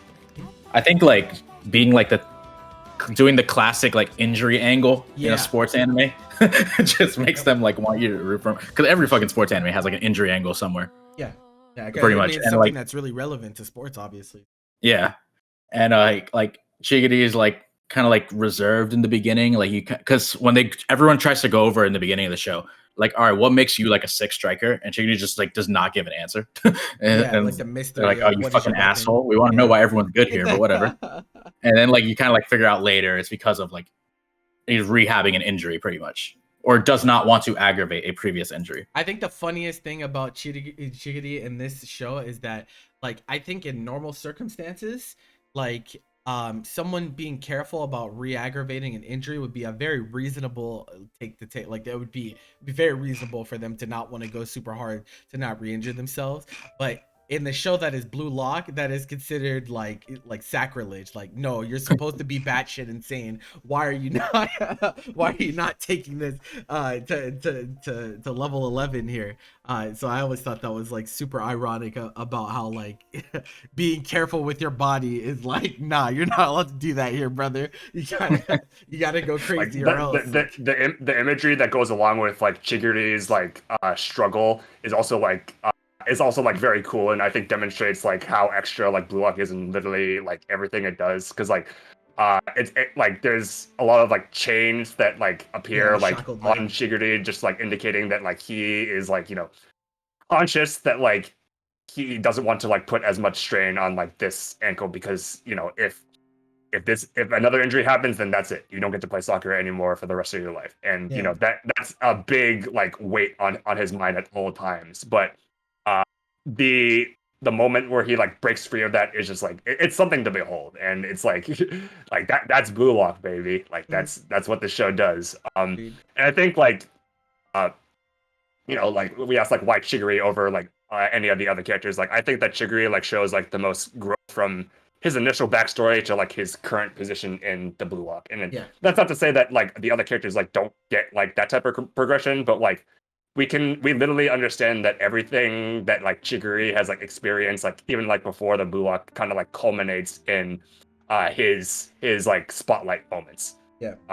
And like it's a very satisfying like progression, and I feel like that the other characters should get that type of treatment as well, but Chigiri just got that in like the most like with the most clarity, you know. Yeah, that's definitely. I don't think anyone would be mad at.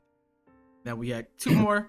We got Mr. Lloyd Forger, and he has been delivering us, you know, very, very, very admirable qualities for 2 seasons now. It just feels like he's so fucking cool, right? He's just such a cool character. It feels like there's a lot of depth to his character as well, obviously, as he's trying to act out with 2 different lives. He has the whole like disguise thing that is like absolutely insane. Like every time he puts on a disguise, it's like, well, how the hell do you fucking do that, bro? How is that possible? I don't know how this is possible. And with this recent season, of course, like he's dealing more with like kind of deciphering whether everything that he's doing is for his like for his own sake, or if it's simply for the sake of his country. Like him dealing with that internally, I think has made him a more lovable character in a lot of ways as well. I think it's like super cool. He's also a part of many of the show's just funniest scenes in general. We already talked about the Your scene earlier. The tennis scene was like absolutely insane. Even the scene where the scene where he goes to school to alter the grades. Like I thought that shit was hilarious. Like there's so many hilarious scenes that he's a part of. You just want to root for him. My man's always got some stupid obstacle in his way. Always, like when he was going to change the grades, it's like, okay, cool, easy enough mission. And then there's just another person doing the same thing, just making it way harder for him. It's always something, bro. Or dude, like, go. A lot of the characters in like this season like gave Lloyd so much shit. Like and like whenever like Fiona came into the picture, like everybody was like, oh my god, my dude's 2-timing. You just like oh man, it must be hard being like such an attractive man. Yeah. And I'm like, bro, my dude literally doesn't have any intentions of like not being faithful to his like family or like, you know, fake family, you know. We don't have to talk about that. But like everybody like thinks that like he's so fickle and that he would just like change lives at the drop of a hat. And I'm just like, bro, no, dude. Just another random obstacle that out of nowhere, like all of his neighbors just go like, this guy sucks. It's like, well, I can't have my neighbors thinking that. This perception cannot be what people think of me, so I gotta write this. I gotta write this wrong. It's just definitely Yeah, a lot of adversity in man's way. Yeah, he really is a great character though, and like the longer like the series like goes on, I think he's like only gonna get better because like even in just like agreed. this like second half of what is the first season, like the longer that Operation like Strix like goes on, like you can like see him like subconsciously like growing more kinder and like more thoughtful, considering like the dynamic of like his fake family, even though that like he says it's for the mission and like my family like needs to be happy, otherwise like we're not going to be able to like achieve our end goal. But you can tell that like he wants to do it because like making like this family happy like brings him like joy that he has almost forgotten, Yeah. because like there's that little sequence like when he gets knocked out by Yor, where he like recalls like his time with his mother during a very like stressful like war period where you just don't know if you're going to like make it to the next day. But the comfort of like your family and like specifically like your mother is something that he almost forgot, and that is something that gets like reignited when he realizes how good of a mother Yor is, and how adequate she is at doing it despite what she may think of herself. He's awesome.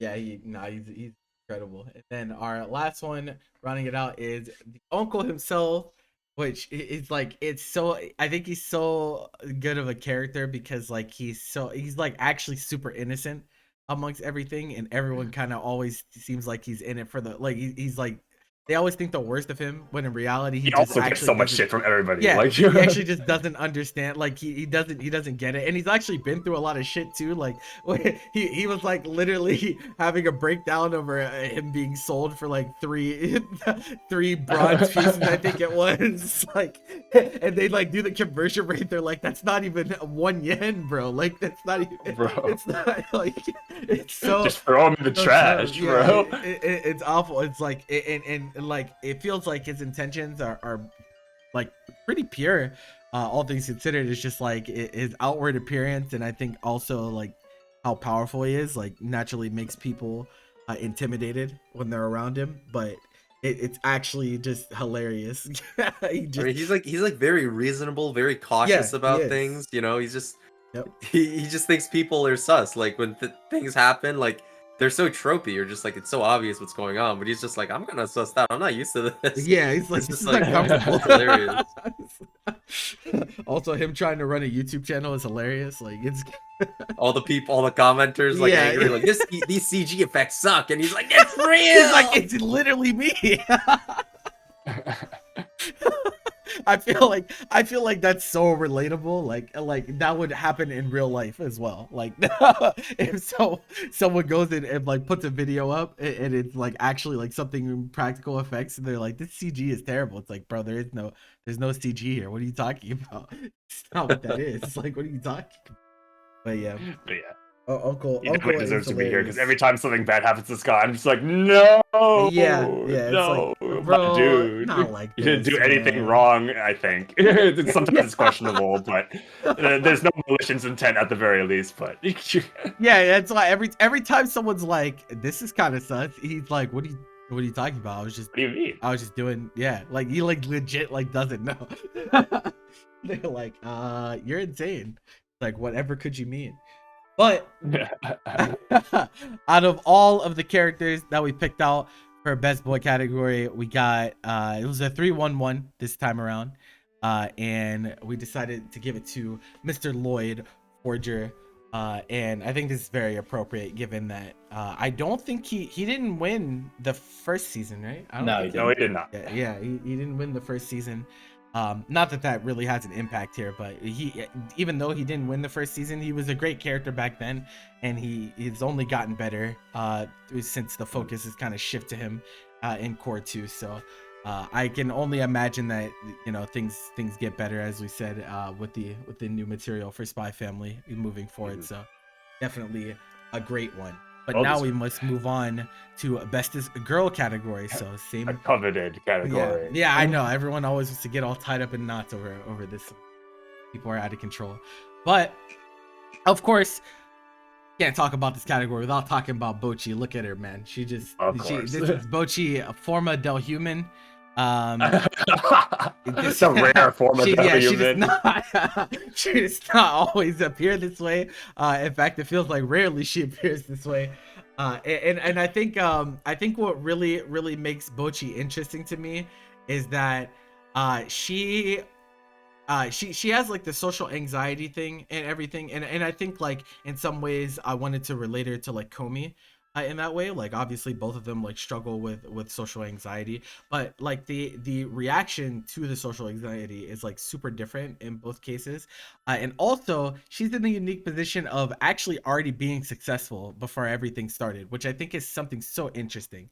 Right, she was already a Successful in pretty a sense, you yeah, know. yeah. I mean, like she was like, she had a fan base on YouTube, which is like something that if you have social anxiety, that seems like the match made in heaven, because you don't actually have to like interact with people in person, right? But even that like wasn't enough for her. She's like, I kind of want to be like an actual rock star. Unfortunately, there's a lot of obstacles that come with that, but this is like the vessel through many laughs have been had this season. This is Yeah, like Bochi is like a character that feels like she was crafted for like the viewers to root for her in her Yeah. endeavors, because like when you think about it, like her character story, like on a surface level, like may seem like a typical like hikikomori tale, which is like somebody who's very withdrawn from society, and doesn't really feel the need to interact or like have relationships. But like the amount of creative effort like put into like the audio visual direction of every element of the show, like and incorporating her story like into that, like really like makes a connection, or like connects the viewers to like her, and in a way that like few other shows like do to this degree. Because like at every point this series is like trying to like externalize like what's going on in Bochi's head, like whether it be like explosive anxiety, or like how like dysfunctional like she is at handling certain things. Like every moment like you feel something like this, and it's kind of a miracle that like even like the bizarre comedy of this show like can connect you with the character like that, because it's like, man, like she's actually like kind of crazy, but like also it makes like her moments of like tangible growth like all that more satisfying for her and for us, the viewer. And it's just a testament to like how good the show is at externalizing like her story, because she is the focus of this whole season. That's not to say that other characters like don't get a significant screen time. It's just that like the series revolves around her, and uh and at first glance it seems like she's not the type of character that should be like the focus of any given story because of how unstable she is. But the show respects her situation and her headspace enough in order to like make it like very funny, like very endearing, which are just like two things that Bochi is very known for. Yeah. It's juggling all these different things about this character. And just on a personal note, just talking about Bochi, like I know how much music and creative activities in general can help in like the processes of both self-discovery and self-betterment. And seeing Boshi like slowly but surely like find herself through her music and through her like newfound friends who eventually like grow to like love, understand, and like accept her for who she is it's moving in a way that few other things are for me on a personal level. And yeah, I just wanted to inject that. That's fine. That's I'm not mad at that. I'm mad at that at all. But for competition, we have Soleta Mercury from Mercury, and I think this character is super cool because she is like one of the most genuine characters I've ever seen in a show. She's like so straightforward. And she has like a very established like set of morals and ideas about how she thinks things should be done. And she like will fight tooth and nail for that, even though she's a little timid at first. At the end of the day, she still brings herself to do what she feels needs to be done. And even in this environment, which is like pretty new to her, like she was completely taken aback by the fact that she was named a groom She was like, "Wait, what?" and like immediately, immediately her wife has to turn around and be like, "Well, you know, that's pretty normal. That two women would be It's together." 2022. Yeah, kid. it's like, It was yeah, get with the fine. times. Like, what are you talking about? And so like, and she also has like that I don't know what it is. She has like that country bumpkin kind of feel Yeah. to the character. You know what I mean? Like that. Yeah. Like, they're really. One of the things I like about her is like that she gives herself these like stupid little silly goals. Yeah, that, like, yeah. kids give themselves in general, pretty much. Like, I want to make somebody laugh today, or like, you know, I want them to laugh at my joke or whatever. I want to go out to eat with whoever. Like, just she just writes down these stupid little things, which are like funny. And like when other people see them, she's like, "Hey, look, you did this one today." And she's like, "Ah, don't look." Yeah, and that just like shows like how like sincere of a person she is, because like I'm sure everybody like has their own like personal wish list of things that they want to do by a certain point, or like even like daily goals. But she like tangibilizes those and makes sure like, I really want to do this, and it's so nice. She's like so good natured and so like kind hearted, and she's really just a sweetheart of a character. And I talked about this a little bit when we were talking about the episode, but she's a character who really wants people to value themselves, because she sees value in people that they clearly do not see themselves. So like, say like Elon is like the biggest, like, you know, one of her biggest victims in that regard, because like she really like makes him adopt like the mindset of like, yeah, you do have something to call your own, or you can, like, even if you don't, you can go find it, you know. You can put in that effort and, you know, be true to yourself. And just seeing how like a lot of characters like around her like change just because of how like honest she is, like Miorine like shows tangible change, and so does Ghoul as well. Just because like she pursues like this authenticity that a lot of people are just like naturally like averse to, because the truth is sometimes like very like difficult to accept, or like being honest with yourself and others is very difficult. For a character like her, this is just like who she is. Like, this is natural for her, because she's doesn't really know how to like put up front in that way. And that's what makes her like, you know, extremely endearing, is that there's not really any like falsehoods or any way to like misconstrue like what she's feeling. Like, she's so nice. Yeah, no, it's a great character. Sure. And then we have Pure Pudding, or as she's called, Pudding. from Do It Yourself. And this is the character who deals with a lot of internal conflict through this show, because like she's like on some sides like the token tsundere, but we know that deep down she actually like enjoys you know, being a part of this group of people that, you know, create things themselves and enjoy the company of people around her, even if she pretends like they do nothing but get on her nerves all the time. I thought the relationship between her and Yua was like just so cute. It was so adorable the entire season. Like them talking to each other through their like top story windows at night before they went to bed and stuff like that. I think like stuff like that is so cool. And she does a lot of like personal growth throughout this season, going from someone that was like literally starts off by like calling Do It Yourself like dingy, not worth it, obsolete, like why would you ever waste any time doing that, to someone who really has a lot of appreciation for it, and even finds a lot of value, you know, making friends and creating together with those friends. And so sure. I think she was definitely super valuable. I want to stress that like how Purin is like initially, like, because you said like, oh, like at the beginning, like she like calls like DIY like old, dusty, like not worth it. That's like not a failing of her character, because that is what a lot of people like are conditioned to think as they grow older. Yep. Societal a lot of commentary. yes, it's like a social commentary thing where, like, you know, like while we want to like believe that like creative efforts are like always like worth like pursuing, sometimes it's like not that straightforward or not that easy, because you know, you got to think about like how like financially stable things are, or like, you know, how long can I keep this up without needing to resort to something else.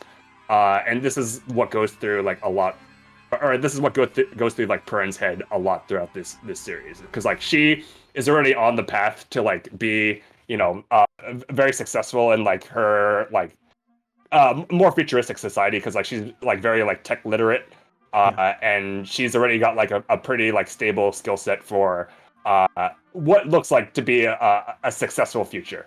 Yep.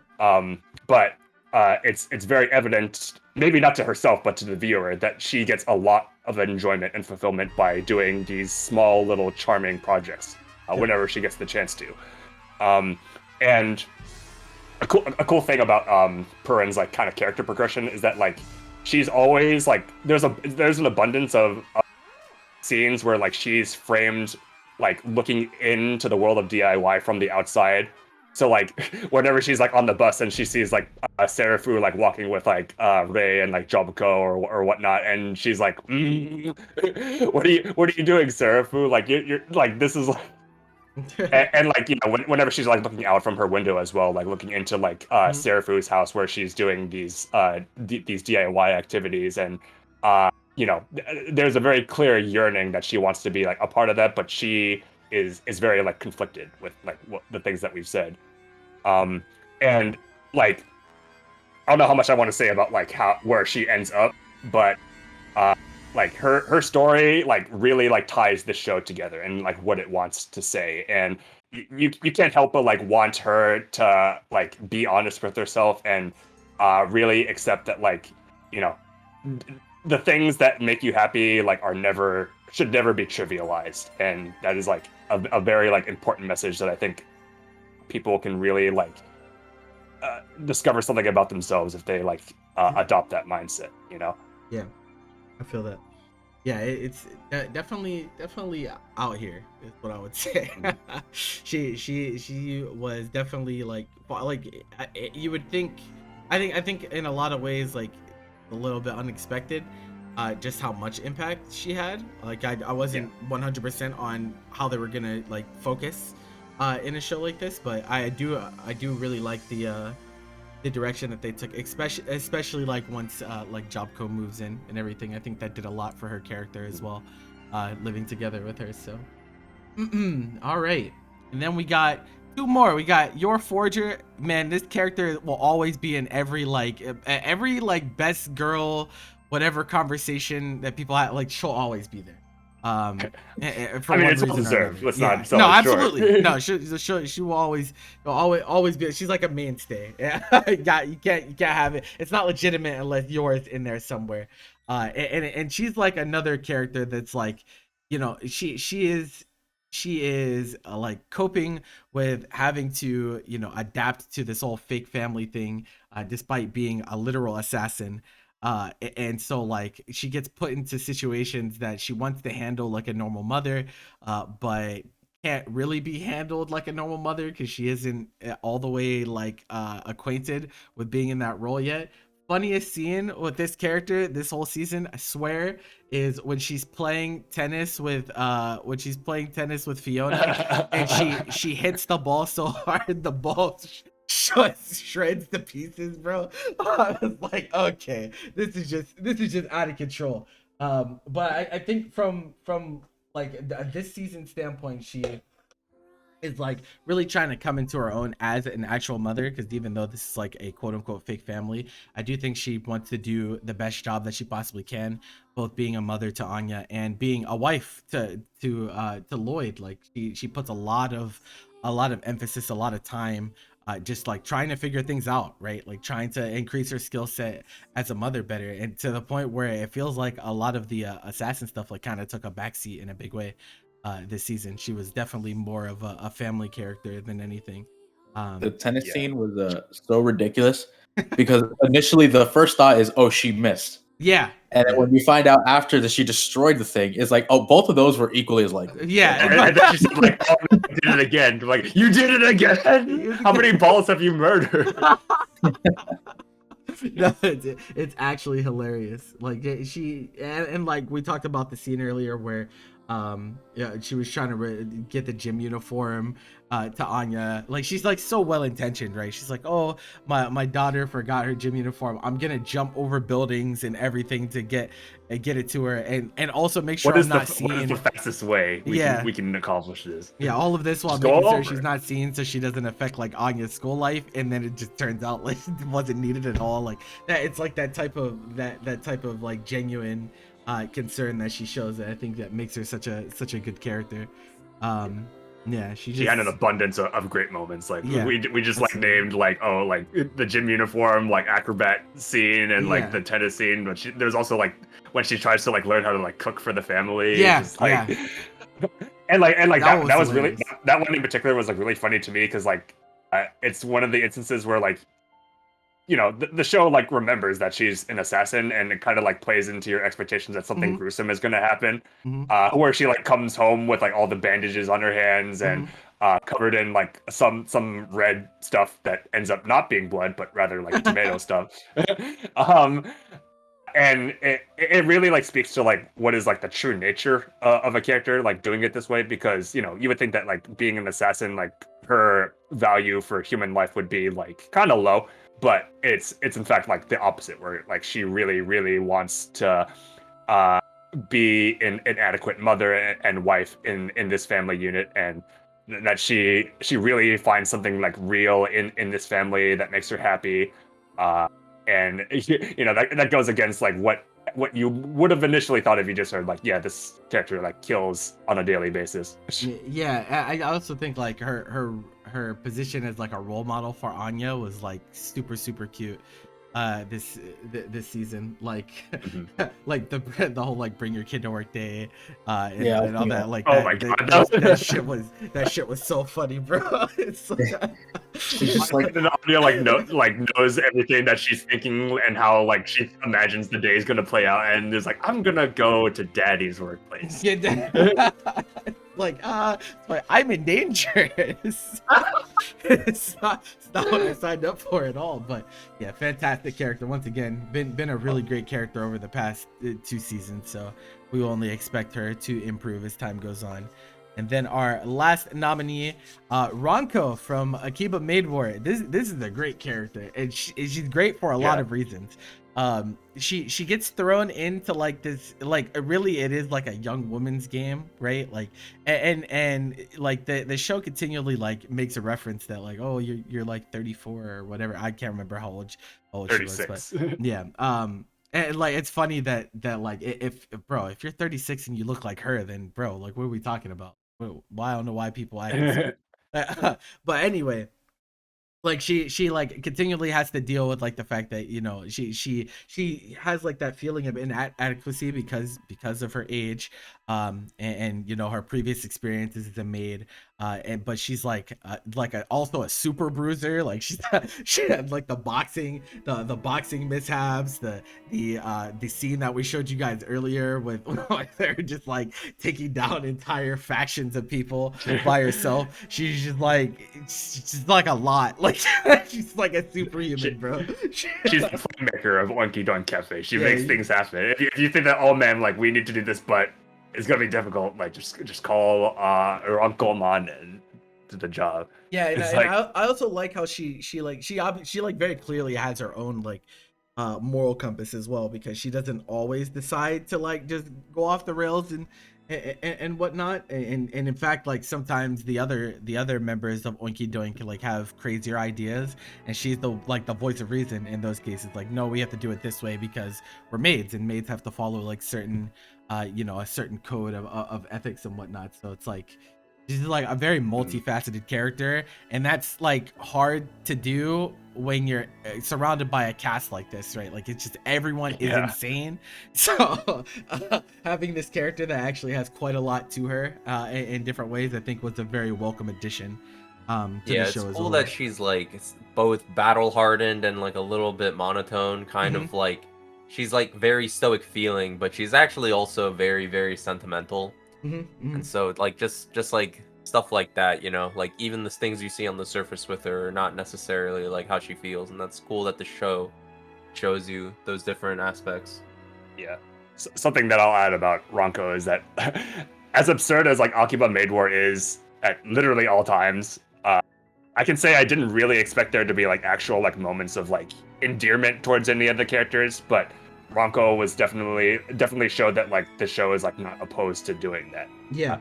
Not going like too deep into like what is like the later parts of the season, but like to try to be as general as like possible, like she has like an opportunity at like normal happiness, what you would call like compared to like, you know, the ludicrousy of like being in Cutthroat Akiba.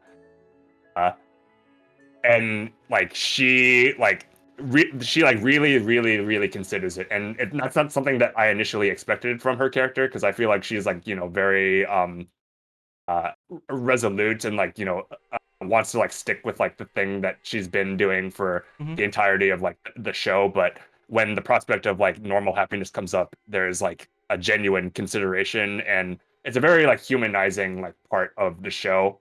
And I won't say much about like how that follows through, but just know that it was like pretty surprising to me, on top of everything else that the show was doing with every one of its episodes. Yeah, no, definitely. It was definitely it was like different. Definitely stand out amongst the cast, but like very welcome addition to it for sure. It gave a lot of values that you probably wouldn't expect to come from a show like this. After we got whiplashed initially, like you're just like, okay, this is what we're doing. We're just gonna be turned up the entire way. But she's like kind of the vessel that they use to take a step back and be like, you know what, we actually do some character development and some, you know, we can be profound every now and then. We can, not all the time. We can do it if we want to though. And yeah, so those are our nominees. And this time, with a split, this is another 3-1-1 split. The Bestest Girl Golden Whistle is going to go to Soleta Mercury from Mobile Suit Gundam, and I think this is very worthy, for sure. I think you couldn't really go wrong with any of the nominees, really. But I just can't get over just how genuine this character is. Like, just such a pure character. There's no like there's like, she's like so straightforward, and there's like no insidious nature to it at all. She's just like, yep, you get what you get. Sawata is a character that you really want to like be a real person like in your life. It's like I said, like the way that she just like naturally like rubs off on everybody around her, like all the members like Earth House, like Miorine and Ghoul. Like it's just like nice to see that, like, you know, without even like trying, like just like the goodness of somebody else can, like, you know, positively impact other people's lives is just like it's a comforting thought that someone out there like believes that people can have this effect on other people, you know. Absolutely. And you know, it's something that I live by. Like I want to like inspire like positivity in the lives of people that I'm closest with, and to have them like see like what is like good about them, because that can be hard for them to see themselves. And I just think that's like a nice like dynamic with, you know, between characters and between people in real life. Yeah, that definitely. There's a lot. Yeah, 100%. That dope ass character right there, and we get to see more of her too. So I'm definitely looking forward to it. All right, on to MCs. So no gender restrictions this time around. We're just talking about main characters, and what makes this a category a little bit different than the other two is, like, in my eyes, like a main character has to fulfill certain roles, especially in terms of like their impact on their supporting cast and how well they're used as kind of a conduit to, you know, push the narrative forward and direction in the correct way. So there's a lot of different strong qualities for MCs, and so we just had to go through and pick out the ones that we think exemplified those values as best as we could. And so this is what we have for you.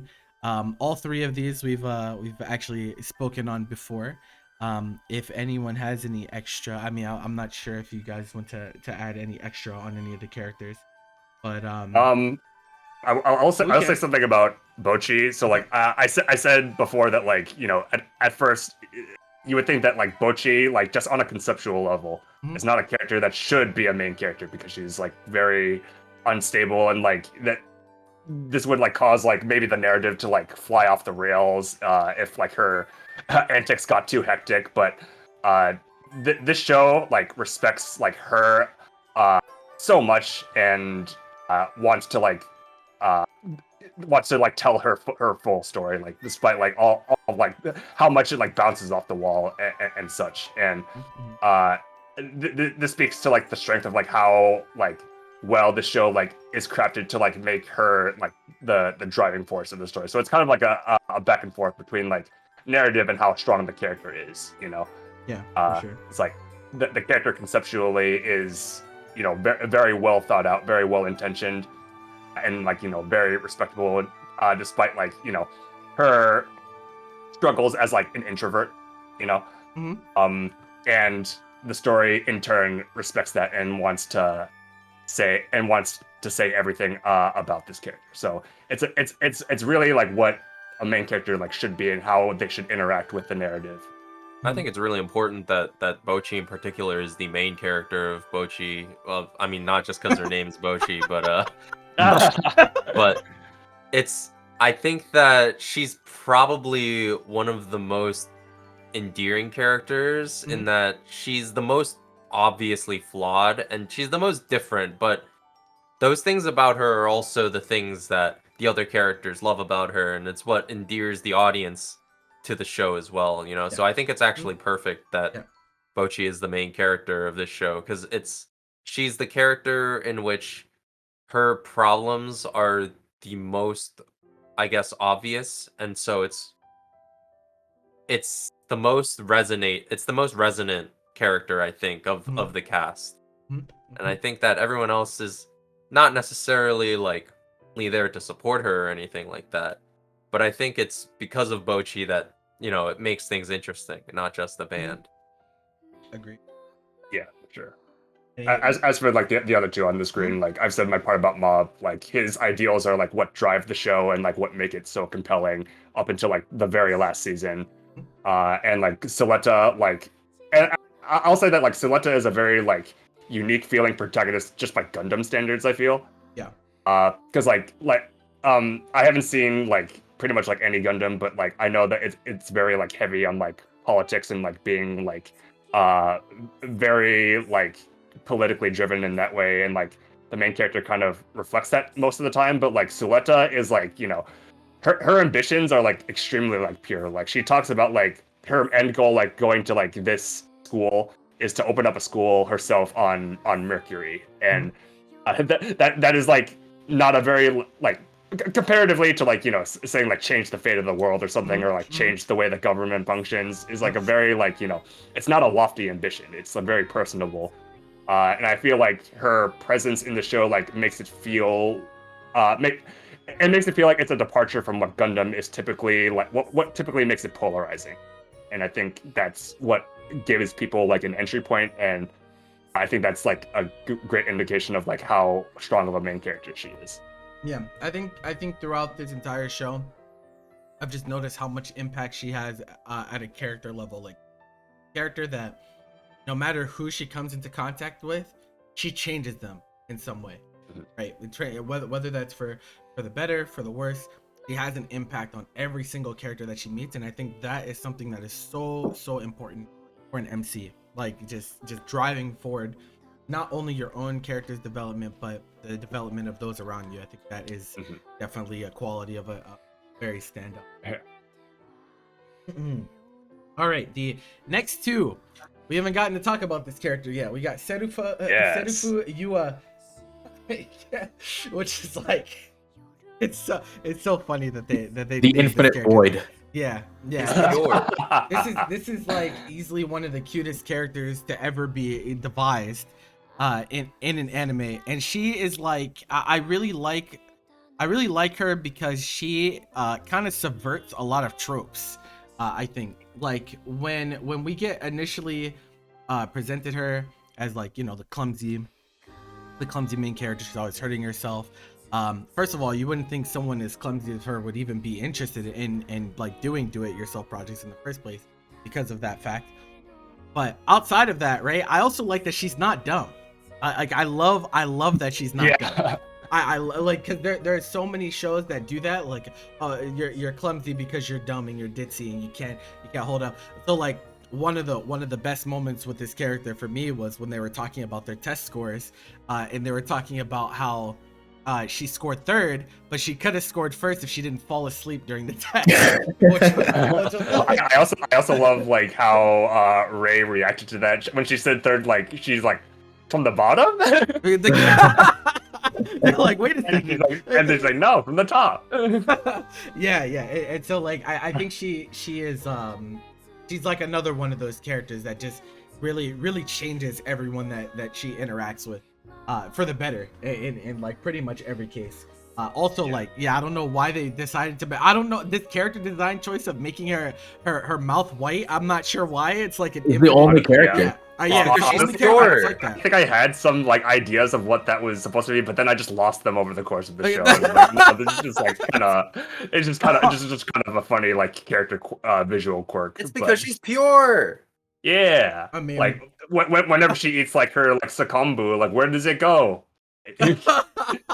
Nowhere. It goes nowhere. Anyway, so, like, yeah, I think Seraph was like a great main character. Like her whimsical like imagination is really like a driving force of the show in a lot of regards. Because like her sporadic delusions, like one, they make for some of like the show's like more standout visual moments, but also like it sparks inspiration in like the members of like the DIY club, because like she's kind of like that pure like unbridled creative drive of the group. So like I really like her role in the show and like how the show like treats her, because like at a certain point Seraphu like starts to like feel kind of depressed because she feels like her like wild like ideas are the only thing that she has to like contribute to the DIY club, because like everybody like and every member like has like their own like unique way of contributing, like whether it be like Takumi like making like small cute charming little projects, or like she is like super strong and like Jamako is like super tech literate and like Ray is just an expert on everything. And like she feels like she starts to feel like very inadequate at a point, but the show really like treats her like an essential character because the show does not like trivialize like creative urges. It embraces them and it treats them as something that shouldn't like be devalued in any sense. And you know, when she starts feeling bitter about that, I'm just like, bro, the show's based. Like straight up. Yeah, I love the show. She really teaches the value. Like she there's a lot of like really cool thematic lessons that get pushed through her. Mainly like the value of like finding like what you bring to the table. Finding even though on the surface you might not be the greatest, like we see like she's not the greatest at like doing some of the more technical things, like, you know, drilling holes or like hammering things. You know, she's very prone to hurting herself whenever she does those things. That being said, she does get better at them as time goes on, and even though she might not be the best at it, she still finds that piece of value that she brings to the team that you know, makes them act as a cohesive unit.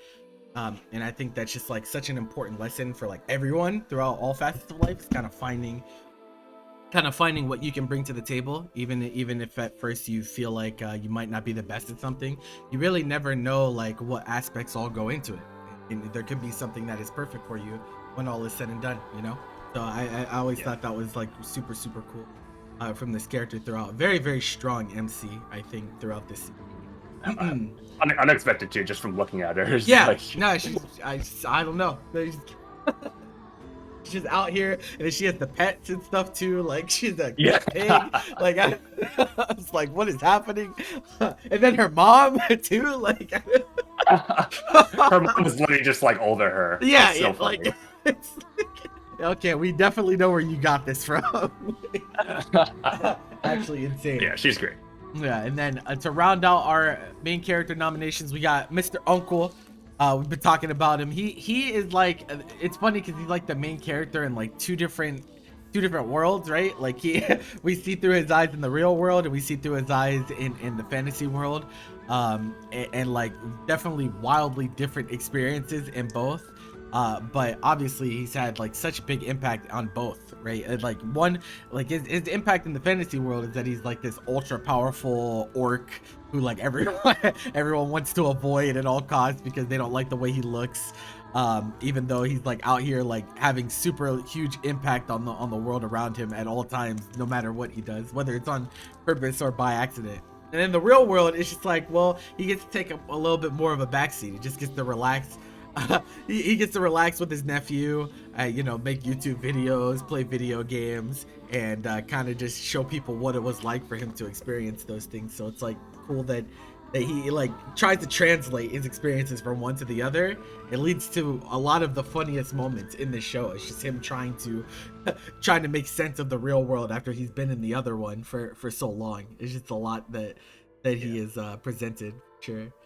Yeah, like 99% of like the comedy from this series is derived from him and his antics and his like situation, and like, bro, like that's something that makes a great main character. Like they literally like are part of like every facet of the show, and like and it's entertaining because of it. So I think he's like a really good main character in that like he does in a weird sense of like he doesn't fit.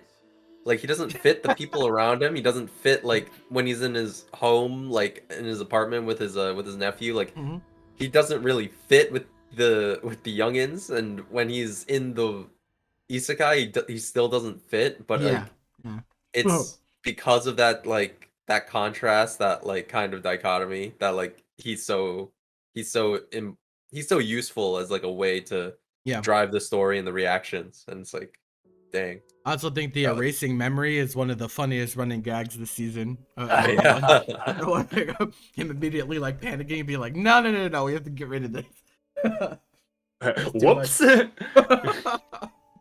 He's a goofball, man, but I love him. Yeah. He's amazing. Hopefully they're able to finish out the show before too long, but it is what it is. And the golden whistle this time, I think this one was unanimous.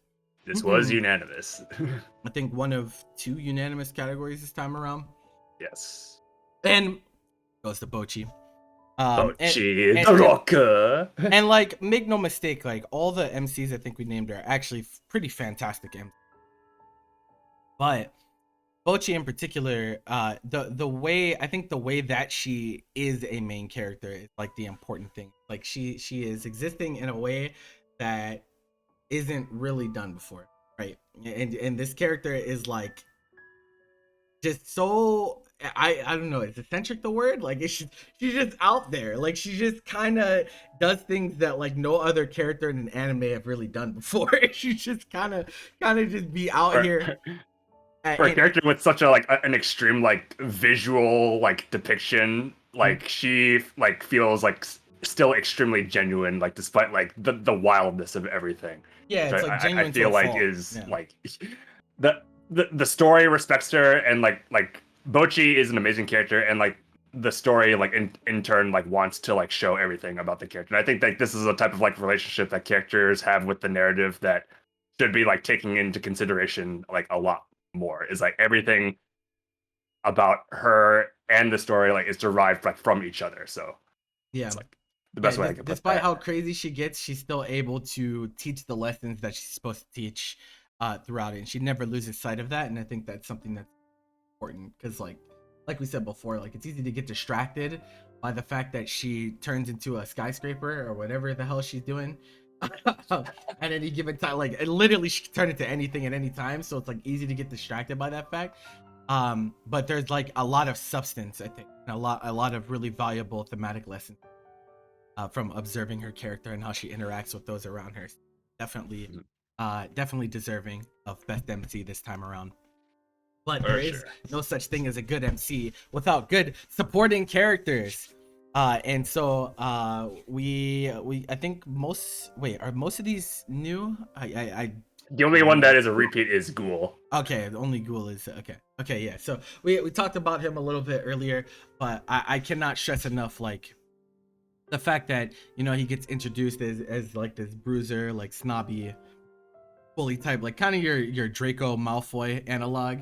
But then through his experiences with Suletta, like it really starts to change for the better, and he shows that change as he impacts his family members, right? Like his father, who doesn't really fuck with anything that he's doing, and his I think he has a brother as well that is like kind of on the sidelines observing while everything is kind of falling apart. And it's like I don't think he would have ever gotten to that point. I think he would have just stayed on the rails, if he had not had that experience with Suletta, and in turn, like he's had some pretty big impacts on the greater cast as a whole, and that could only happen because he was able to develop as a side character.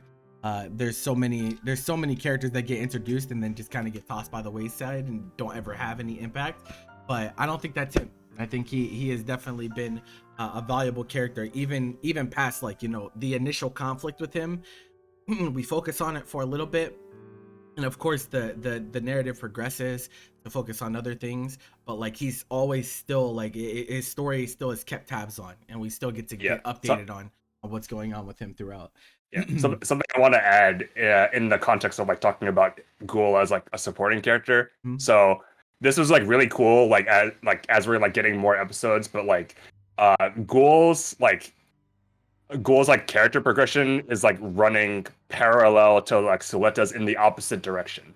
And like what I mean by that is like the easiest way to illustrate this is just to give examples. So like when Ghoul initially like abuses like the school system to like kind of flex his power and influence, like Suletta like seeks to like use its own rules in order to like undermine like those like corrupted fundamentals. And like as Suletta like achieves like more victories and accolades in like the mech duels, like Ghoul is on the receiving end of accumulating like consecutive defeats and incurring like blows to like his status.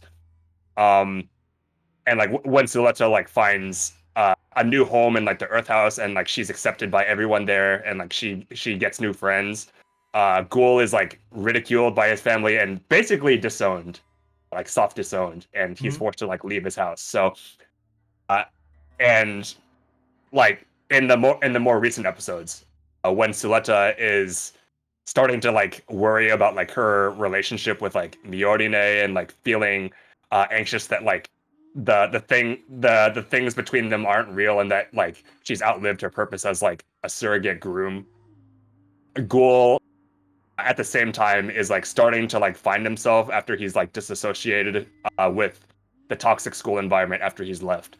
And he begins to find like some type of fulfillment in his like new line of work. And like it's just really cool that like at every instance that like all the ups and downs of like both Suletta's and Ghoul's stories, like they run parallel to each other, and him as a supporting character just adds like a new layer to the main storyline. And I think that's a very like unique type of supporting character, because like his existence just like shows like how like it shows like the ebb and flow of what's going on very well.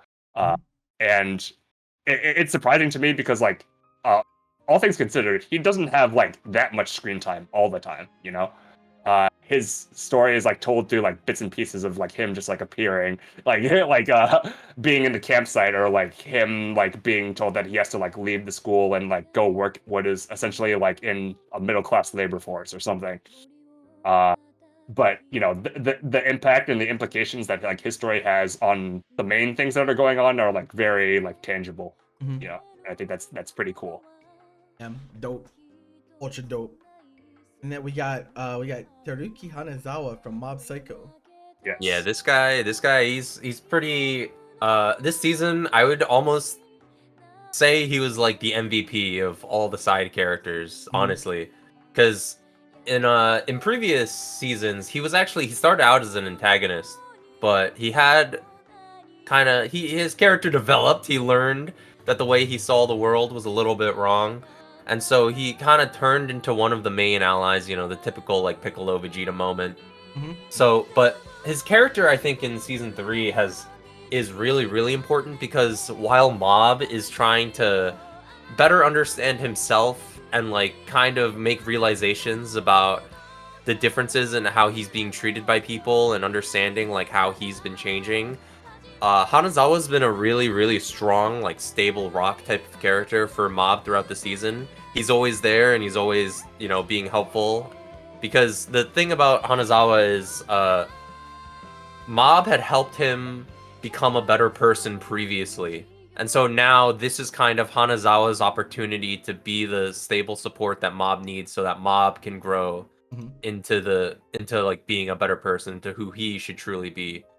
Because Hanazawa kind of already had life figured out. He just kind of inflated his own self-importance through his Esper abilities. He just thought of himself as better.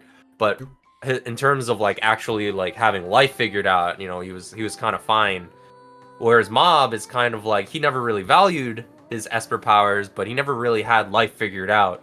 So Hanazawa previously through Mob had kind of toned himself down and recognized like truly his own self-importance and like understanding the world around him. And now Hanazawa's here in this season really supporting Mob in order to fix his life because Mob had helped him previously, you know. And so it's a really like awesome thing of seeing the two characters kind of feed into each other and promote each other's growth in that way. I consider it better myself. Yo. And then we got this guy's ridiculous. My Japachi man, Ego. Ego. This guy's great. Bro, what is good with this character, Yo, bro? Lego Mango, bro. He's just like, So like, yeah, go ahead. okay, so like this is obviously soccer is like a low scoring sport. So the thing with like strikers and like center forwards, is that a lot of times, obviously like slightly hyperbolic, like, you know, they're okay if the team wins, obviously. But like there's like this thing with like, if you're a center forward, if you don't score, you feel like you played bad sometimes. Maybe there's some players that kind of view the game differently, but just a lot of times it'll feel that way. Even though you can create a lot of chances, like whatever. Like you can create a lot of opportunities that maybe could have been a goal, but just didn't result in a goal. And it can still feel like shitty if you don't get the ball in the back of the net at some point, even if you guys end up winning, because like your whole entire job is to score. Like that's like they don't have a lot of defensive duties generally as a striker because you're supposed to be the one most far up the field. So you might go back a little bit, but like it's not like your main duty. So if you're not scoring goals, it could feel like you're not doing anything, even though it's not exactly true. But so this guy leans into that to the extreme so hard that it just kind of fucking works for me. That he can convince all these people that is like, if you don't score goals, you fucking suck. There's no value except Especially scoring. since like it doesn't even make sense because like you mentioned earlier that like they all play the same position. So like strikers are players who are supposed to get serviced the ball by people who are not other strikers. So like it doesn't make sense because like it's like generally speaking, like someone's gonna pass the ball to you and you're supposed to like make do with it. But the people who are going to pass the ball to you are not people that's normally their job to do that. So it doesn't really actually make that much sense, but it's fucking funny. I just love how like even amongst the crazy ass cast and premise of Blue Lock, he's even crazier. Like 'cause the characters in the show think he's crazy on top of that. Like that's I think that's the true mark of someone who's batshit insane. It's like they all think he's insane as well. The entire idea that it's like I'm going to get 300 of like the best Japanese youth and 299 of you are never going to sniff the national team because I only want the one guy. Yeah. Like Jesus, man. Got like his eating habits, dude. Look, bro, it's just somebody. This guy. I think Ego is like a very like cool type of like supporting character because like when you really like think about it, like his presence isn't too overbearing, Yeah. but like the influence and impact that he has over like the series is like undeniably strong. For sure. Like he is literally like the catalyst for like the 300 strikers that are in the Blue Lock. Instead, like basically, until you like 299 of you aren't gonna be the shit. We wouldn't have the show if it weren't for him. Yeah, I think he like I think he talks like just the perfect amount. Like I feel like if he was more involved, I feel like I would be a little annoyed. But I think they've done a good job of like giving him just the right amount of screen presence, pretty much in between selections and whatnot. And he's not hand holding. He's just just like, if you can't figure it out, you weren't meant to be here in the first place. So fuck you. He says everything he needs to say. It's so especially ridiculous because like the players in the beginning, they would like clap back at him like, "Are you insane? This is stupid." Yeah. And it's like in the very first mission, like that they did. It's like, oh, you have to like avoid getting hit by the ball or something. I forgot exactly what the hell it was. They say if you're the last one to get hit by the ball, you're out. And it's like, how does this like, or no, you're supposed to get like in touch with the ball, and the entire area was like the size of like the 18-yard box, which is like where strikers generally live. And he's like, if you can't get the ball in here, you suck, because this is like where you're supposed to be standing, and everyone's just like, what? Oh. It's like, how the fuck am I supposed to respond to that absurd logic? Like, what you said is technically correct, but it's still stupid. Yep, and eventually they just stop fighting him, and they're like, all right. Yeah, exactly. It's just funny to me that they just all gave in. It's like, okay, whatever. A goes the genius. Yep, it'd be like that. Dude, it's absolutely crazy. And then we have Kikuri Hiroi from Bocchi the Rock. Drunk Sensei is hilarious. She's the true best girl. She is actually just so fucking funny every time she's on the screen. But also like really teaches some valuable lessons to Bocchi for sure.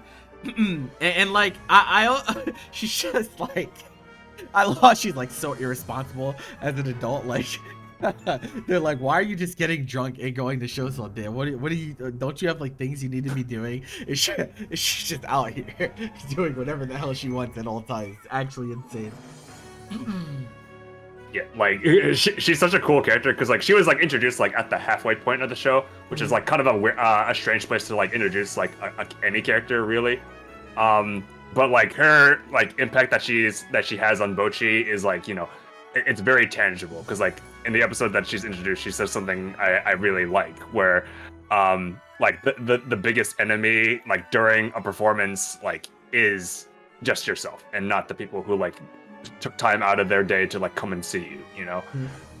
And you can kind of like see like that new like confidence in Bocchi in like her subsequent performances because like her biggest obstacle like before that was, you know, just like looking up and like being afraid that like she's going to get like get ridiculed by like her audience and that like, oh, nobody's like gonna like what I'm playing, but like and like she still has like obstacles that she needs to overcome like in her future performances, but you can tell that like the audience is like not the main issue anymore.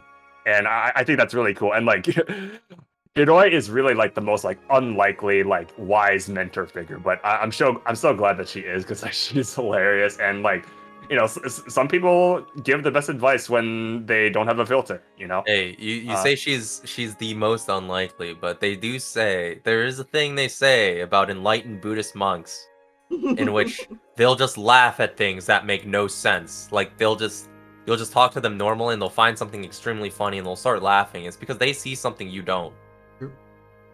Like that. We don't see her eyes, but it's because she has a third one in the spectral realm. We see them sometimes. Not often though. Yeah, no, she's actually just super funny, and despite like being older, like yeah, it just proves that like just because you're older doesn't mean you're more responsible in any way. She's just kind of winging it out here.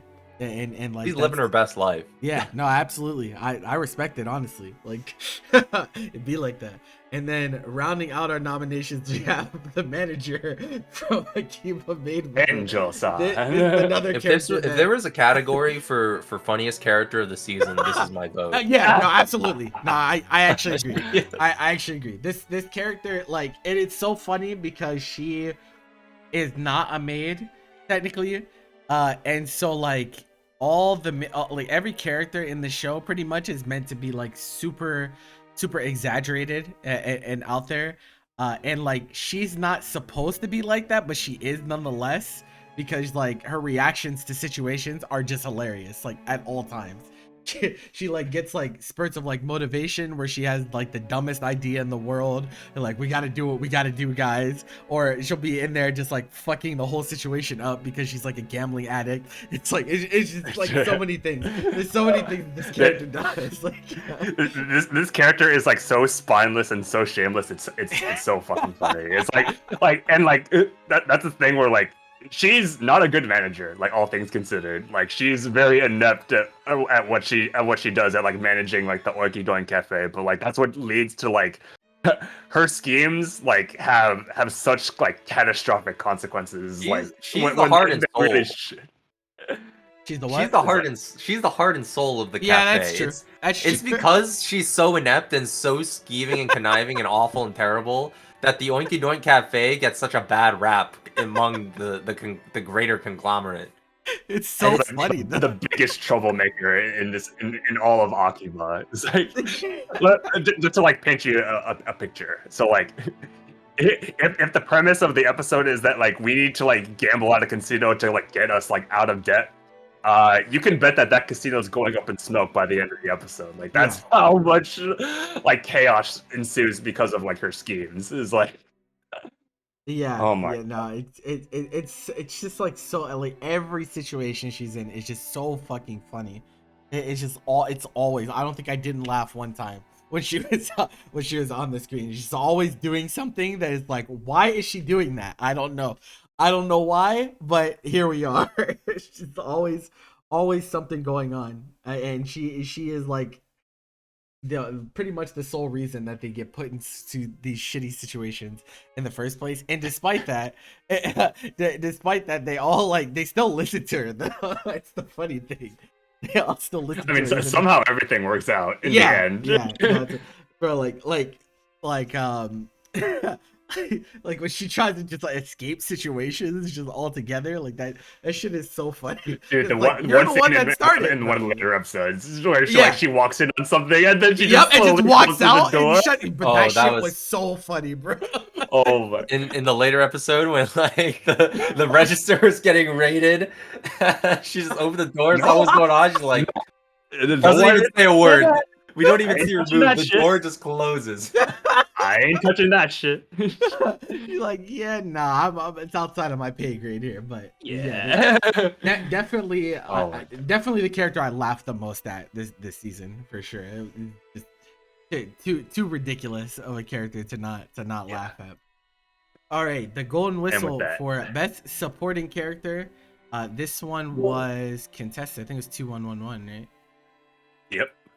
Yeah, 2-1-1-1 for this one, and it is going to Mr. Ghoul from Mobile Suit Gundam. So Mobile Suit Gundam picking up some very very standout characters this season for sure. If you get nothing else from it, it has definitely had some very very very fantastic characters, and Ghoul is definitely like one of those side characters that I kind of want to know more about, right? Like it's like if he gets pushed back into the spotlight and we get more fleshing out on it, like I'm down. I'm super down for that because dope. I definitely really like. I'll stress again that like this type of like supporting character like is like very like uncommon with like how much like they run parallel to like the main character who you're obviously like a bit more familiar with, but then you like start to like connect the dots and like how much like his story is saying about the whole situation, and like.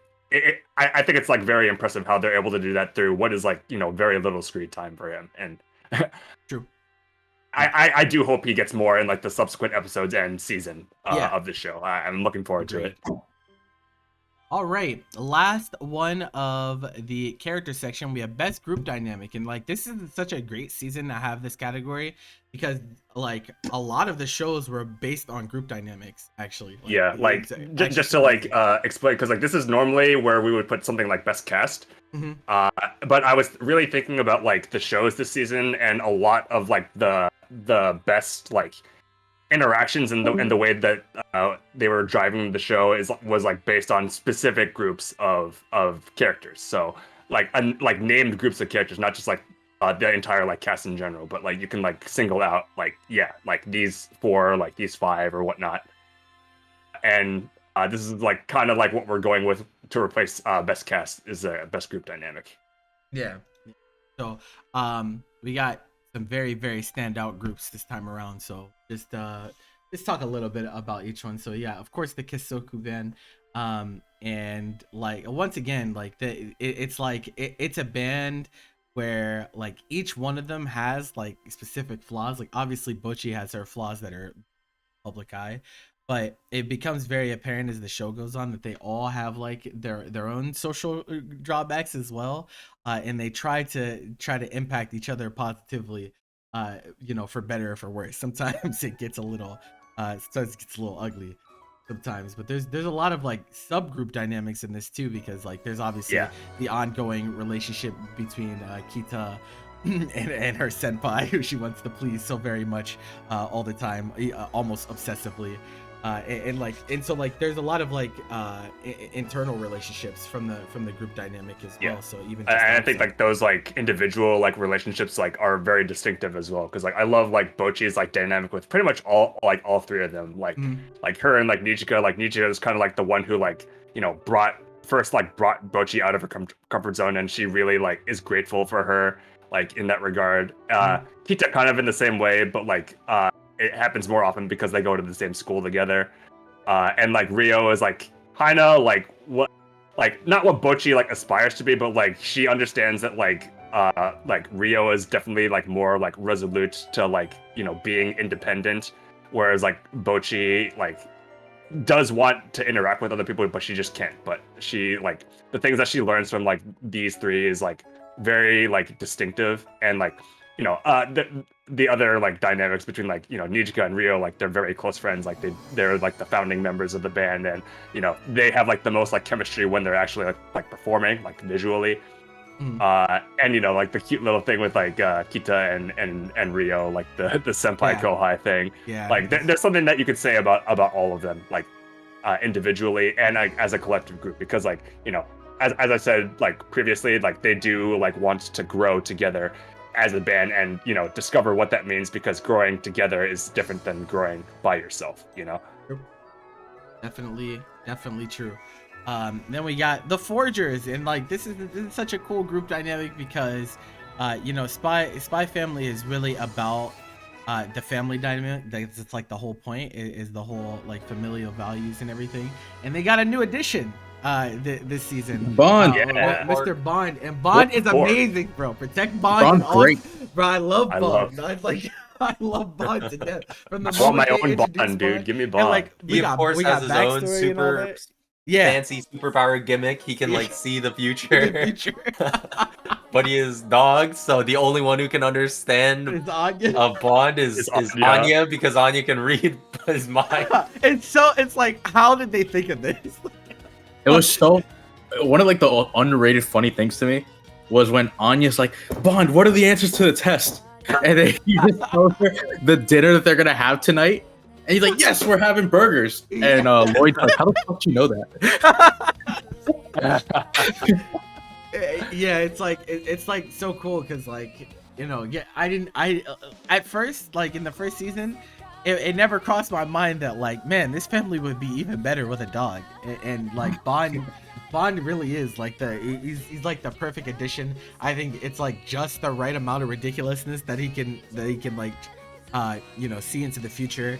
It's like it's like a character that's made so it's made to complement Anya in such a meaningful way, because she's the only one that can like really do anything with this information.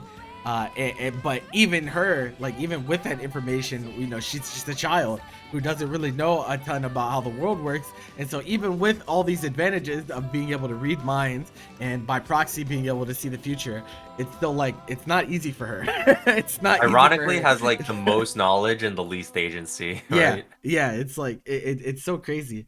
And like, of course, we talked about how her parents become like even more of a role model for her this time around. Like, talked about the bring your kid to work episode and stuff like that. It's like she definitely is getting like super influenced, especially by Yor, but definitely by Lloyd as well.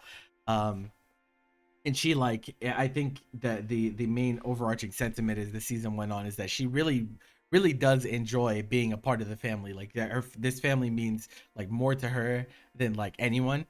And so like it's like a protect at all cost type deal. So she like does everything to make sure that doesn't go away. Like her acting super like cold to Fiona whenever she was reading her mind as she was plotting to take over her fake family. I thought that shit was so funny. It's just like, I'm not letting you get away with this. I refuse to let you get away with this. But the Forgers have been growing in depth ever since the very beginning, and it seems like it's only getting better and better as time goes on. Yep. I don't know if they'll get another pet or something. I don't know, but I know Bond is the only dog I need, bro. Bond is sick. But I know, bro. We see that Bond gets a little jealous even of a stuffed animal. yeah. I can imagine what another pet would suffer. Committed actual murder. Yeah. Like sheesh, man. Okay, and then we have the DIY club. So Yeah. like I really like this group dynamic because this is the group dynamic to me that feels like it's like a character, right? Like the group is a character, like the main character of the DIY club. They all contribute in a meaningful way, and they all like have like linked progression in terms of their characters, how they get fleshed out and whatnot. And there's a lot of them too. Like there ends up with like being 6 at the end. Of course, there weren't 6 at the beginning, but they all come from like such different backgrounds, and they all have like different strengths and weaknesses and like different little quirks that are very endearing, and it's just like a really really fun to watch them interact with each other week in and week out. For sure. Once they get comfortable with each other.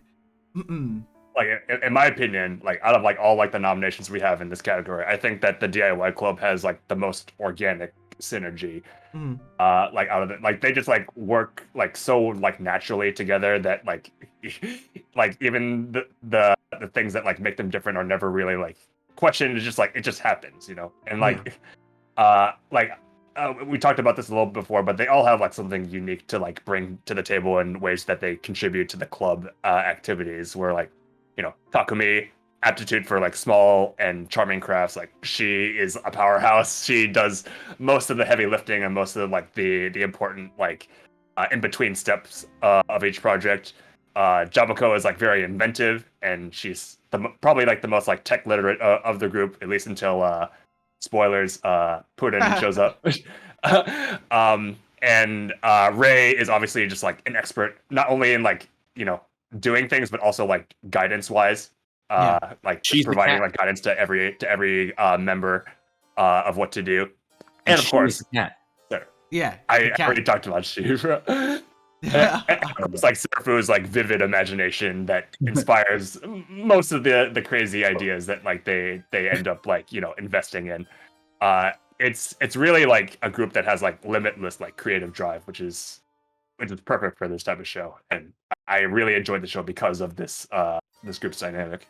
I think she is the least annoyed I've been at a cat girl character. That's what's up. Because there's quite a few of them throughout anime history, of course. He's a ninja. You've heard, yeah, like, I did, bro. Like, bro, oh, it's so Koichi. adorable. Like when she does something and Jabako's like, oh, that shit is so adorable, bro. I'm like, okay. Jobco reactions are so. She's like doing hand signs and shit. I I'm love like, Jabako, bro. Actually, I want to take a second to really stress out how funny Jabako was this show. Oh yeah, no, hilarious. Oh my god! Like I think I also think that like we got to give some credit to her VA, because like the way that she goes back and forth between like actually pretty good Japanese and also English, like back and forth depending on the situation, I think like really made the character even more endearing. Like she like kind of flips like sometimes mid sentence. She like goes back and forth, and I'm like, oh yeah, I forgot she is an exchange student at the end of the day. So like it makes sense that it would be that way, but like I feel like that would be something in voice acting that would be kind of hard to get a grasp of. And so like yeah, I definitely think that good job. Yeah, good job. You pudding ma. I would imagine that it'd be kind of hard to like speak your native language poorly on purpose. Like yeah. No, actually though, like if you were to tell me to like try to like speak English or Spanish like wrong, I was like, fuck, wait, what? Yeah, it would take more effort. Yeah, because at this point, doing it the right way is like just so natural to you. Then doing it the incorrect way, you have to go out of your way to do that, and that takes effort for sure. It do be like that. And then we got Team Z, a bunch of fucking psychopaths. Bro, look at these fucking guys, man. Look at Gagamaru just leaning in. Bro. Giga Chads. And they're all really funny though. Like that, like I don't think they're all supposed to be funny, but they are all really funny. Especially the agility guy. I forget his name. The guy on the right that's like peeking in. Gagamaru. He's hilarious. Gagamaru. Yeah. He is so fucking funny because he's like deadpan. He's like deadpan, and then like he also can like jump over buildings pretty much. And I'm like, what the hell is He's going like on? the most like actual psycho of the psychos. Yeah, I'm like, what the fuck is going on? Oh, he's like, I can Achira get is there. kind of insane, bro. It's like He's like, I can get there, bro. It's literally 2 football fields away. I can get there. I can get there. What He's do like you mean? he's got like this weird like savant-esque energy. Like you don't really expect anything of Gagamaru, but like he pulls through somehow. Yeah, somehow The funniest part is when he misses sometimes. Like he Yeah. goes for it with such confidence. It looks like he got it. It's like, wow, damn, he got really close to something that seemed impossible. And he just barely misses it. He's like, oh, well, it was kind of far. anyone else just wouldn't have been able to even get remotely close. And then, oh my god, bro! There's like this dude that reminds me of Krillin. What's his name?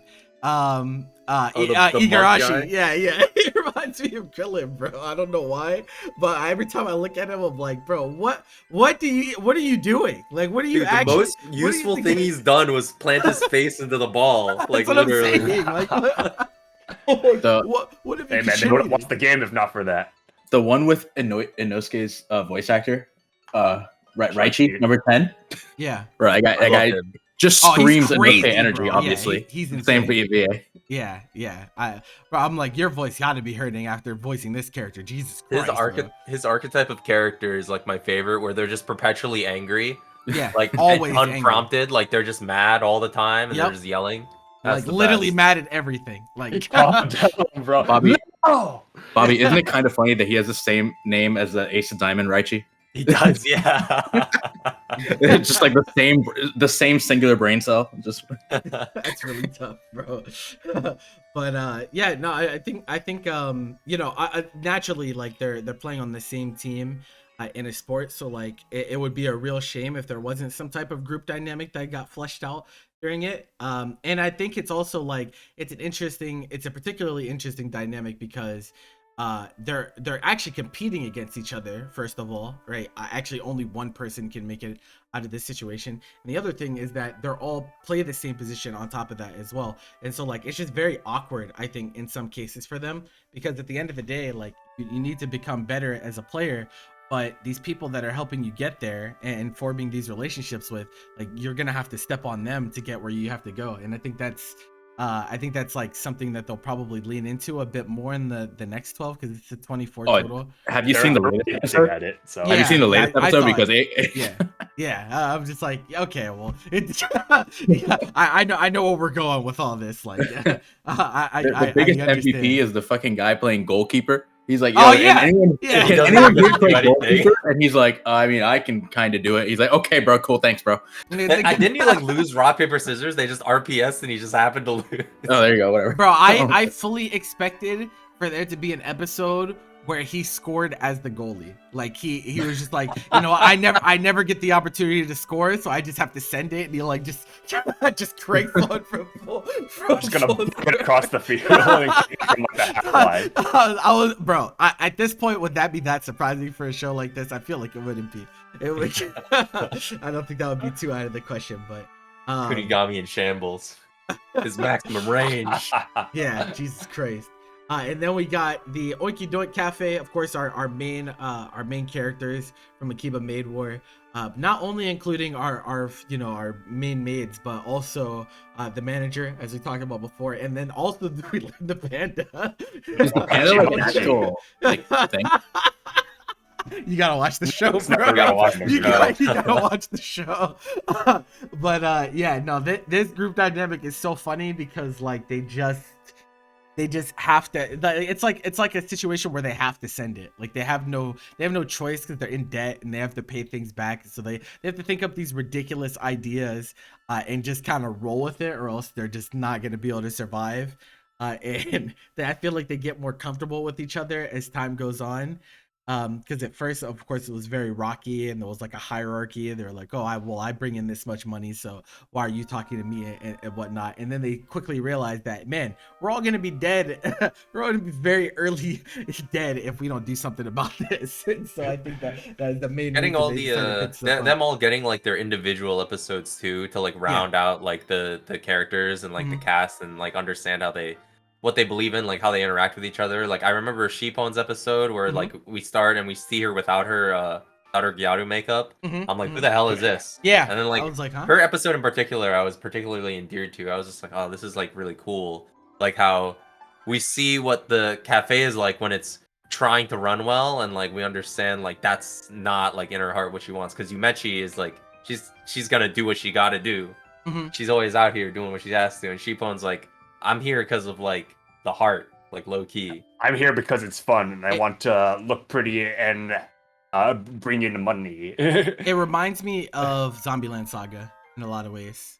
Like the way that the individual character episodes like really did a lot for it. The group dynamic as a whole. Yeah, that's like kind of what I was getting the same feelings. It was like, you know what, this is very much needed. This is just a group of troublemakers at the end. No, of the absolutely. Day. It's just, so funny to watch. No, absolutely. Like they're at the end of the day, they're just really like trying to like get by and cutthroat Akiba, and like in doing so, they just like destroy everything that they like encounter in the process. It's just like, bro. Yeah, they pick up a Russian maid too. Like it all works. Yeah, it's just it's actually funny. I looked at her VA, and like I think she literally plays nothing but Russian characters in shows. Like that's like hilarious. That's like her niche. That would be like, fitting. She was feel in like that's Girls in it's kind of hard to like give that like Russian accent to like Japanese like enunciation. It's, for sure. But she was also in World Break. She was a Russian character in World Break that also had light colored hair, by the way. Well, okay, so anime always makes Russian people have white hair. I don't know what it is. Maybe it's because Russian people have like that. They have like that lighter blonde, like the really bleached looking blonde. I guess. Like, yeah, probably. They just say Americans have yellow blonde hair and Russians have white blonde hair. I don't know.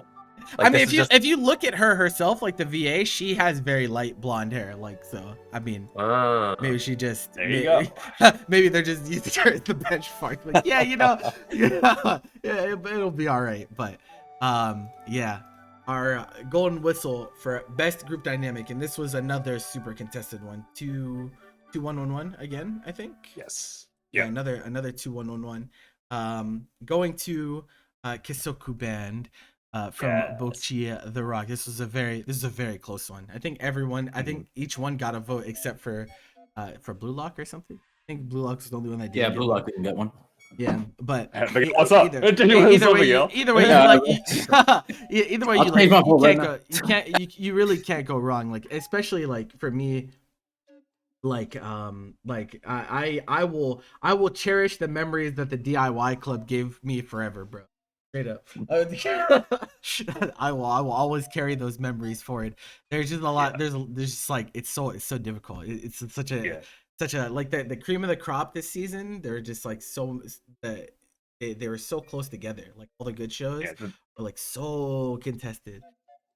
Yeah, the thing that really pushed like Kisoku Band over, like for me personally, is like how alive like the group felt, and like literally like every aspect of like the show, and that includes like the way that they like produce music as well. Because like, if you didn't know, like all of the songs that they perform in the show are like released pretty much right after the episode airs, and it's really like this like outside like kind of like social interaction that you can have with like what is a made-up group of musicians is really cool, and the way that they were all like humanized within the show, like whether it be like through like the quieter moments or like how breathtaking like the live performances was, like this felt like a real group of people. And which is wild to say with how eccentric the show gets at times, or literally like most of the time. Yeah, true. All right. Moving on to our next category, you got music and voice.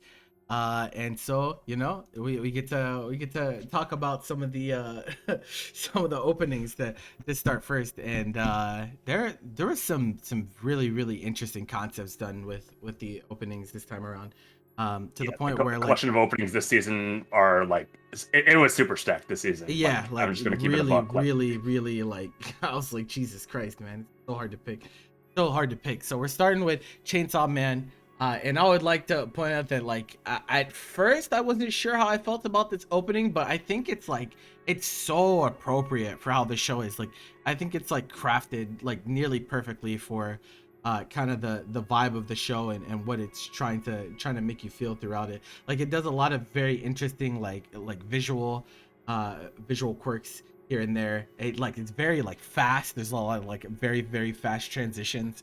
And whatnot Tons of that are going homages. through. Yeah, lots of homages. like most people know at this point that like the first half of this opening is basically all movie references. Yeah. And that speaks to like how like the author like Fujimoto like is a fan of cinema, and also like the anime adaptations like commitment to making this like cinema as well. And so like it's very appropriate and very well executed. Yeah, I mean also the song like I heard some people didn't like the song. I really like the song actually. It grew on me. Like yeah. I didn't have like a good initial impression, but as I like listened to it week after week, I'm just like, bro, this song's actually like a banger. Yeah, I was like, man, it kind of gets my blood pumping whenever I listen to this song. But yeah, I'm a fan of this song. Kenshi Yonezu is pretty sick. Yeah, his voice is incredible. I really like his voice. And I was like, Jesus, man, like man's really This awesome. it's like kind of like a weird fever dream opening. It's just No, like, it is. Like that's what I'm saying. It moves so on. fast, right? Like Yeah, there's just a bunch of shit going on, and I'm like, yo, I dig all this. Oh, yeah, Texas Chainsaw Massacre like, just there, Pulp Fiction. I was like, what the fuck happened? Like he's bowling, they're dancing, they're doing everything, bro. Like Jesus. Apparently, like some of there's like stuff that like references like future manga panels. So it's like, hey, look, cool. Like, everything is just like cool. Like the future devil is out there dancing and shit. Like what's yeah, going on like, the part where Power at the end, where Power and Denji are just dancing. I was like, I fucking love this stupid dance that they're doing. Yep, I don't even know what it is, but I don't know what it is. I don't know what it means, but I do know that I enjoy it. Yeah, true. I will shout out like the director of this opening, Shingo Yamashita. Like he's actually him. So like. Just a little bit about him. Like he's famous for being one of like the first like web animators to be recruited into the industry without like formal training. After like he showcased like his like artistic skills through like independently made animation that he uploaded to like online channels back in the day. So and like he does a lot of openings as well. Like he is responsible for both of the Jujutsu Kaisen openings and also the second opening for Ranking of Kings, which I hold that opening in pretty high regard. And he showed up this opening. Like this is awesome. This opening got everybody talking. Like even the people who are just like not even into anime, but maybe into cinema and just like appreciating like every like aspect of it. Like it's goated. Like in that regard. For sure. And then we got the opening for Bochi the Rock. Bochi the Rock. What's it's called? Oh yeah, Seishun Complex. Seishun Complex. Yeah, like they do a lot of it's like subliminal messaging almost, like a lot of abstract like they're like really trying to put you in the world of Bochi as she like her going like through the water and stuff like that. That shit is like so funny because I'm like picturing that happening in the actual show. Like it could happen. Yeah, that's what I'm saying. It's like, okay, man, there's a whole lot going on. And I also like their transition work as well. Like they continually go between like doing actual full like drawn out characters with the full details, but then removing outlines in some places to like complement the lighting, and like the section that you have shown here is like actually really cool demonstration of like some of how they do it kind of seamlessly. It doesn't feel jarring. That's my favorite part of the opening. Like just like how many like varying art styles that they had in, and like the sporadic visuals and like the very like natural like transitions. I think is a very good demonstration of like what the show does best, which is like combining a lot of different aspects into one cohesive whole. And it also like bears mentioning that like every song in the show, like whether it be the opening, the ending, or the insert songs, are done by the band themselves. And that's always a plus in my book. It's like, and it'd be one thing if like it was just like, you know, a very like basic whatever song, but they're bangers. I love listening to like these songs. Like it's so cool how like they were able to like consistently deliver on that front. And one last thing, like I think it's like it's so sad, like the last part of this opening where I didn't show it here, but it shows like them performing, but like the camera like shows that Bochi it never like shows Bochi playing with the rest of the band because she feels like very detached from them, like and that's like kind of like illustrating like her like mental state. Like it's like, oh, she's like, even though that she's part of the band, she's like doesn't feel like completely connected yet, and so she kind of has to like work towards that if she wants to like feel be like a part of the group, you know. Absolutely.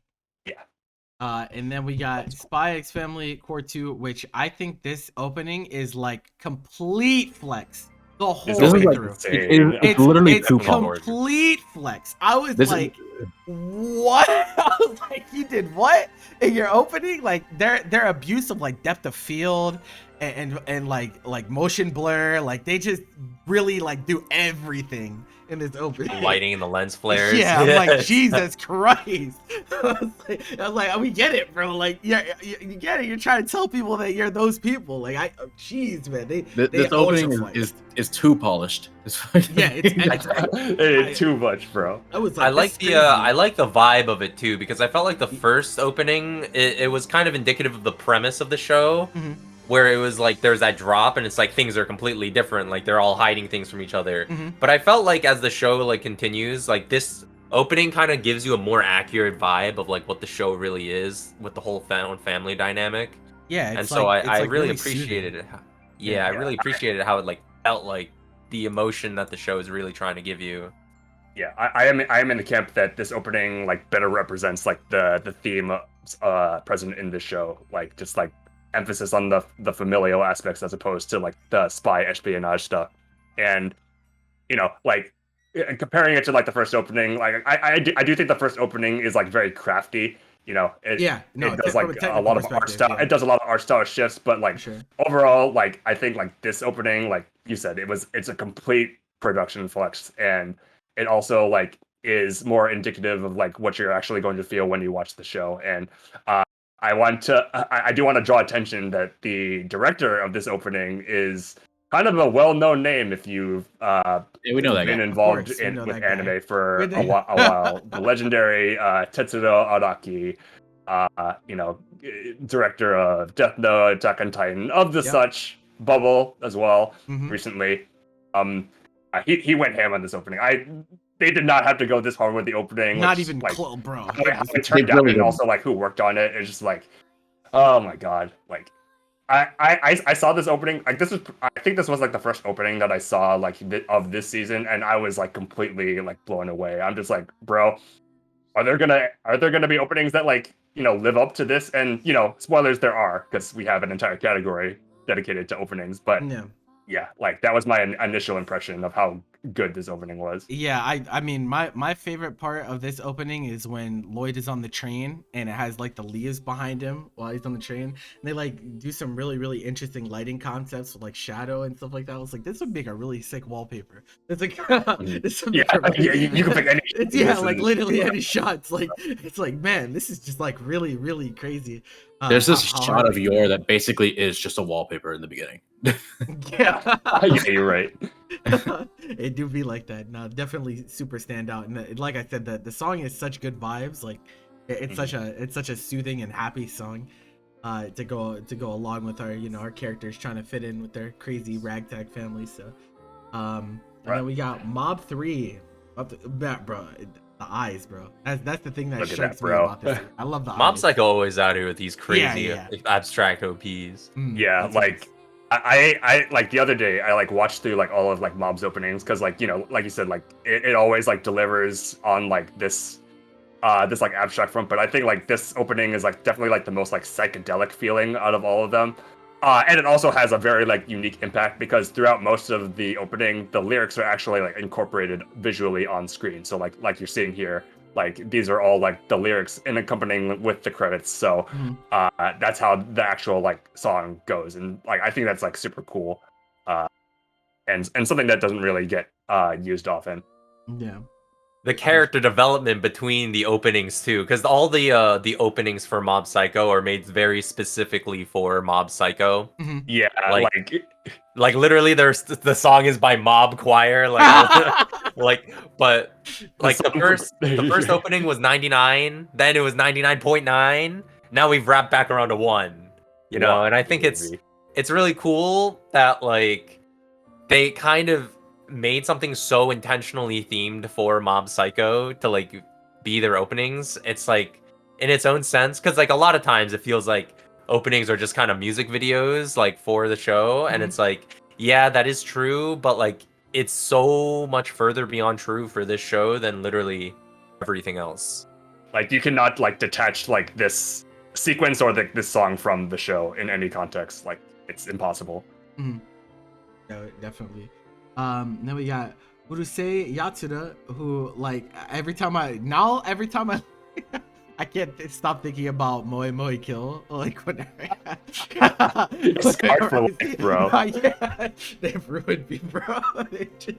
They've ruined me, man. It's just, and it looks like they're doing some really interesting stuff with like they're trying to be really bright and colorful throughout this entire thing. Like yeah, set up as they like a performance. they definitely, because the main character, he's kind of like, he's a hornball. He goes for like any woman he sees. But it really is like the Lum show. Lum is like the main girl of Urusei Yatsura. It really is like her thing. So when it cuts to like this part that you can see here of like her on stage, and it's like she's the main thing, all the spotlights are on her. It really is how it like, the show really is her show, you know, and it really emphasizes that. It's really cool, like later on in the ending part where like the main character, he's trying to find more girls to creep on, but like for some reason they all turn into Lum. And so like it's cool. I just love the visual fidelity and the direction that goes into the opening. It's so bright and colorful, and like the choreography is gorgeous. Very vibrant. Very also, fun. if you notice, another Shingo Yamashita banger. Like this dude delivered 2 of the best openings this season. Calm down, bro. Like actually, leave some for others. He's doing the damn thing right now, bro. He's doing the damn thing. And then good for him. Rounding out our nominations, we have Do It Yourself. And bro, I fell in love with this OP immediately. It has like everything. It has like everything that I love about OPs. It has VA singing. It has characters dancing. That's cheating. That's cheating. It's cheating. It is cheating, bro. It's actually cheating. And on top of that, there's actually, I don't know if you guys know, but there's a funk remix to this. Yeah, I do know. And there's also like I don't remember what they called it, but like club mix or something. Yeah, like what is going? There's like I don't a cafe understand why, mix. but I'm here for it. I'm like, what is happening? But it's just like one of those like super adorable OPs. It's like I can't help but feel happy anytime I watch it. Yeah, the positivity is infectious, and like every season, I tend to have like one song that becomes like my earworm, where even if I like don't want to like think about it or hear it in my head, it just happens. Like, and this is like that song for me. It's just like it's so cheerful. I'm just like the VAs are singing. I'm just like da da da da da. I'm just like, bro. I'm just like, bro, get out of my head. Get away from me. but I enjoy. I don't want to paint the picture that it's like annoying or anything. It's just like I could not get the song out of my head. Like no matter how hard I tried. Yeah, no, it definitely a super good viber song. I would never skip this up too much. Yeah. But best OP Golden Whistle, this one was another 2-1-1. Like, bro, all these categories are very so contested, man. So contested. But this time it is going to go to Ochi the Rock. Ochi the Rock. 2-1-1-1. and we're going to play it for you once I stop the music in the background because kind of mess up the vibes. Oh, can't do that. I can't do this. No.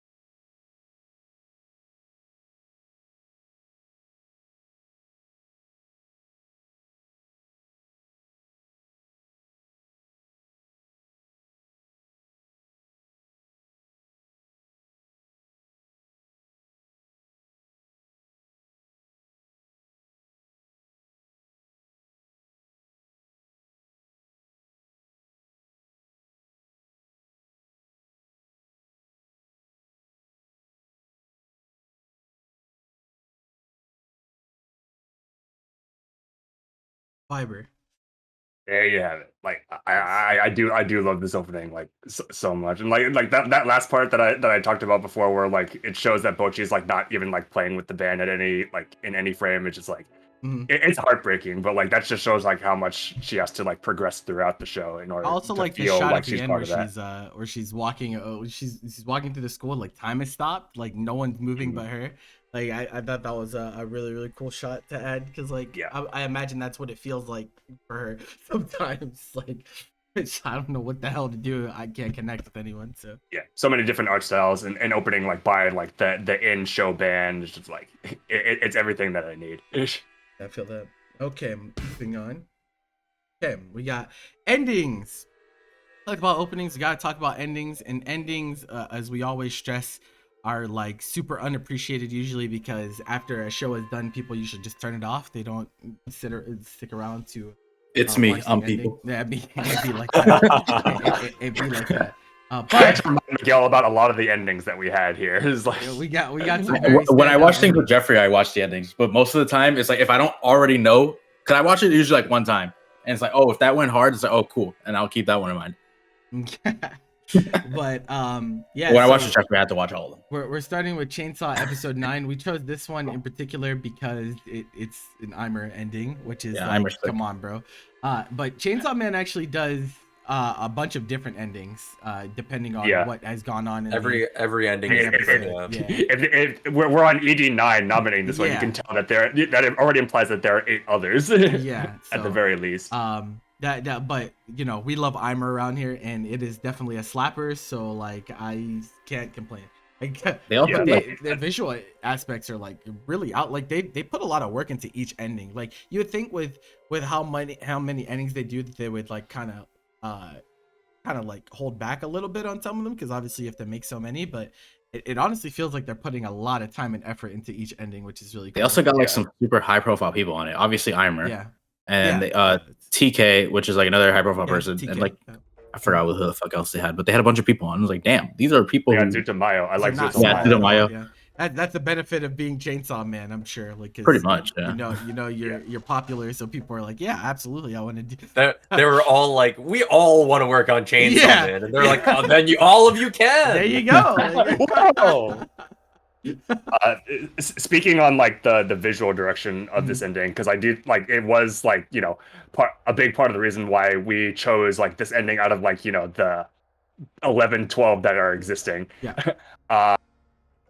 Some of you might recognize like this style, because we've actually like shown this on the show before, where Masanobu, like Hiraoka, he is the one responsible for the Made in Abyss movie 3 and season 2 ending, which are the ones like very based around like mesmerizing like metamorphic animation. Yep. And this like is another spectacular instance of like what he can do. And with this ending in particular, like most of the time, like he like kind of like goes like stays in his own lane and like just creates like what he like wants to create and like tie that in loosely to like the vibes of the show. But with this one, like there's a lot of like, you know, tangible aspects connected to Chainsaw Man that he uses, because like this is like an ending like themed around like Himeno a lot. Yep. And like, you know, there's like the eyeball and like eye patch this is and all like that, yeah. kind of like showing like how she like dodging spoilers. Yeah. I just know it's relevant to her character. Yeah, so it's very relevant to her character, but like I think it's like interesting to like see Hiraoka like implement more distinctive qualities from the work that he's making an ending for in this ending here. Absolutely. And then we got Bochi the Rocks ED, which is like This so one's a adorable because the chibi versions of the characters are so adorable. That's like, Yeah. that's the best part. This is a show that also had multiple endings, as indicated by Yeah. ED1. This Yeah. had like 3 visual endings and like 1 song-based ending. So Yeah, we love this it one's when they hella do cute, and like Yeah. like the whole ending, the way it like plays out is that like it shows them each like kind of like struggling to like play like their own instruments, and then it gradually they gradually like become like more confident and competent, and they're actually able to like play them well, like here. It's just so cute and charming. It kind of like reminds me of like Shikamori's ending, where they I was chibified gonna the say characters. the same thing. Oh my god. Yeah. Yeah. I always love these endings. They're always like a treat. Yeah, absolutely. And then we got Spy Family.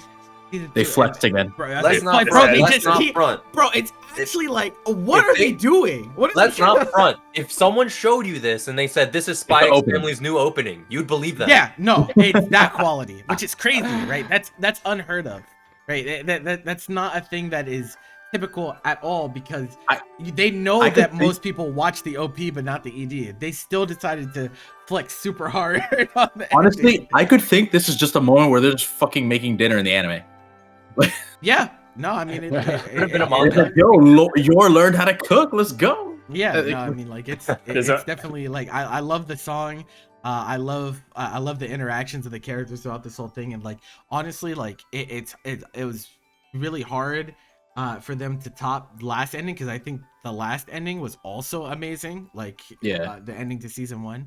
But like this one is definitely like it's like more of an upbeat vibe than that one, but like it's so appropriate, right? It's like they did a really good job this season of picking an opening and ending that perfectly fit what's happening in the show at any given time, and like I think that's so important when we talk about Shows wish that they can have like the consistent quality of like Spy's endings and openings. Like it's Yeah. actually like unreal, like how good the show is at these aspects.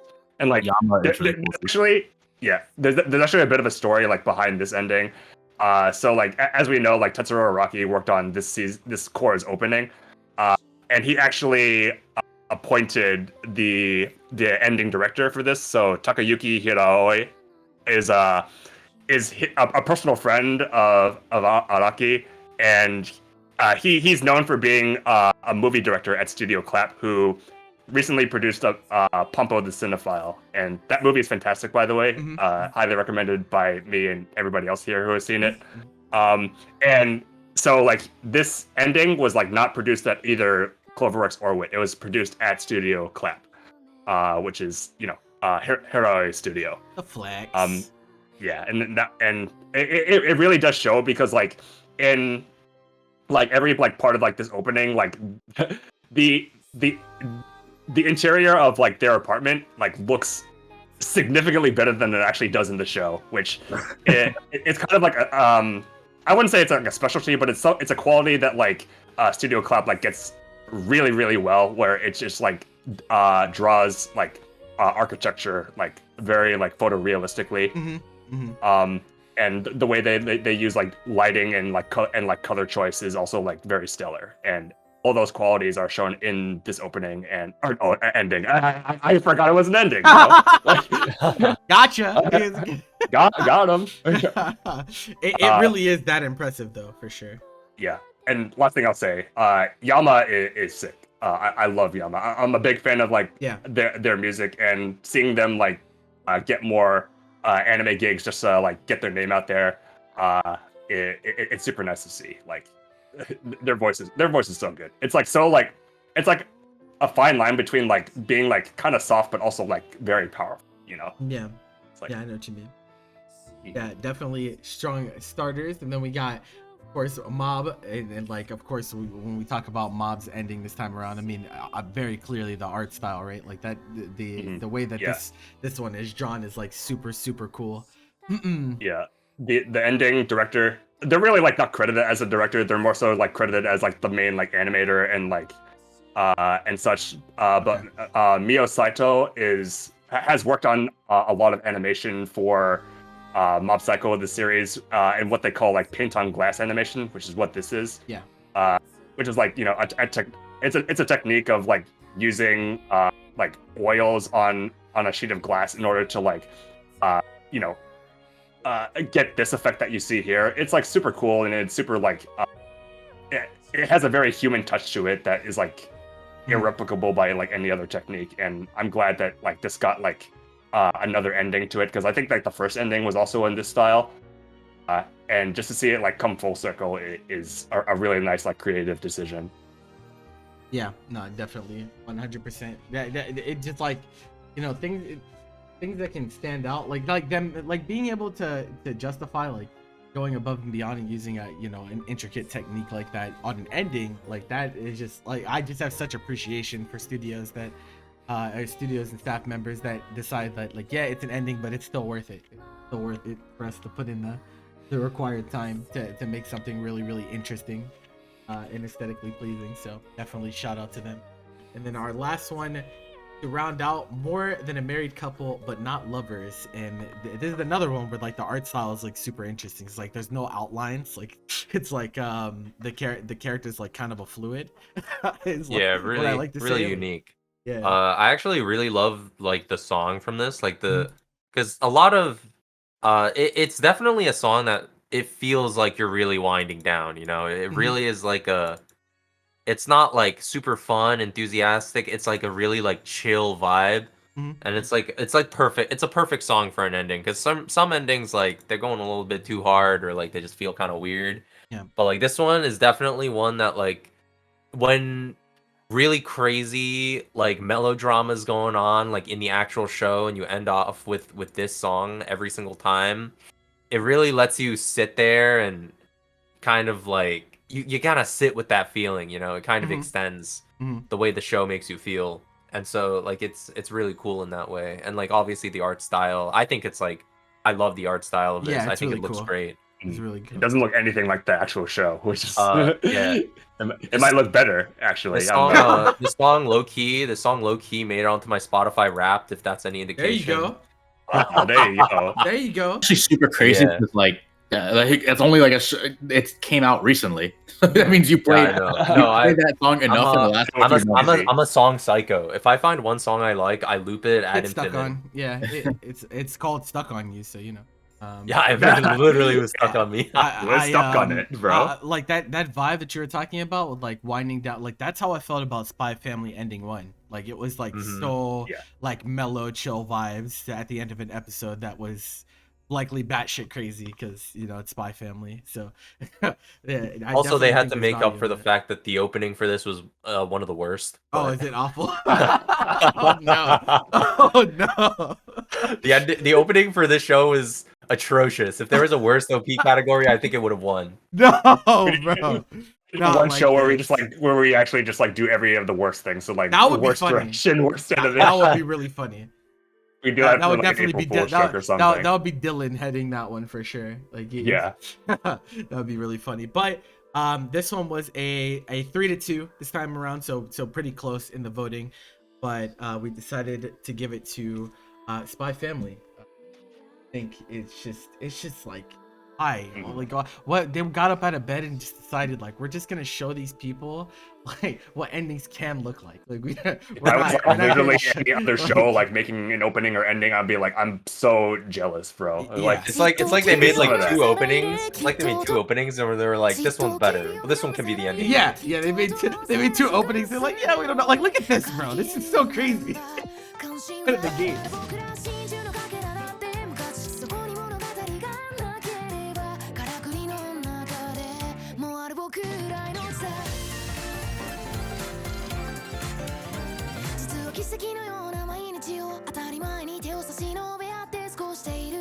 Unhinged character.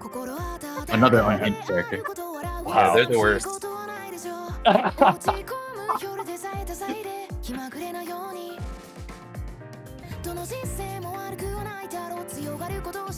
These camera pans, bro, it's so sick. Yeah, and the way like they shift like the lighting to like represent like the day passing, it's like, Yeah. how did they do it, bro? Oh my god. Oh my god, Anya.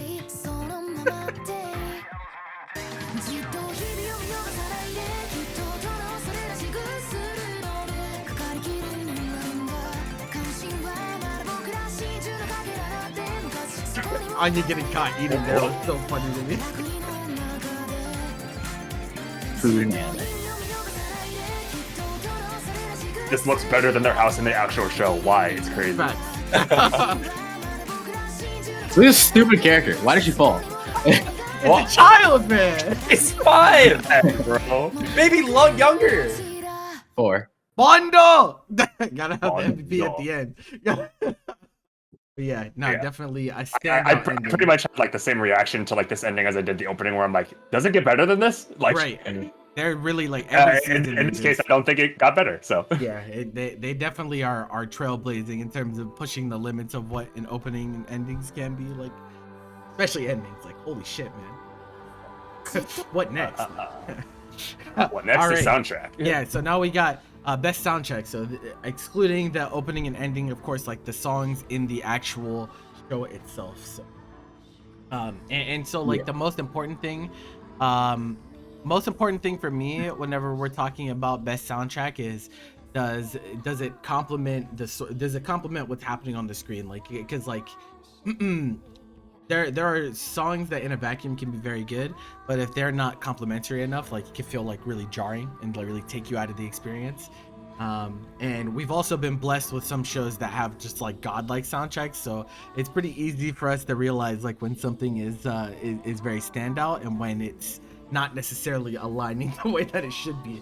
And so the nominees we've chosen here, we think all did a really good job kind of encapsulating what the shows are about and putting you in a place to kind of build that atmosphere. So starting out with Chainsaw Man, and like Chainsaw Man, I think its soundtrack gets to like kind of go wild a little bit more than some others because of just the nature of what's happening. Like I think like you get to be a little bit more boisterous, you get to be a little bit more kind of aggressive and whenever you're like charting and whatnot, because like the show itself is very aggressive and very violent. But that being said, like I think there are some shows that like super overdo it whenever they do that. Like I've watched shows where like the soundtrack is just like doing way too much even for what's going on the screen, but I don't think that this ran into that problem. Everything felt very smooth and very complimentary in my eyes. Like I haven't had any complaints about their soundtrack. Yeah, they got some Yeah, bangers that's in like there. facts. Because like Yeah. some with some like show like some shows like you want to listen to like the soundtrack. It's like obviously you have like different vibes. You can go like the really chill like mellow stuff, or if you want like the high octane, high tempo stuff. And the Kensuke Yoshida's like electronic little techno stuff is just always like super cool to me. Like I didn't watch Devilman Crybaby, but I did listen to the soundtrack. I was like, wait, no, this goes hard as fuck. Because I was like, I was the only thing I haven't listened to from him. I was actually gonna like speak on Kensuke Ushio because like on a personal note, he is my favorite composer like for anime. I know you everybody who watches thinks that like we only like appreciate like Kevin Penkin because of how often like we reference his music, but That's the goat, if I had man. to, he is the goat. But if I had to like be honest with myself as an individual, like Kensuke Ushio is like my goat. Like Yeah, that's he, fair. like It's his stylistic music preference. like and like I'll say that the reason I love his music is because of his more delicate and hypnotic soundtrack. So like his work on like Silent Voice, for instance, and like Listen to Bluebird and Heiki Monogatari are probably like my favorite soundtracks from him. And he has also done stuff like, you know, like we said, like very like heavily like dynamic music, like say like Ping Pong animation, the animation, and also Devilman Crybaby, which we said. And I actually like kind of drew comparisons to like his work on like Devilman Crybaby, because like I do think that's a good soundtrack that he did with that show, but it wasn't like to my taste, because like I said, I prefer his more hypnotic tracks. Not to say that Devilman Crybaby didn't have those, it's just that it was very like heavily like skewed towards the heavier tracks. And I think that Chainsaw Man is actually like a nice balance between both of his styles that he's known for, because like the whole soundtrack isn't released yet. The way he's doing it for like this series is that he releases like an EP for like every like 3 episodes or something. So like he releases the soundtrack for like episodes 1 to 3 and then 4 to 7 or something. And I listened to all I could in order to like evaluate this like fairly. But it's a very nice balance. Like I feel like for every like crazy, like gritty, like just impactful, like a track that's supposed to like accompany like the action set pieces, there is one that allows you to like be like very reflective and very contemplative, and those are the ones that I love most from him. And you know, just to say that like this soundtrack, like he pulled out all the stops. He like represented like both of the styles of music that he's praised for, and yeah, like it's insane what he did here, and the whole soundtrack isn't even out yet, so there's more to experience later. Yeah, I'm no music head. I'm not a music guy. Like I don't know like crazy stuff about music, but like what I did recognize while watching Chainsaw Man is in those moments where Denji is kind of like alone, like recontemplating, like he gets what he wants, but he doesn't really feel satisfied in those moments. Like there's the music was so atmospheric and immersive, you know, like, and it really did a really good job of like setting the air around the scene, you know, and as the audience, like that's what you want to convey to me. So I mean, it very easily succeeded. Don't need a degree in music for that one, boyo. Our friend who is like a very like a big fan of the Chainsaw Man manga said that, like, you know, from episode 1, he said that like his favorite tracks from the show are not like the big like loud ones, it's the quieter ones, and I think that says a lot about you know how far that Ushio's like music can reach, you know, and how much it's able to say about the series that they accompany. And then we got Ochi the Rock, and of course, like I think most people when we talk about the soundtrack will immediately gravitate toward the actual songs from the performances. I know you were a big fan of them. This is why like we have like Various as the credit for composer, and just to like get it out of the way to make sure that we credit them properly, I do have a list of all the composers that worked on this show, if I could like list them out in like a few seconds. So like the main composer of the show is Tomoki Kikuya, who is like, you know, the background music OST that you like hear in like the downtime and all like the crazy like comedic sequences, and also like the quieter moments, just like everything that's like not an insert song. That's all the insert songs like have different composers. So like the one from episode 5 was composed by Otoha. The second, or the one from episode 8 was composed by Kayoko Kusano. And the ones in the last episode 12, there were 2 new ones. The first one was by Daichi Yoshioka, and the second one was Hidemasa Naito. So I cannot reasonably fit all of those in that one little box, so forgive me, but that's what we got to do. So it's a whole lot. I also think it's cool that they like kind of through storytelling they expose you to like some other styles of rock as well. It's not just like typical rock and roll. Like I really like the episode where they took us into psychedelic rock, and like, because that's like something that probably most people have not gone out of their way to listen to before, and like getting exposed to that style with Drunk Senpai's band I think was really cool. Really cool to see. Didn't expect to get for sure. schooled in this show. It's really hard to compare once you start incorporating music shows because they obviously have insert songs too. Yeah. So it's like, Initially, like I thought it was like cheating to even consider the insert songs, but then I'm like, fuck it. Like It's it's part of the it. OST. I mean, it's fine. It's fine. Yeah, it's part of the experience, bro. And especially like if it's a music show, you have to you always have to consider the insert songs. Yep. And then we got Spy X Family season 2, who by No Name, and No Name might sound familiar to some of you there. They've done some openings and stuff for some other shows as well. Doro Hey Doro. And they like honestly like the band itself, like they make some bangers, and it's cool to see them transition into compositional work. And I remember seeing them in the credits. I think I remember seeing them I don't know if it was this season or the last season. I remember seeing them in the credits and being like, wait a second, No Name is involved with this? And I was like, oh, okay, you know what? That actually makes a lot of sense. Because they be flexing on these OSTs sometimes. They just be out this here. is a really great soundtrack. And like just as an added, I guess, bit of trivia, but like last season, like they released like the soundtrack like the day after the last episode aired, which was really cool. So I got to listen to like the soundtrack there, and it was the same case for this one, where as soon as like the last episode of the second core aired, the rest of the soundtrack also released. So I'm like, oh, yeah, let me give that a listen, and I did. So, yeah, like, to me, like compared to like the first core soundtrack, like which was pretty characterized by like it's like high octane peaks, so like the things that accompanied like the action sequences. I think actually like the inverse on this part of the soundtrack, where I think it's actually more defined by it's like more it's softer and like more delicate tracks, because that's kind of like where this core was like working towards. It's like more emphasis on the family aspect, and making making tracks that were meant to accompany those, and it was really nice, and I really like felt the show like, or like the shift in direction, maybe not even a shift in direction, but more so like where we were naturally working towards through the soundtrack. Yeah, I also think they do really well with like sound effects and like little you know, audio quirks here and there, which is like part of music production. But yeah, like I think they're doing a great job, and I think they will continue to do a great job, because I imagine they're going to be on the movie and in the next season and stuff as well. Yeah.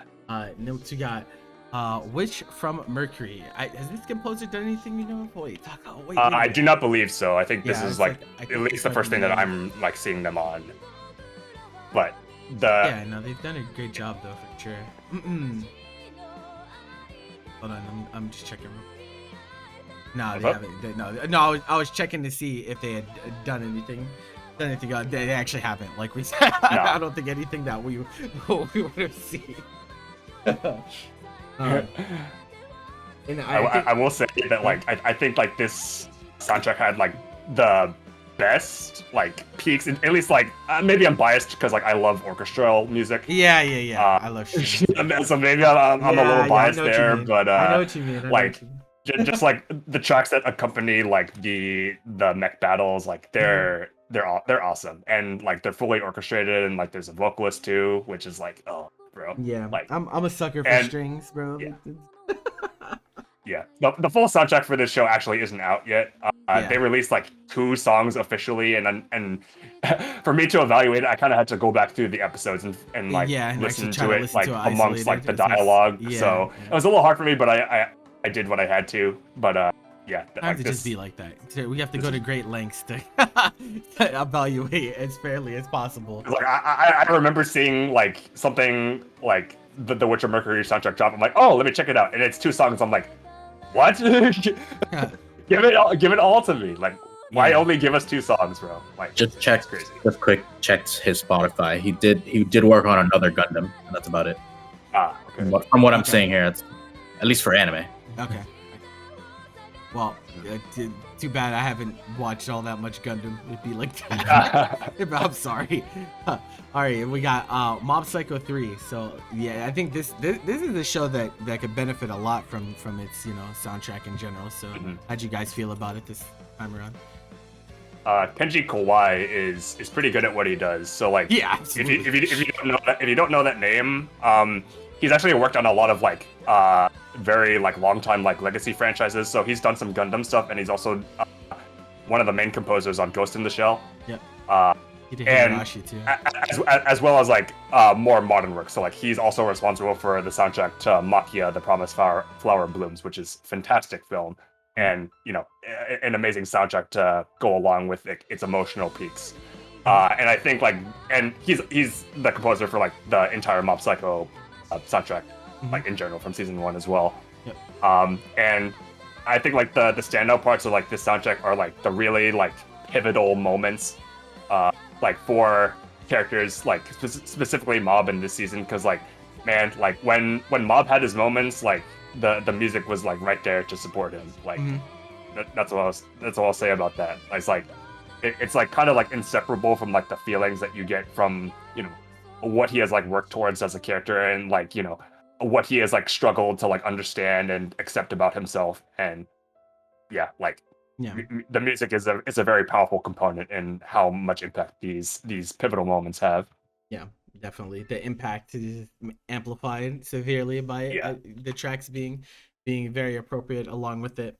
And then Do It Yourself, its soundtrack, like every time I like watch an episode of Do It Yourself, I just kept thinking it reminds me in a way of Kobayashi soundtrack. Like very, very like lighthearted, like the perfect like it's like really, really good sliced accompaniment, right? Like there's not like crazy stuff going on most of the time, but like it's very comfortable. It feels like it's at home. It feels like this is where we should be the entire time. It does get a little emotional during some of the like they actually like to remove they like to let the music take more of like a background role during just, like some of the more like profound moments that we ran into. But like overall, I just really thought I was like, man, this reminds me a lot of what they did with the Kobayashi soundtrack, where it's like they don't have like 80 million tracks on it, but those tracks that they do have are like so appropriate for what's going on.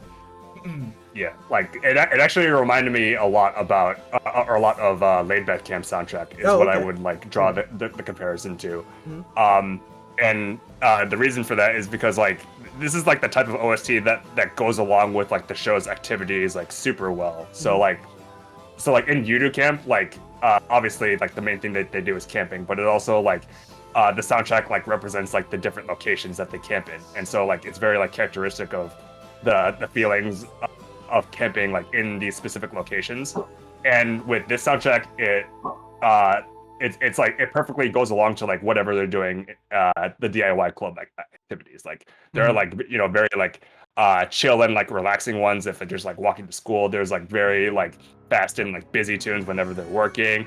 And like you said, like in like the more like emotional moments of the show, it really like respects like the delicate nature of these moments, and you know, provides a track that goes along with that. And yeah, it's just like a really like nice soundtrack that like is so characteristic of the show in like pretty much every regard.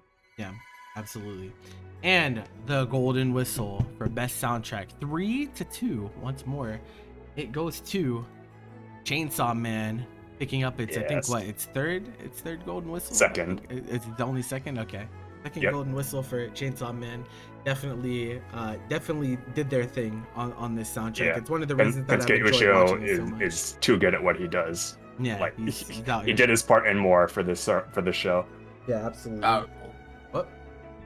Powerful. Oh, I was like, what the hell you say him back there, boy? All right, so next we got the Golden Mic Award. This is an award we like to give out to highlight the voice actors behind the characters that you guys enjoy watching season in, season out, because some of you probably don't even know that some of these VAs, you know, work multiple series, and some of them more impactful than others. So I wanted to do that. So first we got Yoshino Oyama, who voiced Bochi, and Bochi is a very demanding character in the voice acting department, because she is just like, she switches between calm and stressed at the drop of a hat depending on what's going on. So I gotta imagine this is a very it's a very intensive role for her, having to like switch up emotions at the drop of a hat. And yeah, I definitely think she did it justice and more. For Yeah, sure. yeah, for sure. Like every side of Bochi that needed to like be depicted, whether it's like her like unhinged spurts that like are born from like her Seishun complex, or like whenever she gets like very nervous at like talking to like specific people, uh, and you know her like very rare moments of like confidence where she's able to like actually like see things like clearly. Like Aoyama like nailed it all, and also she has what I consider the biggest X factor in this competition, in that she did her glitchy Banshee screen, which, man, don't try to do that. That's gonna kill you. But she's talented enough to where she can do that on command. It's absolutely crazy. Like, ask any voice actor to do that, and they'd have to like either like destroy their voice or like train for days or weeks on end. But she could just do it. Like, and you know that's kind of like what drew people's attention to like the voice acting, like specifically for her. For sure. Yeah. And then the next we got Kana Ichinose, who voiced Soleta Mercury from Mobile Suit Gundam and Pyorin from Do It Yourself, 2 roles that were both nominated for the Bestest Girl category. And so like that should just tell you the quality of characters that she's had the voice. I think she's brought a lot of life to both of them. Soleta Mercury is like more like the spunky like go-getter like more type. And then Purian is like kind of like at first it's like kind of the snobby type, right? Like the holier than thou, like how dare you you bother me with your nonsense type. But then like really there's like a tonal shift down the line where she becomes a very loving and involved character. So, definitely some range here with this VA. Definitely, I think executed very well on both ends. I really loved like both of like Ichinose's performances this season. Like the thing I think she did the best for like both of them is like how like she like her like very like delicate approach to like faithfully like portraying like the shifting like frames of mind for both of the characters. So we talked about Purin and how like she's like very like conflicted like at most points of the show, and things just aren't like clear to her. Like she like really needs to like dig down deep into like, you know, what makes her happy. And Ichinose's performance like really like in both like the funny moments where she's being like, you know, very soon, and also like the very like impactful moments where like she realizes like, yeah, this is making me happy. Like she did those like extremely well. And in Soleta's case, like she's most of the time she's like a bumbling buffoon type character. Like she trips over her words like so often, but like that just like helps. That just adds to like her endearment factor. And she's also like, you know, very genuine and very sincere, as we've said. But you know, in her moments, like in the more recent episodes where she's like really like starting to get anxious that things are going to start falling apart, it's like a new side to the character that probably like will get expanded on as we move into like the end of this season and into next season, which is happening in spring. And so like I'm happy to like, you know, still follow like Ichinose like through like that character story, and I think she like brings a lot to the table. Like it's very like she captures like the essence of her roles like extremely well, and I appreciate that about her performances. Yep, absolutely. And then we got Tomoyo Kurosawa, who was Amiya and Shippon, and like this is I'm glad that we put this one up for a nomination, because I think Arknights is probably a show that most people are not watching, I would imagine. Like Maid War is probably a little bit more popular, but Arknights, I think it like her voicing Amiya is like a lot of the it really contributes to the whole character acting thing that we value so much with what that show has to bring to the table. And I think her vocal performance is a big contributor to that. Like I think she's really bringing a lot to that role. I don't think it would be as compelling if a lesser VA were in her place, but I think she's doing a great job. Sure. Like, for sure. I've praised like Kurosawa's like interpretive voice acting like many times on this show, and like her performance on like both Amiya and Shippon, which is like a funnier role that she did this season. It just shows like how much range she has, because like Amiya is like a very like sincere like idealist type character, where like she cares especially for the people closest to her, but like in moments where like her like determination like wavers when she has to like make a decision with immense ramifications, like she like starts to like she starts to falter, and like Kurosawa's performance like perfectly like reflects like the conflict within the character. Mhm. And Shippon is like more of like that spunky, sassy like Gyaru's character, and like it's a completely like different from like her from the first role that we mentioned, and Yeah. like it was very entertaining. Like it's kind of like reminiscent of like her role in Rebecca from last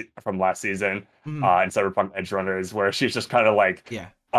she's I'm not gonna sugarcoat it. She's kind of like a bitchy character. Yeah, no, she is. It'd be like that. It's but it's immensely entertaining. yeah, Watching it definitely watching her like those just characters are supposed to be that way. So. rub up against other characters Yeah. in like that type of way. Like, yeah, but you know, that's how it's supposed to be. So you know, we'll let it slide. And then we got. You'll think we forgot about the guys? We didn't forget about the guys. Don't worry, guys. We got Hiroshi Kamiya, who was Ego and Blue Lock, of course, and then Urusei Yatsura. I mean, this guy has just done so much. this guy, like, dude, do we even need an introduction? Like, he's just out. This is another day in the office for Hiroshi Kamiya, honestly. Like one of the most prolific voice actors ever. Yeah. One of the best also, which is absolutely. He's just like, I don't know, every role he's in, like you know, like every role he's in, you know, it's gonna be impact. Every single one. I love seeing him in like the more like crazy roles like Ego. Like he's like you can tell like this character is like a nut, and like the way that he like kind of like bluntly delivers things is like so good, and also like very necessary for like the type of things that he's saying. It's like you gotta be the shit, otherwise you're like fucking garbage. He's like, I think my what? Why did it go to that? I had it on loop. I don't know why it did that. Like, hey, yo. We made it to the end. Actually, his performance in Urusei Yatsura as Zataru, I gotta say, is I'm a big fan. I actually did listen to the original like Urusei Yatsura, like just the voices, just like as a comparison before, and there is really not a voice like Hiroshi Kamiya, but he does have like a certain tinge to the voice that does kind of match the original actor from the 80s. So I mean, when he's doing his voice, Hiroshi Kamiya has two voices. He has like the gritty, like edgy voice, you know, like the Captain Levi, like that type of voice, and then he has like the really high pitched, like annoying character kind of voice, if that makes sense. Yeah, I know what you mean. And so he does the latter here, and it somehow matches in its own kind of way, which is really cool. And his delivery is always great. He's really good at those like absurdist like comedy, like kind of like what's it called, the Tsukomi role in like comedy gags and stuff. He's always like really strong at that. My man he's prolific upon prolific, bro. Like he's just my man is just always out here. Always out here doing the most on his roles, and I definitely have a lot of respect for him. And I think he did, like, I mean, I think most people probably have seen Blue Lock more so than Urusei Yatsura, but I mean, I gotta imagine most people had that moment where they point at the screen, they're like, "Is that Levi?" Yeah, no, it is. No, it actually is. So there you go. And then we got Takehito Koyasu, who's another VA that's just like, bro, this guy is absurd humor. Yeah, like who would have thought Uncle would be voiced by Dio? I don't know, bro. Like Dio, Zeke. Yeah, like every character that he voices is just Dio, bro. Like, that's kind of like where he's at right now. Yeah. But, like, it was Uncle. It was me, Dio. It was me. But I think a lot of the vocal performance is like what makes the Uncle as a character like so quirky in and of itself, and I think it's hilarious. I think it's funny. He's actually Bon in To Your Eternity as well. Well, now. Oh wow, really? We don't talk about that show. We're gonna bring it up later. It's inevitable. It'd be like that. It'd be like that, but. Like obviously like this guy has also put in a ton of work, definitely to be respected, and Uncle is just like even like his freakouts are fun. Like everything that this character does, whether it's like being completely deadpan and like just not understanding what's going on in the situation, or completely freaking out over something that he doesn't understand, is just like absolutely hilarious each time. So I think that in of itself speaks for how well the vocal performance was on this. For sure. He can do very little wrong, honestly. Yeah, that's definitely true. And then we got Setsuo Ito to round out the voice of Mob. Yes. And like this is an interesting case because like this is like Mob is like really like Ito's like only like role in anime that's like, you know, notable. But he really, really does like own like that role. Like he's like super good at like embodying like Mob's like constant like suppression of like his extreme emotions, as well as like the strained hesitation that he feels whenever like he loses like control, or whenever he's at like his like really like his biggest crossroads like within himself. Like he's awesome. And like even though that like Itoi like hasn't done like pretty much anything else besides Mob for anime, like I can't imagine another like voice for the character other than his. Like he owns it. This is his role. That he owns the guy. He's like, he is Mob. Yes, look at his face. He Mob. knows he's Mob. Look at it. Look at his smile, bro. He's like, I am Mob. You ain't getting no one else. And the golden whistle this time around. Now I think we had a change on this one, didn't we? Like I think it was different at first. Then we had a tie. And I was like, it's like I think we had a tie at first, and then we had to. Someone had to change one because we wouldn't have had a winner. I think we wouldn't have had a winner. Yeah, it would have been 2-2-1 if we didn't change. So, the golden mic this time going to BA for Bochi, Miss Yoshino Ayama, and I think it was a tie between her and Kana Ichinose. Yeah, her and Kana Ichinose were the two runners. Yeah, it came down between them, and we ended up like deciding that like both of their like performances like for their characters were like amazing. Like I think they captured like the essence of their characters like better than any other voice actor could. But Oyama had that X factor, bro. Like the scream, the cyber psychosis scream did it for her, bro. that she can do that nobody else can probably do. So, Competition's a brutal space. There can only be one. Hey, that's true. That's true. That's true. All very deserving, and obviously like the BA performances this season were incredible. So definitely shout outs to all of them. And now we get a quick category because I know you guys been here a while, so we're gonna get through these miscellaneous We're ones in the end, bro. Get you guys out of there. We're almost done. Hang in there, guys. All right, so we got some miscellaneous categories. We love doing these just because it's like just funny to talk about.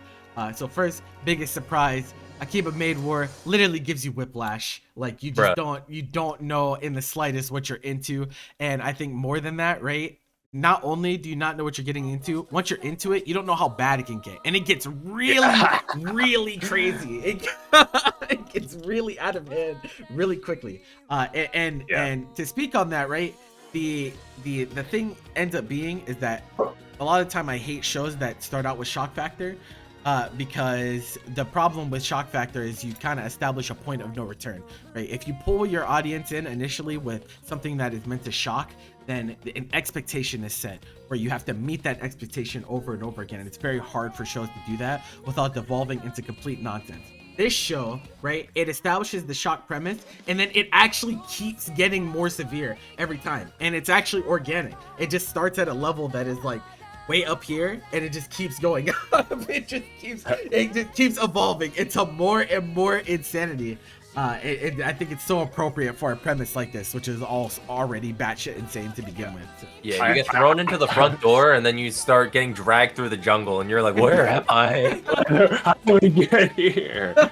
Yeah, I always have to like recount my personal anecdote with the show because I believe I'm probably like the one who got the mix the hardest out of any human on this earth because of like how much like I followed the project and like it's like marketing and it's like preview releases.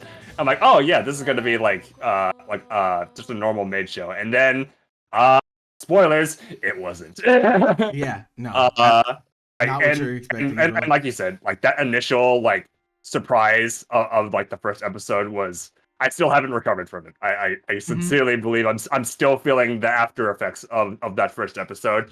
Absolutely. But even in like the subsequent episodes when we know like what's up, like you still don't know what to expect, bro. Like, this is like one giant surprise, and layered on top of it is like surprise after surprise after surprise. It's like what's gonna happen, bro? Yeah. And like yeah, like it's Definitely a joy definitely to shocking. watch every week. Yeah, absolutely. And then Arknight, the reason that we have this on here is because of its contemporaries in terms of gacha adaptations. Most of them are complete and utter dog shit, for lack of a better term. And this one was actually pretty solid, I think, when all was said and done. You know, it wasn't perfect, but I do think that like it gave me hope that there actually can be at least like solid gacha adaptations out there, because there's like it's like by far the best one I've seen. I think I don't think anyone is even. It's probably the best one that I've seen too, because like just to give you like a sense of scale, like if a gacha adaptation is like not a 3, then it's like better than anything that I could possibly like think of. And like this, like now that we've got to like this point in the show, like I can probably like say like I do think Archetypes is a pretty decent show. It's got some like flaws in like the middle where like I just think that in the middle parts are just like extremely like bland. It does have its moments, and I can't not say that for any other gacha adaptation. So it's solid. It's solid. Absolutely. That's so I mean that's a good type of surprise. Both of these were good types of surprises so far. We got more than a married couple but not lovers. Now, what surprised you about this one, Mr. Yo, this show, so you go into this thinking this is just like an ecchi rom-com. It's trashy. It's so trashy. It's like, it's just like first of all, the premise is a little insane. So the idea, it says Dylan would describe it Shinzo Abe's wet dream, where the whole goal here is you force high schoolers to pair up, and you treat them like married couples. So they're ranked, and this is for a class. They have to participate, or else they fail the class. Jesus. And so they're getting graded on how good they are at being a couple, like acting as a married couple with a random partner, by the way. What kind of shit is this? And so you think to yourself, this is the most awful, like most contrived premise you've ever heard. Like this is just an opportunity to like force like ecchi scenes on you, right? Which is kind of true, but genuinely there really is a solid romance here. And it's honestly impressive to me how surprisingly wholesome and endearing this show is. Wait, so is the MC like, is every episode with like is every class with another person, or is it with the same person the whole semester? No.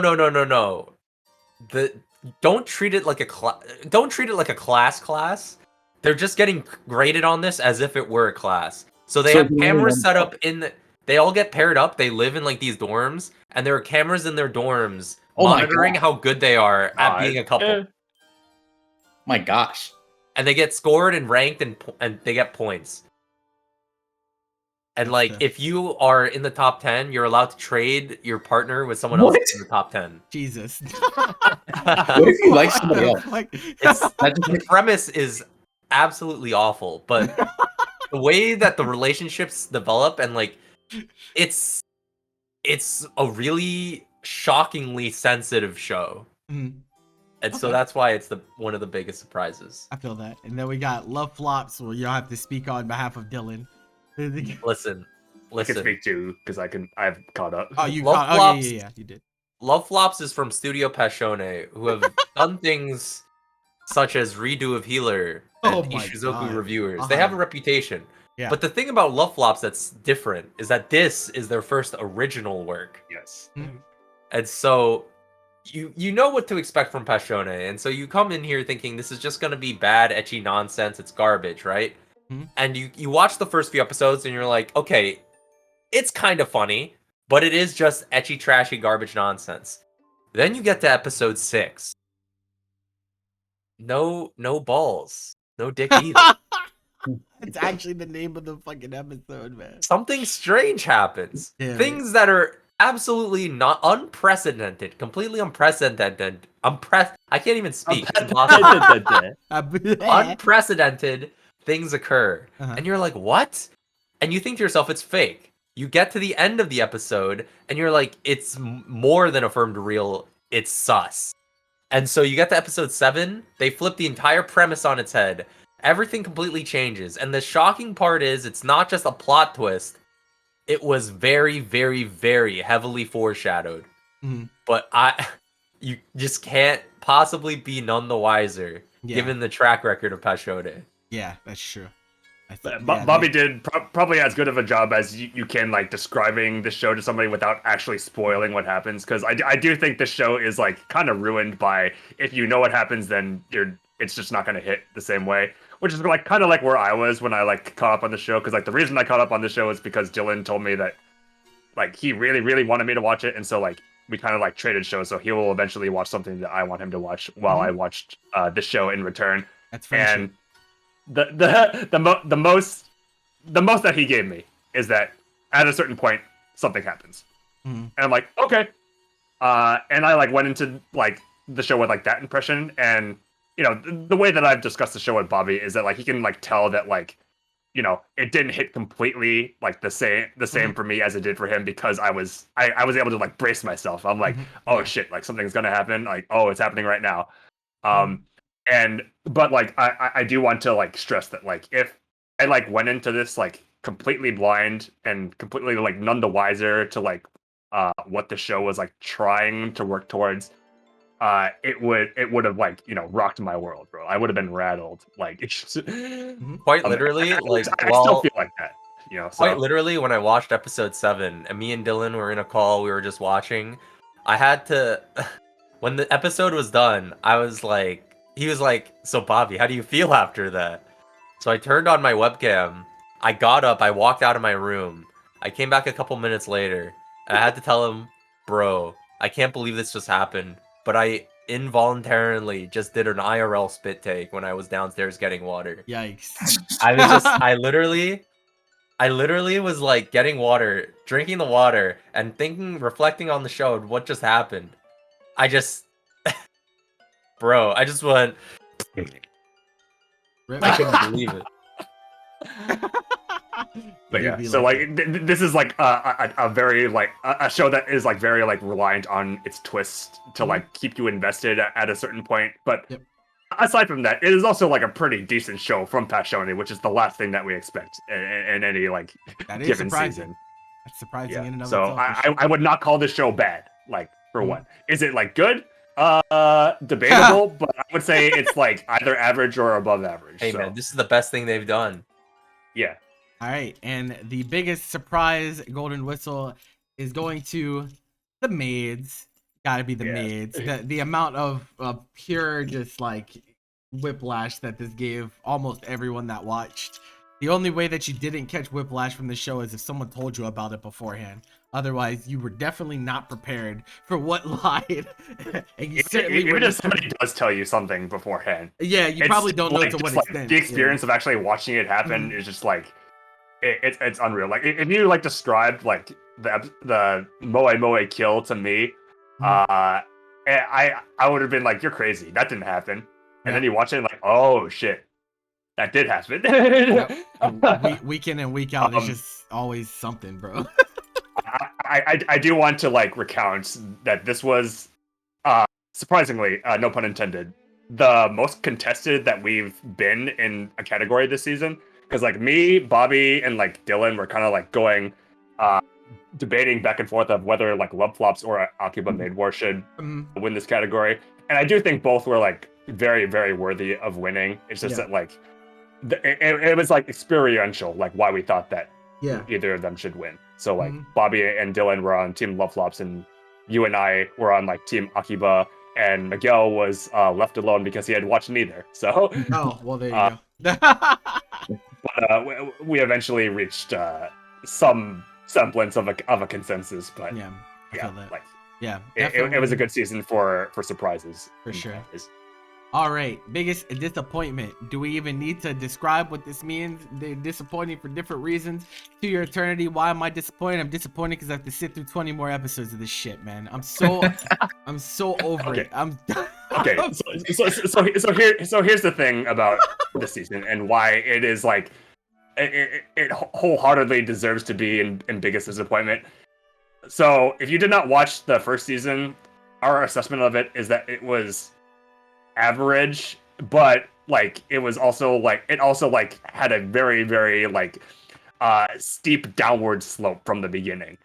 As in, like, it started off like pretty strong, and our expectations of it were pretty high, and then it just did not meet those expectations, and the way the plot developed was not to our liking, and we thought it was like an okay, digestible, watchable show. This is not that. This is like a complete, like, even basing it off of the expectations that we have of the first season, which we've already said is like not very good. This doesn't even live up to those expectations. Yeah. Like, this feels like a completely different show from like the first season in like almost every regard, and like just like the decisions of how to like progress like the plot line are just like so questionable, and I'm just like every episode I'm like, man, what was I even watching before? Right. Like it's crazy. This could be a biggest surprise just because of how crazy the fucking trajectory the show went. Yeah. But whatever, that's not. So, I know what you mean. So in the first season, so hard. in the first season, the general part that was like not very good was that Fushi's a character that's not human and is essentially learning how to become human.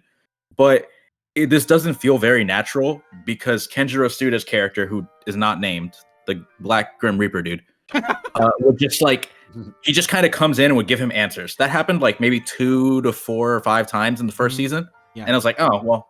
Instead of seeing Fushi get like a natural progression to like reaching a conclusion, which did happen sometimes, but there were some times where he just got like a cheat code and was just given an answer. It was like cool. Yeah. Also, like the knockers are like an arbitrary enemy that he has to face in order to like achieve growth or something. And yeah, I still feel like we don't know anything about the literal main main antag of this, or supposed to be the main antag of this. Like, and in this season, they did the whole thing where Kenjiro Tsuda's character tells Fushi the answers like multiple times an episode now.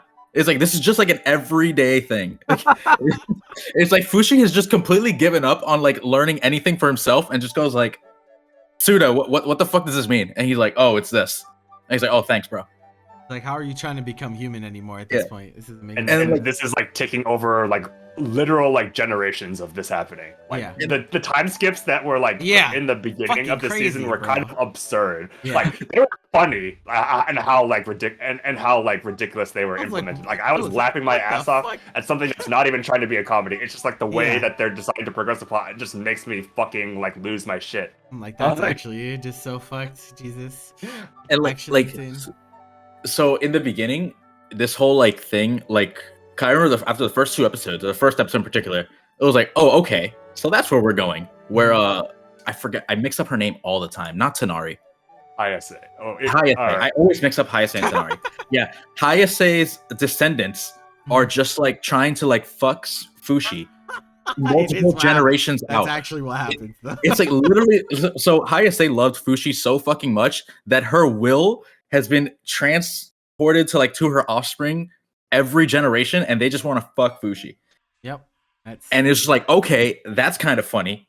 I'll take it. but then it just kind of kept getting weirder after that. Yeah, there's a lot of. I mean, I don't know. It's just gotten. There's a lot of ways you could have gone. Yeah. In this like show, and this was like the weirdest way it could have gone.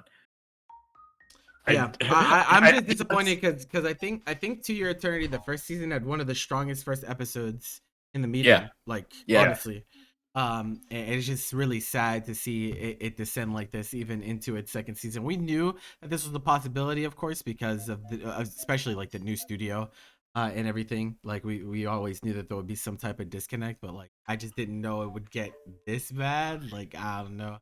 So like my general consensus to Eternity was I was like, okay, whatever. Started pretty strong, like it's like, and then we kind of started going down a little bit, and then then we had like a really shitty last arc. Like that whole prison island arc was way too long and really bad. So it's like, okay, at the end of the day, that was just one arc though. So maybe things could get a little bit better, but you know, maybe they won't. That was like the general idea I had. Imagine having hope, you fool. I'm like, and like I had this kind of thinking, like, all right, this was just like one bad arc, and maybe I just had really high expectations because the beginning was really good. I was like, this is like a slightly above average, like a solid show, like a good enough show, pretty much. Like this is worth trying out the second season. And the first season, the first episode was like, oh, this is hilarious. This is not where I thought we'd be going, but at least this might be funny. And then we just went way too far. It's like, this is stupid. This has gone really, really stupid. Yeah. This is like one of like the rare instances when, and I do not say this like all, like it's so rarely do I say this, but like given like the framework of like the show that has to work with, like say like, you know, an immortality plot and you know, learning to become human like through like your life experiences, I think I could write a better show than what is here. Damn. I don't say this at all because like I respect like creators' visions a lot, but just there's so much that you could just like not do like with what is in like the second season and also like the tail end of like the last season as well. That you could have just like omitted and it would have been a better story. Like, why did you have to do it this way? Like, just like. Yeah, it's on the rails. Like this is not. It felt like they wanted to do something weird. Like it felt like they didn't want to do like a typical, like a normal story given the information they had. They wanted to go like a really weird, different route, but it went too weird, so it doesn't work. I wonder what general reception to it is because even despite our qualms with first season, it's still very popular. Well, the first season, I understand why people would tell me they like it because like I still get it. Even this one still has a 78 mean score. Yes, that's what I'm confused about. I saw that at some point. I was like, how the fuck? that one I don't get because the first season is 82, and I get that. I can understand that, even though I think I gave it a 7, which is like kind of generous. But I think like not too crazy. And then like, but so I can understand most people thinking it's like a 7.5, 8, whatever the hell you want to call it, even though these numbers are all arbitrary. The second season, thinking that it's just a little bit worse than the first season, I do not get that. Yeah, I think it's so much worse. And that's saying something. Yeah, it's just ugly. But you know, this so we got My Hero on here, and you know, it's season 6 of My Hero. And I know expectations for this show. I know at first they were very high. I don't know about now though. Like, Bobby, you'll fill us in on what's going on here. He might be on a bathroom break or something. No, I just got back from brushing my teeth and washing my hair. I just figured that last section would take a while. Yeah, we wanted to ask about what do you think makes My Hero so disappointing this time around? Bro, I don't keep up with this shit anymore. Are you kidding? I read the manga and I have zero desire to I read the manga and I have zero desire to watch this series again in a slower format. I can't be bothered. Miguel, are you watching this right now? Yeah, I'm the only one who's watching. Okay. What's up? Remind me so I can experience PTSD. This right now it's the paranormal liberation arc thing where they all get like superpowered all the villains get superpowered versions of their quirk, and then like fuck, what the hell's his name? I always forget his name. This is like Shigaraki. There you go. Shigaraki is fighting like Midoriya, Todoroki, Endeavor, and everybody basically simultaneously, while Aizawa is shutting off his quirk because Shigaraki's quirk is that if he touches you, you die. Like that's it. If he touches you with 5 fingers, you die. There's no way around it. But the worst part about it is that I mentioned earlier they all get superpowered versions of their quirk. So now if he touches something that you are touching, you die. Which means if he touches the floor, if he touches the floor and you are not airborne, you die. So there's somebody who his power is that he can, as long as he does not blink, he can erase someone's power like temporarily. If he stares at you, your power is not usable. Yeah, he, like, so he's just power by staring at you. So this is actually super funny. This character is one of the few good ones, to be honest, though. Aizawa, but whatever. So he is just to constantly stare at him, but like he can't blink because then everyone will die pretty much like immediately. So there's just another superpower guy, like another guy who's just like holding like something to like keep his eyes like watery, so that he doesn't have to close them. So you can just perpetually keep his eyes open the whole time. Wowzers. That's a little weird. He got knocked out. So now he's knocked out, so they can't really fight him anymore on the ground. So what they did was they're all just fighting him airborne. Floor is lava, baby. Nice. Yeah, literally floor is lava. So they have to keep him off of the ground because if he's on the ground, then he'll just kill a bunch of other people who are not flying. The worst is yet to come. Oh my Yeah. god. Oh boy. That isn't even really like everything, but like Sounds awful. whatever. I mean, it's just a weird show. Like the fights are still like kind of okay, but they're not very good either because I feel like Mob Psycho got all the stuff.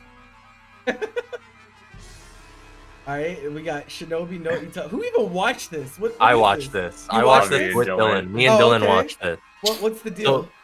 So you guys might have seen that Twitter clip of like the guy and the girl, like they're about to like bang or something in their room, and then the guy like he just can't believe that this is happening. He's like, no, this isn't real, right?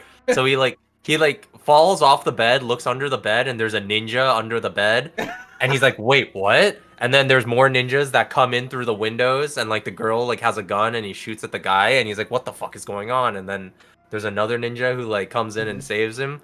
So like you may or may not have seen the clip earlier, but it's out there.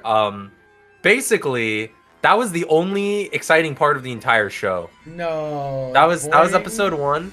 It's not the worst show ever. Okay. There's like something resembling like interesting stuff where it's like, okay, there is clearly effort that was put into like making the mechanics of like how this society runs with like ninjas and like modern day, and like how their techniques are not like actual ninjutsu magic stuff. Like there's like explanations for this stuff.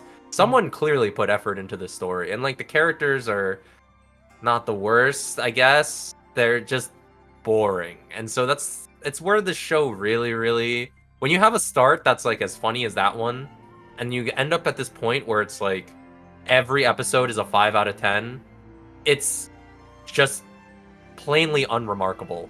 Yeah. And that's maybe the biggest curse Yeah. a show can have, is It to just reminds be me flat of, out unremarkable. Did you watch Stepsister? That season? Oh, that or shit two was bad. seasons ago? Yeah, Step yeah. My brother is my step or whatever. Yeah, whatever yeah, I that did. shit. That is like the same thing there. It's like it's just painstakingly boring. Like I have no interest in watching the show because it's just like boring. It's not the worst thing I've ever seen, but it's so boring. Like I don't want to watch it. Like you know. One of the least engaged I've ever been in like recent memory is that show, and then also the Detective Is Already Dead. Oh yeah. Oh my god. That shit's getting a God. season 2. Oh my lord. I don't know how that could possibly get a second season. I watched like 4 or 5 episodes of the detective thing, or maybe 3. I don't know. And I was like, that was like the least engaged I've ever been watching something.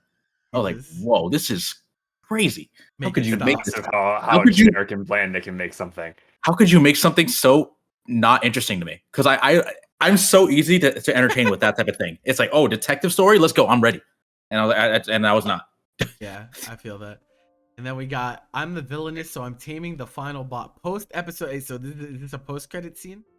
No, so we're gonna have to like speak for Dylan here because he had Okay. to bow out because he was literally coming off of like Yeah. like a 12-hour shift. So Yeah. we're gonna have to like do the best to recount his experience. So like he's told me a lot about how like this show like started off like a pretty like generic like otome like plotline where it's like a female like main character and like a fantasy setting with like a lot of like other like male like main characters, and that he said that like around like the midway point it was actually like getting pretty good. There was like a twist that happened that makes it seem like the show is like going to go in like another direction that is actually like, you know, warrants like keeping your attention. And after episode 8, like it just doesn't do anything with that, and it just continues on. It's like boring trick as like something that you'll forget pretty much after the season ends. And that's what he's told me. I don't know if he's told anything to you, Bobby, about this show, but that's kind of like where he stands. So like the disappointment stems from that. At first it was like whatever, and then it's like, oh, and then it went back to Oh, I see. It's It like baits you. the kombucha meme, except that at the end it's another grossed out face. It just goes back and forth, and it really soured the taste of something that like there could have been something there, but there wasn't. True. Yikes. This is all yikes filled, treacherous territory over here. But I think the winner for us was clear just because like all of us watched it and had to experience it. I think literally all of us. I don't think Not No, Bobby. the best Bobby was part the is only one that skipped it? Bobby Oh, read the wait. manga. Oh, he read the and manga from the beginning. I Oh. told him, I was like, "Oh, what do you think of this?" And he's like, "Oh, it started off pretty good, but then it got really bad." And despite that, I ignored him and I fucking watched the show anyway, and now I regret it. Yeah. Clearly I'm talking just- about a 2-year eternity. Bro. Oh my god, I can't believe that it's 20 eps. So like, I'm so. If like, this show wasn't promising to start, this would not be in this category, but it was. So Oh my god, man, it's so annoying, man. Literally Fuck. peaked at episode 1, bro. Yeah, actually though, actually yeah, the though. first episode was really good. All right, and then we Right. got highest consistency. This one's pretty straightforward. But most of the time we talk about shows that, every show has like its climaxes, and then it also has its valleys where maybe it dips below its baseline quality or reaches above its baseline quality. But these are the shows that we felt maintained a pretty consistent level of quality all the way through. That's not to say that they don't have their own climaxes as well, but like they don't really dip below that much is like the main thing. Like they don't really have valleys. They're always They like, promise to deliver something every week, and they do it. Yeah, absolutely. So we already talked about Spy Family's like consistency incarnate. I think when it comes to anime, it's like I can't think of many more consistent series than this throughout anime history, at least in my mind. It's just like they solve the formula. They solve the anime formula. Like they know what exactly to do to just pump out like quality. Like and they just I can always count on them. It's all these are valuable shows because when you're watching a lot of shows like us, you always run the risk of maybe the season's just not that good. Now we haven't had like a horrible season in a while, but even if the season was horrible and I just had Spy Family to hold me down, like I would still be able to make it through the season because I know that it's always gonna be good. it's always gonna be good without any issue. I think family the others fun. probably feel similar. Yeah. Do it yourself is like similar. Honestly, like the similar feeling of I think the simplicity of the premise definitely helps with it a lot. But it is like prime slice of life, and so like you know what you're gonna get. We got some adorable characters, we got some funny moments here and there, but overall it's like incredibly consistent. That's not to say it doesn't progress, because it definitely does, but it's very, very like we there's not a bad episode of Do It Yourself. Like we know that it's gonna have that level of quality, and that's like kind of exactly what we're looking for.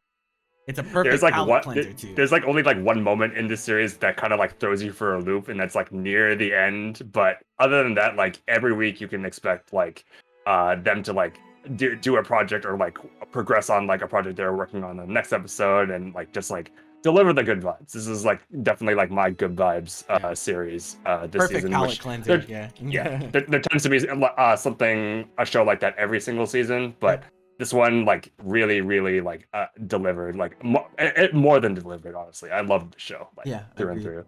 Agreed. How you feel about Urusei Yatsura in terms of consistency? It's got like it's always coming at you with zany, quirky fun every single week. It's never trying to be crazy ambitious, but it doesn't really have to be. It's just like a fun, lighthearted show with like really quirky characters, a really bright and vibrant cast, and like just very absurd and silly gags. And it's just like a really good it's like a really good palate cleanser show, because you get all this stuff and then you just get something that's doesn't take itself too seriously, and it's just the right amount of strange. I think the format helps it too. It's episodic, right? It is episodic, yeah. I Perfectly think that episodic. definitely Every episode is like its own contained plot story. They do kind of lead you into the next episode at the end with like 3 seconds, but I mean, in that case, I guess it's Yeah, I mean, they have like a post-credit scene every episode that kind of serves as a preview, but it's not a real episode preview. It's just like you see a new character coming in from space or something. You're like, ah, I'm finally here after X years. And it's like, oh, okay. I see. That's pretty dope. Yeah, and it's actually we only had three nominees for this one. These were the ones that we feel stood out amongst all.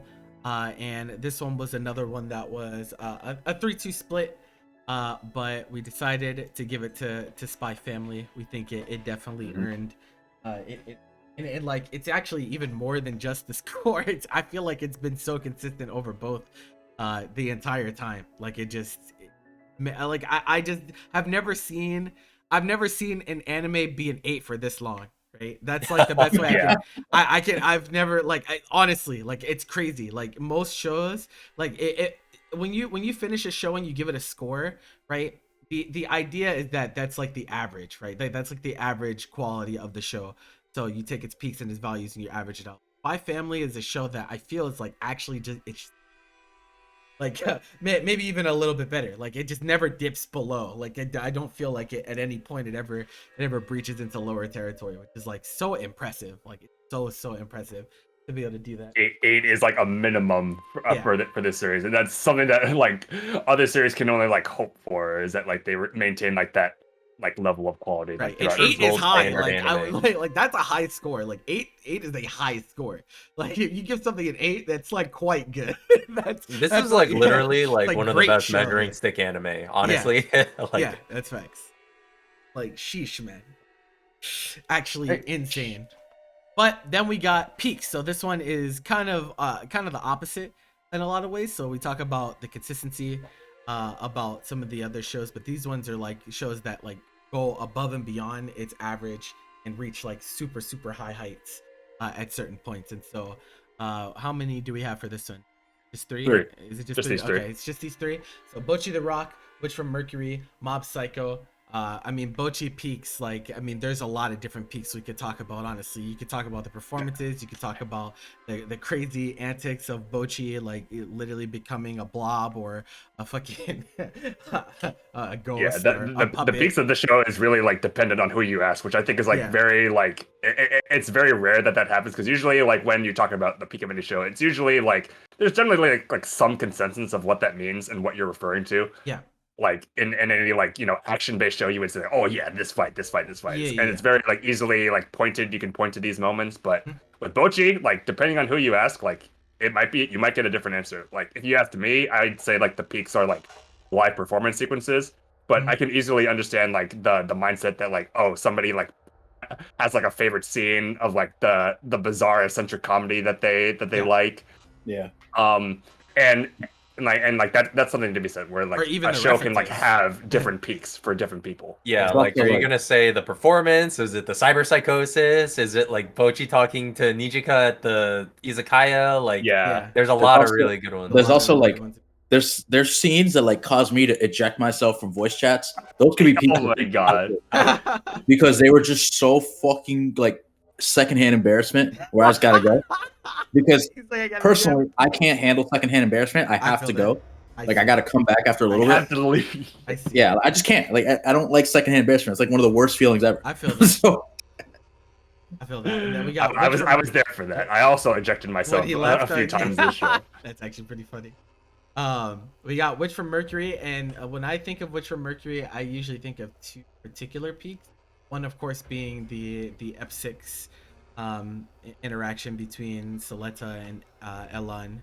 I think that's definitely one. I also think the scene where Miorne is like making her case for her company in front of her father, that was pretty cool. All the people. I think that was a really cool. That was probably my favorite part. Show. I really like that. Because it was like her proving herself and proving that she's of worth, and like finally getting that validation from her father, who's kind of looked upon her with scorn the entire time. I thought that was a really cool moment. So those are like the two that really come to mind for me. Yeah, this is a show that I think is like pretty like defined by its peaks, because like I'm not gonna say like a baseline standard for the show is like bad or anything. It's just that like you can like just feel like in each episode that you're working towards like certain moments. Yeah, there's definitely build up like the entire time. Yeah, it's whether you're like working towards like a battle or like a big confrontation or like a big declaration. Yeah. You're always working towards something, and that's a good quality for a show. It doesn't always have to be like, oh, in your face all the like at every single moment. So For sure. And Mob 3, what you said that you guys are talking about the middle of the shows, the peaks, right? yeah, but even like within like the like specific like I'm not gonna. Okay, so here's the thing when talking every about Mob. arc has like a big moment that it Okay. like builds up to, and so Uh-huh. it's the middle part is definitely like the biggest, but I mean there's Mob Psycho always has a habit of like building up to something like really good in every single arc, so it's like there's a bunch of things that you can talk about with like the animation or like the character moments and the development. Like there's a lot of things that are really strong.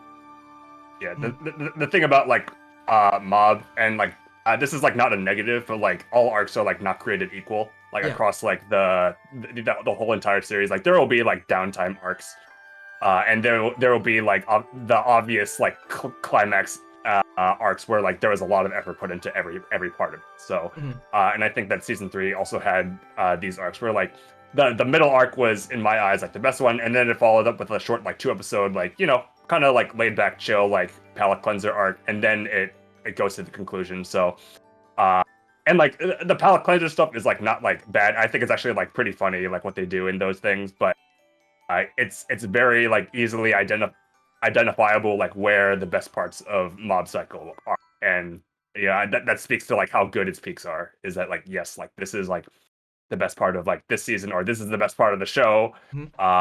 And yeah, like, and they really are like spectacles, the peaks, or like what I consider the peaks for the show. I don't know if there's like a general consensus, but Yeah, I know what you mean. it's very easily like these moments are Mob Psycho, are like what make this show what it is. And that is exactly why Mob Psycho is receiving the golden whistle for highest peaks this time around. And I think it's like pretty appropriate for Mob to be the one to get this one, because I think like it's kind of been that way, right? Like it feel like the previous seasons were kind of like that as well, where its peaks are just like so high in comparison to the field. It makes it hard to compete with in a category like this. It makes it really, really difficult, especially if you're someone that's like actually into the show and like following it the entire time and have investment. I feel like the payoffs that will eventually get there make it all worth it in the end, for sure. It was especially worthwhile, especially like considering like the production cycle of the show is like a clean 3 years in between every season, and you can like tell by watching the peaks of these seasons of why it takes like that long to make. It's like take all the time you need if you're giving us this type of quality. It's like fine. Yeah. All right, and then Rome wasn't built overnight, Yep.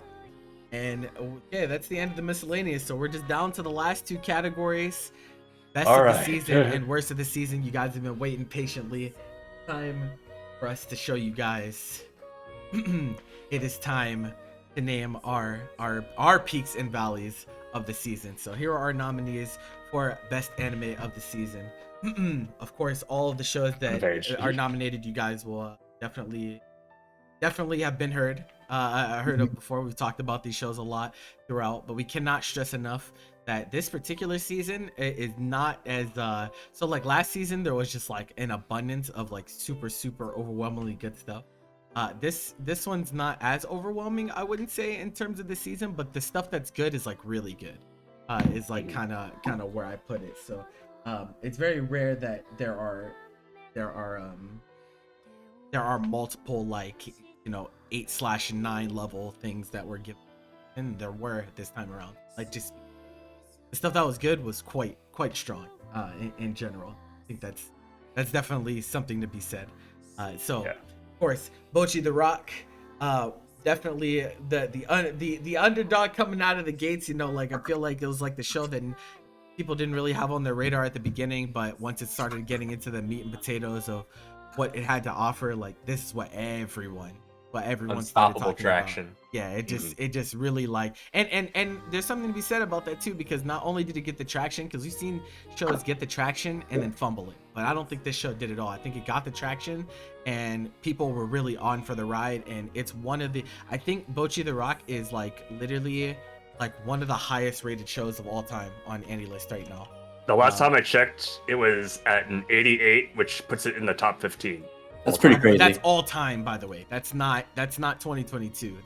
It's number 13 all time, third highest rated in 2022. That's insane. That's like crazy. That just means that the people who watch the show, People really that watch it like really liked it. Yeah, that's like what that means. So yeah, Bocchi definitely, Cloverworks for them to do double duty like this. They're really goated, bro. Cloverworks is really goated. They really be out here. Yeah, which from Mercury, of course, Sunrise putting out Gundam projects. They definitely approach this one in a different angle. I think the new angle is so very welcome, especially if you're trying to get people into Gundam, a genre that is very, very hard to get people to. Mecha shows are just hard to get people on board if they haven't been fans of it for 20 years, it seems.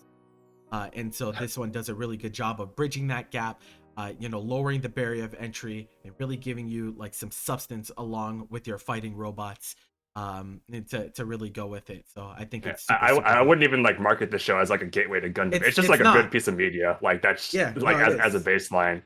Like really, like if you were like deterred from trying the show because it was Gundam, I'd say like the barrier is just like is lowered like in a lot of cool ways. Yeah, it's like it like you should we do want you to experience the show if you were not going to before. Do it.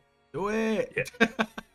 Do it. We talked about Mob, how Mob is like Mob 3 is kind of like the best Bones has offered, or in Bones. Man, can't rely on My Hero anymore. So at this point, like looking at like Bones' like repertoire all time, like it's like Mob competing with like the legacy of like Full Metal Alchemist or something. Which obviously like it's hard to like talk shit about Full Metal Alchemist, but there is something like this is like a creative like marvel, like what Mob has become. It's really like up with the times, and it's in the philosophy in which it was made on. It was just like this is an anime.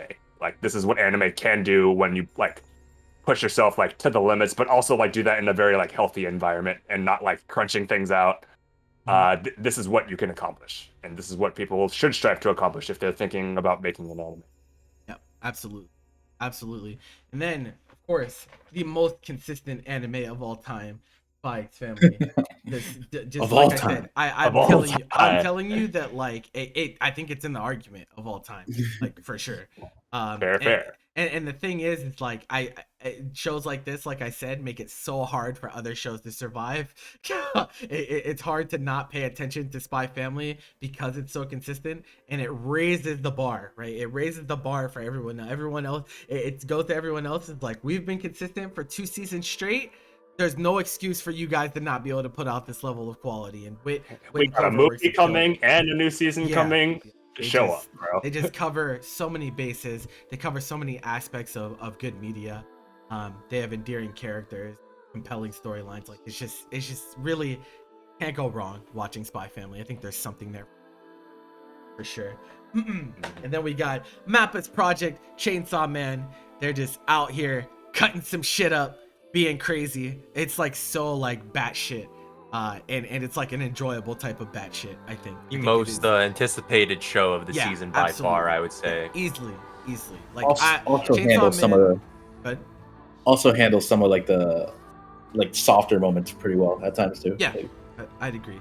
I would say that like, Chainsaw Man I put in the same category, not in terms of quality, but in terms of anticipation. Like it's the same murmurings of like, it's like when God of High School was getting talked about, when like Tower of God getting talked about, like everyone's like, oh my god, this is getting adapted, like gotta watch this. And it's still like that. I still see Chainsaw Man clips breach onto my timeline relatively often, so obviously people are still talking about it. Of course, it probably lost some people because they have an allergy to CGI, on Virtue, but it is not a detractor at all. I think they've done a fantastic job, and I think Mappa once again is the perfect studio for this. Right? I can't feel like there's any studio that would do it any better than Mappa, because it is very gritty, it is very gory, it is very graphic, and I think when it comes to that type of source material, Mappa usually knocks it out of the park. They're just kind of made. If you're like a fan of like the manga, I think you should be proud of this adaptation. Like this is something that like obviously like people like if you were like following like the project like before its release, like you could probably like tell that it was going to like be unlike any other anime, you know, just because of its cinema philosophy.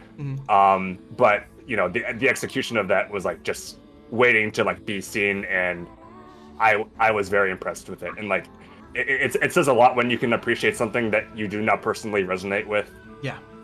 Because like that's kind of what Chainsaw Man is to me, but it is like it's a spectacle, like, and it's also like, you know, very well intended. I think like the themes that were like present like in the source material are getting like very like faithfully represented, and that's really the most you could ask for. It's just so funny because like while it's not like it's not like my favorite show by any means, but like people literally saw like my progression with the show, because I remember when I was starting it, I was asking Bobby, because Bobby has read it. I was like, do things get better like with the character? Like I was legit like just like holding on to any hope. I was like, please can it get something for me? But it did come into its own in this season. So at this point, we still haven't seen the last episode yet, so it might be crazy for all we know. Yeah. I mean, that's true. And it's undoubtedly getting more in the future. It's gonna get more, yeah. So it's not anywhere close to finish, I don't think. I mean, how far away is it, Bobby? I mean, it's pretty far, and the manga technically is only finished part 1 of the manga, so okay. Who knows what that means? Yeah, we'll probably see a lot more Chainsaw Man. Is what that probably means. Maybe even a film project. Yeah, it'll probably be a few years until we see the final season, final part, final. Final season, part 3. I'll Titan. It really be like that. Attack on Titan is Mappa. You never know how they name their shows. We could just get Chainsaw Man final. True. Chainsaw Man. And then our last nominee, we always only do 6 nominees, by the way, Ivan. It's always like that. But Blue Lock, and this was another show that was like pretty highly anticipated. In fact, I would say that even I was anticipating a little bit, just because it was another soccer show, and I was coming off of Awashi, and I was like, you know, if soccer shows are that good, then you know I'm pretty into that. Like I can do that. But I know the manga is pretty popular for its art in particular. I think is like what really draws people to it. And I will say that it's done a fantastic job translating that art into animation form. Like it's really cool. A lot of the flourish that they give to the characters, like the facial expressions when they're like going and activating their weapons and like doing like it's pretty crazy. Like it's pretty nuts. It is a complete hype train the whole way through. Like if you're looking for something to pop off about week in and week out, it will probably give you at least one thing, if not multiple, each week that you can get on board the hype train. But do not be fooled. It is pretty much it's a battle royale show. So we just want to be honest with you guys. It's definitely soccer themed, but like it's a battle royale show. So yeah, you'll have to decide for yourself whether that's your bag or not. But I think it's done a good job like making things interesting to watch. We got it. The hype train for the show was so real, like especially because it was like World Cup season. Like I know probably a lot of people like probably like got onto the show because of the World Cup. Everybody when Japan like made an upset, like everybody was like, the blue lock is real. The blue lock is real. Yeah, in Japan's first game they beat Germany by coming back, and that the memes were out in full force after that. They beat top seed. That's actually so funny, bro. That's what's up. And after all is said and done, ladies and gentlemen, with a scoring line of 4-1, I believe, our anime of the season goes to Pochi the Rock. Let's go, baby. Pochi the Rock is your anime of the season. Well deserving. Fall 2022. And I mean, you guys probably may have anticipated this based on how many categories it won. It really does encapsulate so many things that is good about the medium, and it does it in a way that is so different than everything else. That it just you just really felt like you were getting a full experience. Watched both. I think with this season was I had a lot of like super different feelings watching a lot of the shows, but they were all like still good like in their own right. So I was like, damn man, what the fuck do I value more here? I feel that. Because there were 30 Gintamas packed into the top 20 of any list, then Poaching the Rock could have been top 10. The gatekeeping, the gatekeeping, bro. Yeah. It's so rare a show comes along where I like it for so many different reasons. Like everything that I could possibly think about to like talk about the show is like it's so good. Like it's a transformative adaptation. It's like a great representation of like how to do like a music show. Like it's a great way to like explore like a character with like explosive social anxiety. It's like it does something like new and fresh like every single episode. It like takes risks on its ideas, and like there's so little like that I think that this show doesn't do. And that type of show comes around like I don't know, like once a year, once every 2 years. It's very rare. If your show is good enough to make me break the note section on any list, like you're good. That's what's up, baby. I just think that happens like probably like maybe once a season, once every 2 seasons. Like it doesn't happen super often, but this show had me with a lot to say when all was said and done.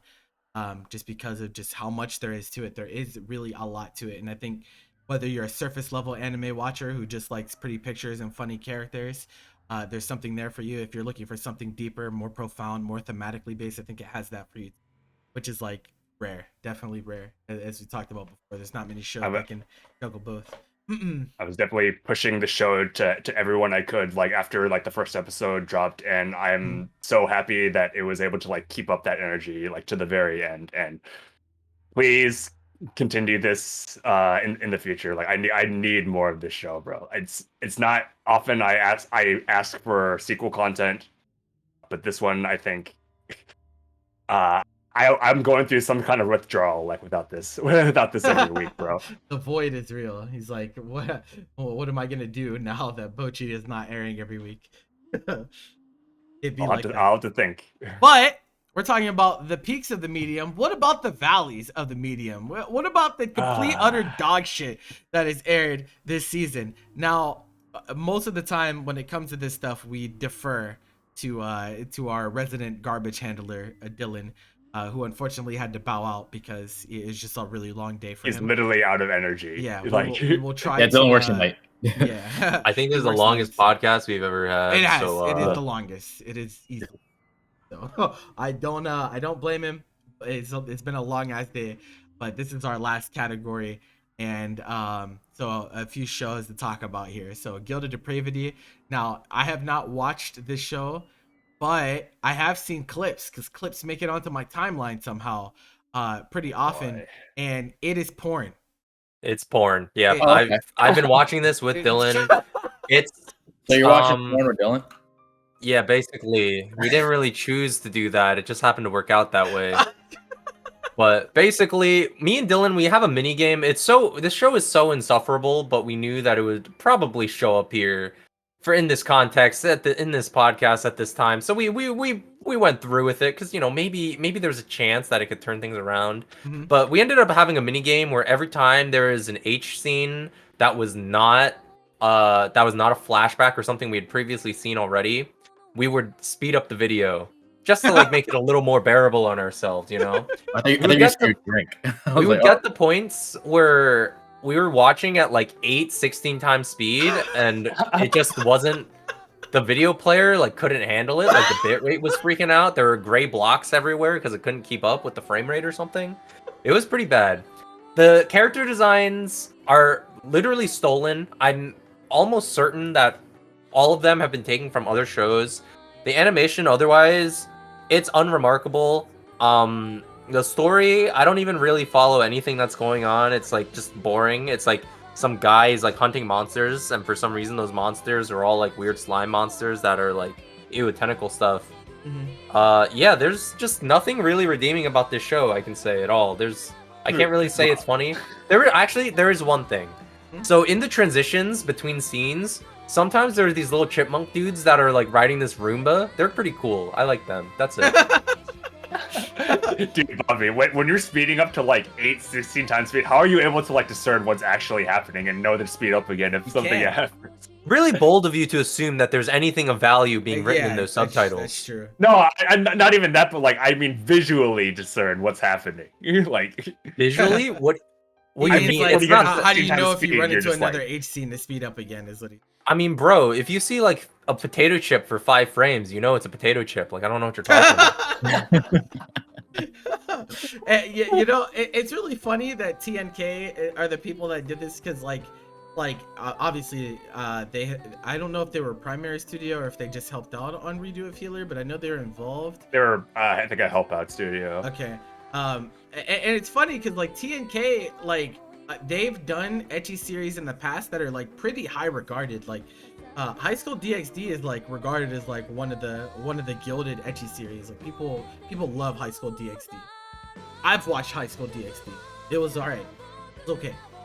This shit that they've been putting out recently is some complete dog shit. I don't know what happened. It's been a long time. I don't know what they're doing, but this shit gotta stop. I don't know. This brings up a pretty reasonable question, I think, What? to ask. There are people who definitely like to draw H. No duh. Like, we know that. Yeah. Yes. And there are people who want to make their career drawing H. Reasonable. But this is bad H, I'm going to assume. Bobby? I mean, listen, dude. People are degenerates. I'm sure there's someone out there, but it's like, why did you not just? At what point should you just be drawing actual H, not things that air on TV? Why did you go to mainstream television anime? Well, this is what I'm trying to say. Do these Yeah. people want to draw this? Because they're not actually drawing it because they can't. So it's just like, do they want to do this? I'm not sure. A That's mystery. a philosophical question I do not have the answer to. I'm glad. All I can say is I'm glad because I was gonna watch this too at the beginning of the season, and I was like, nah, I'll pass. I'll pass on that one. You Good probably choice. shouldn't even consider watching a show like this in a public Discord. Like, Oh, certainly not. straight up. Certainly not. All right, and then we got Eminence in Shadow, which I am watching, and like this show is such a drag because like I was under the impression that this show was gonna be a like strictly parody. Like I thought it was literally just doing parody on the isekai genre, especially because like I think one of the tags on any list had parody pretty high up, and so like I went into it thinking like, okay, they're just making fun of all of the common isekai tropes, and it does that at the beginning, and like it's very like tongue in cheek, like they very clearly are aware, like the main character is literally talking about purposefully trying to be a side character and like handicapping himself so he doesn't stand out and he's not the main character and shit. I was like, okay, I get where they're going with this, but then it really takes itself very, very seriously past a certain point, and I was like, okay, you've lost me. You've completely lost me with what's going on here. It just doesn't commit to the bit, Yeah, like it doesn't. It's just like you had something that was kind of appealing. There's like something where I'm like, okay, I could laugh at this, and then it's just like, bro, they're being serious now. I didn't sign up for this. Exactly. I was like, this is not like, y'all should have just really kept doing the parody shit. I think it would have been solid. But now, like, I'm like, bro, I don't have any desire to follow a half serious narrative with these characters and this. Like, I just can't, bro. Like, this is insane. The main character's name is fucking Shadow, for God's sake. Like, get me the fuck out of here. Oh like, my gosh. I will probably. You got me fucked up. Baker? The hedgehog? Oh my god, man! Especially like the last few episodes, Bobby. I don't know if you're caught up, but the last They're few ecchi, episodes right? have Like, been they're just very straight up, like, ecchi. Like, bro, I like, don't where do they know come What from? is going on with that? But Where did it come with? yeah, I was like, I thought they were gonna do that type of stuff at the beginning because it was supposed to be parody, but they like super loaded it into the last 3 episodes. I'm like, what the fuck, man? Really What? random, yeah. Yeah, so weird. But we also have we just talked about Shinobu no Itoki. It's just boring. The It's ultra just boring. It's just ultra boring. They had one funny scene, and then it's just boring. Like, Like it's- the ending sucked too. It is a void. To Eternity's say?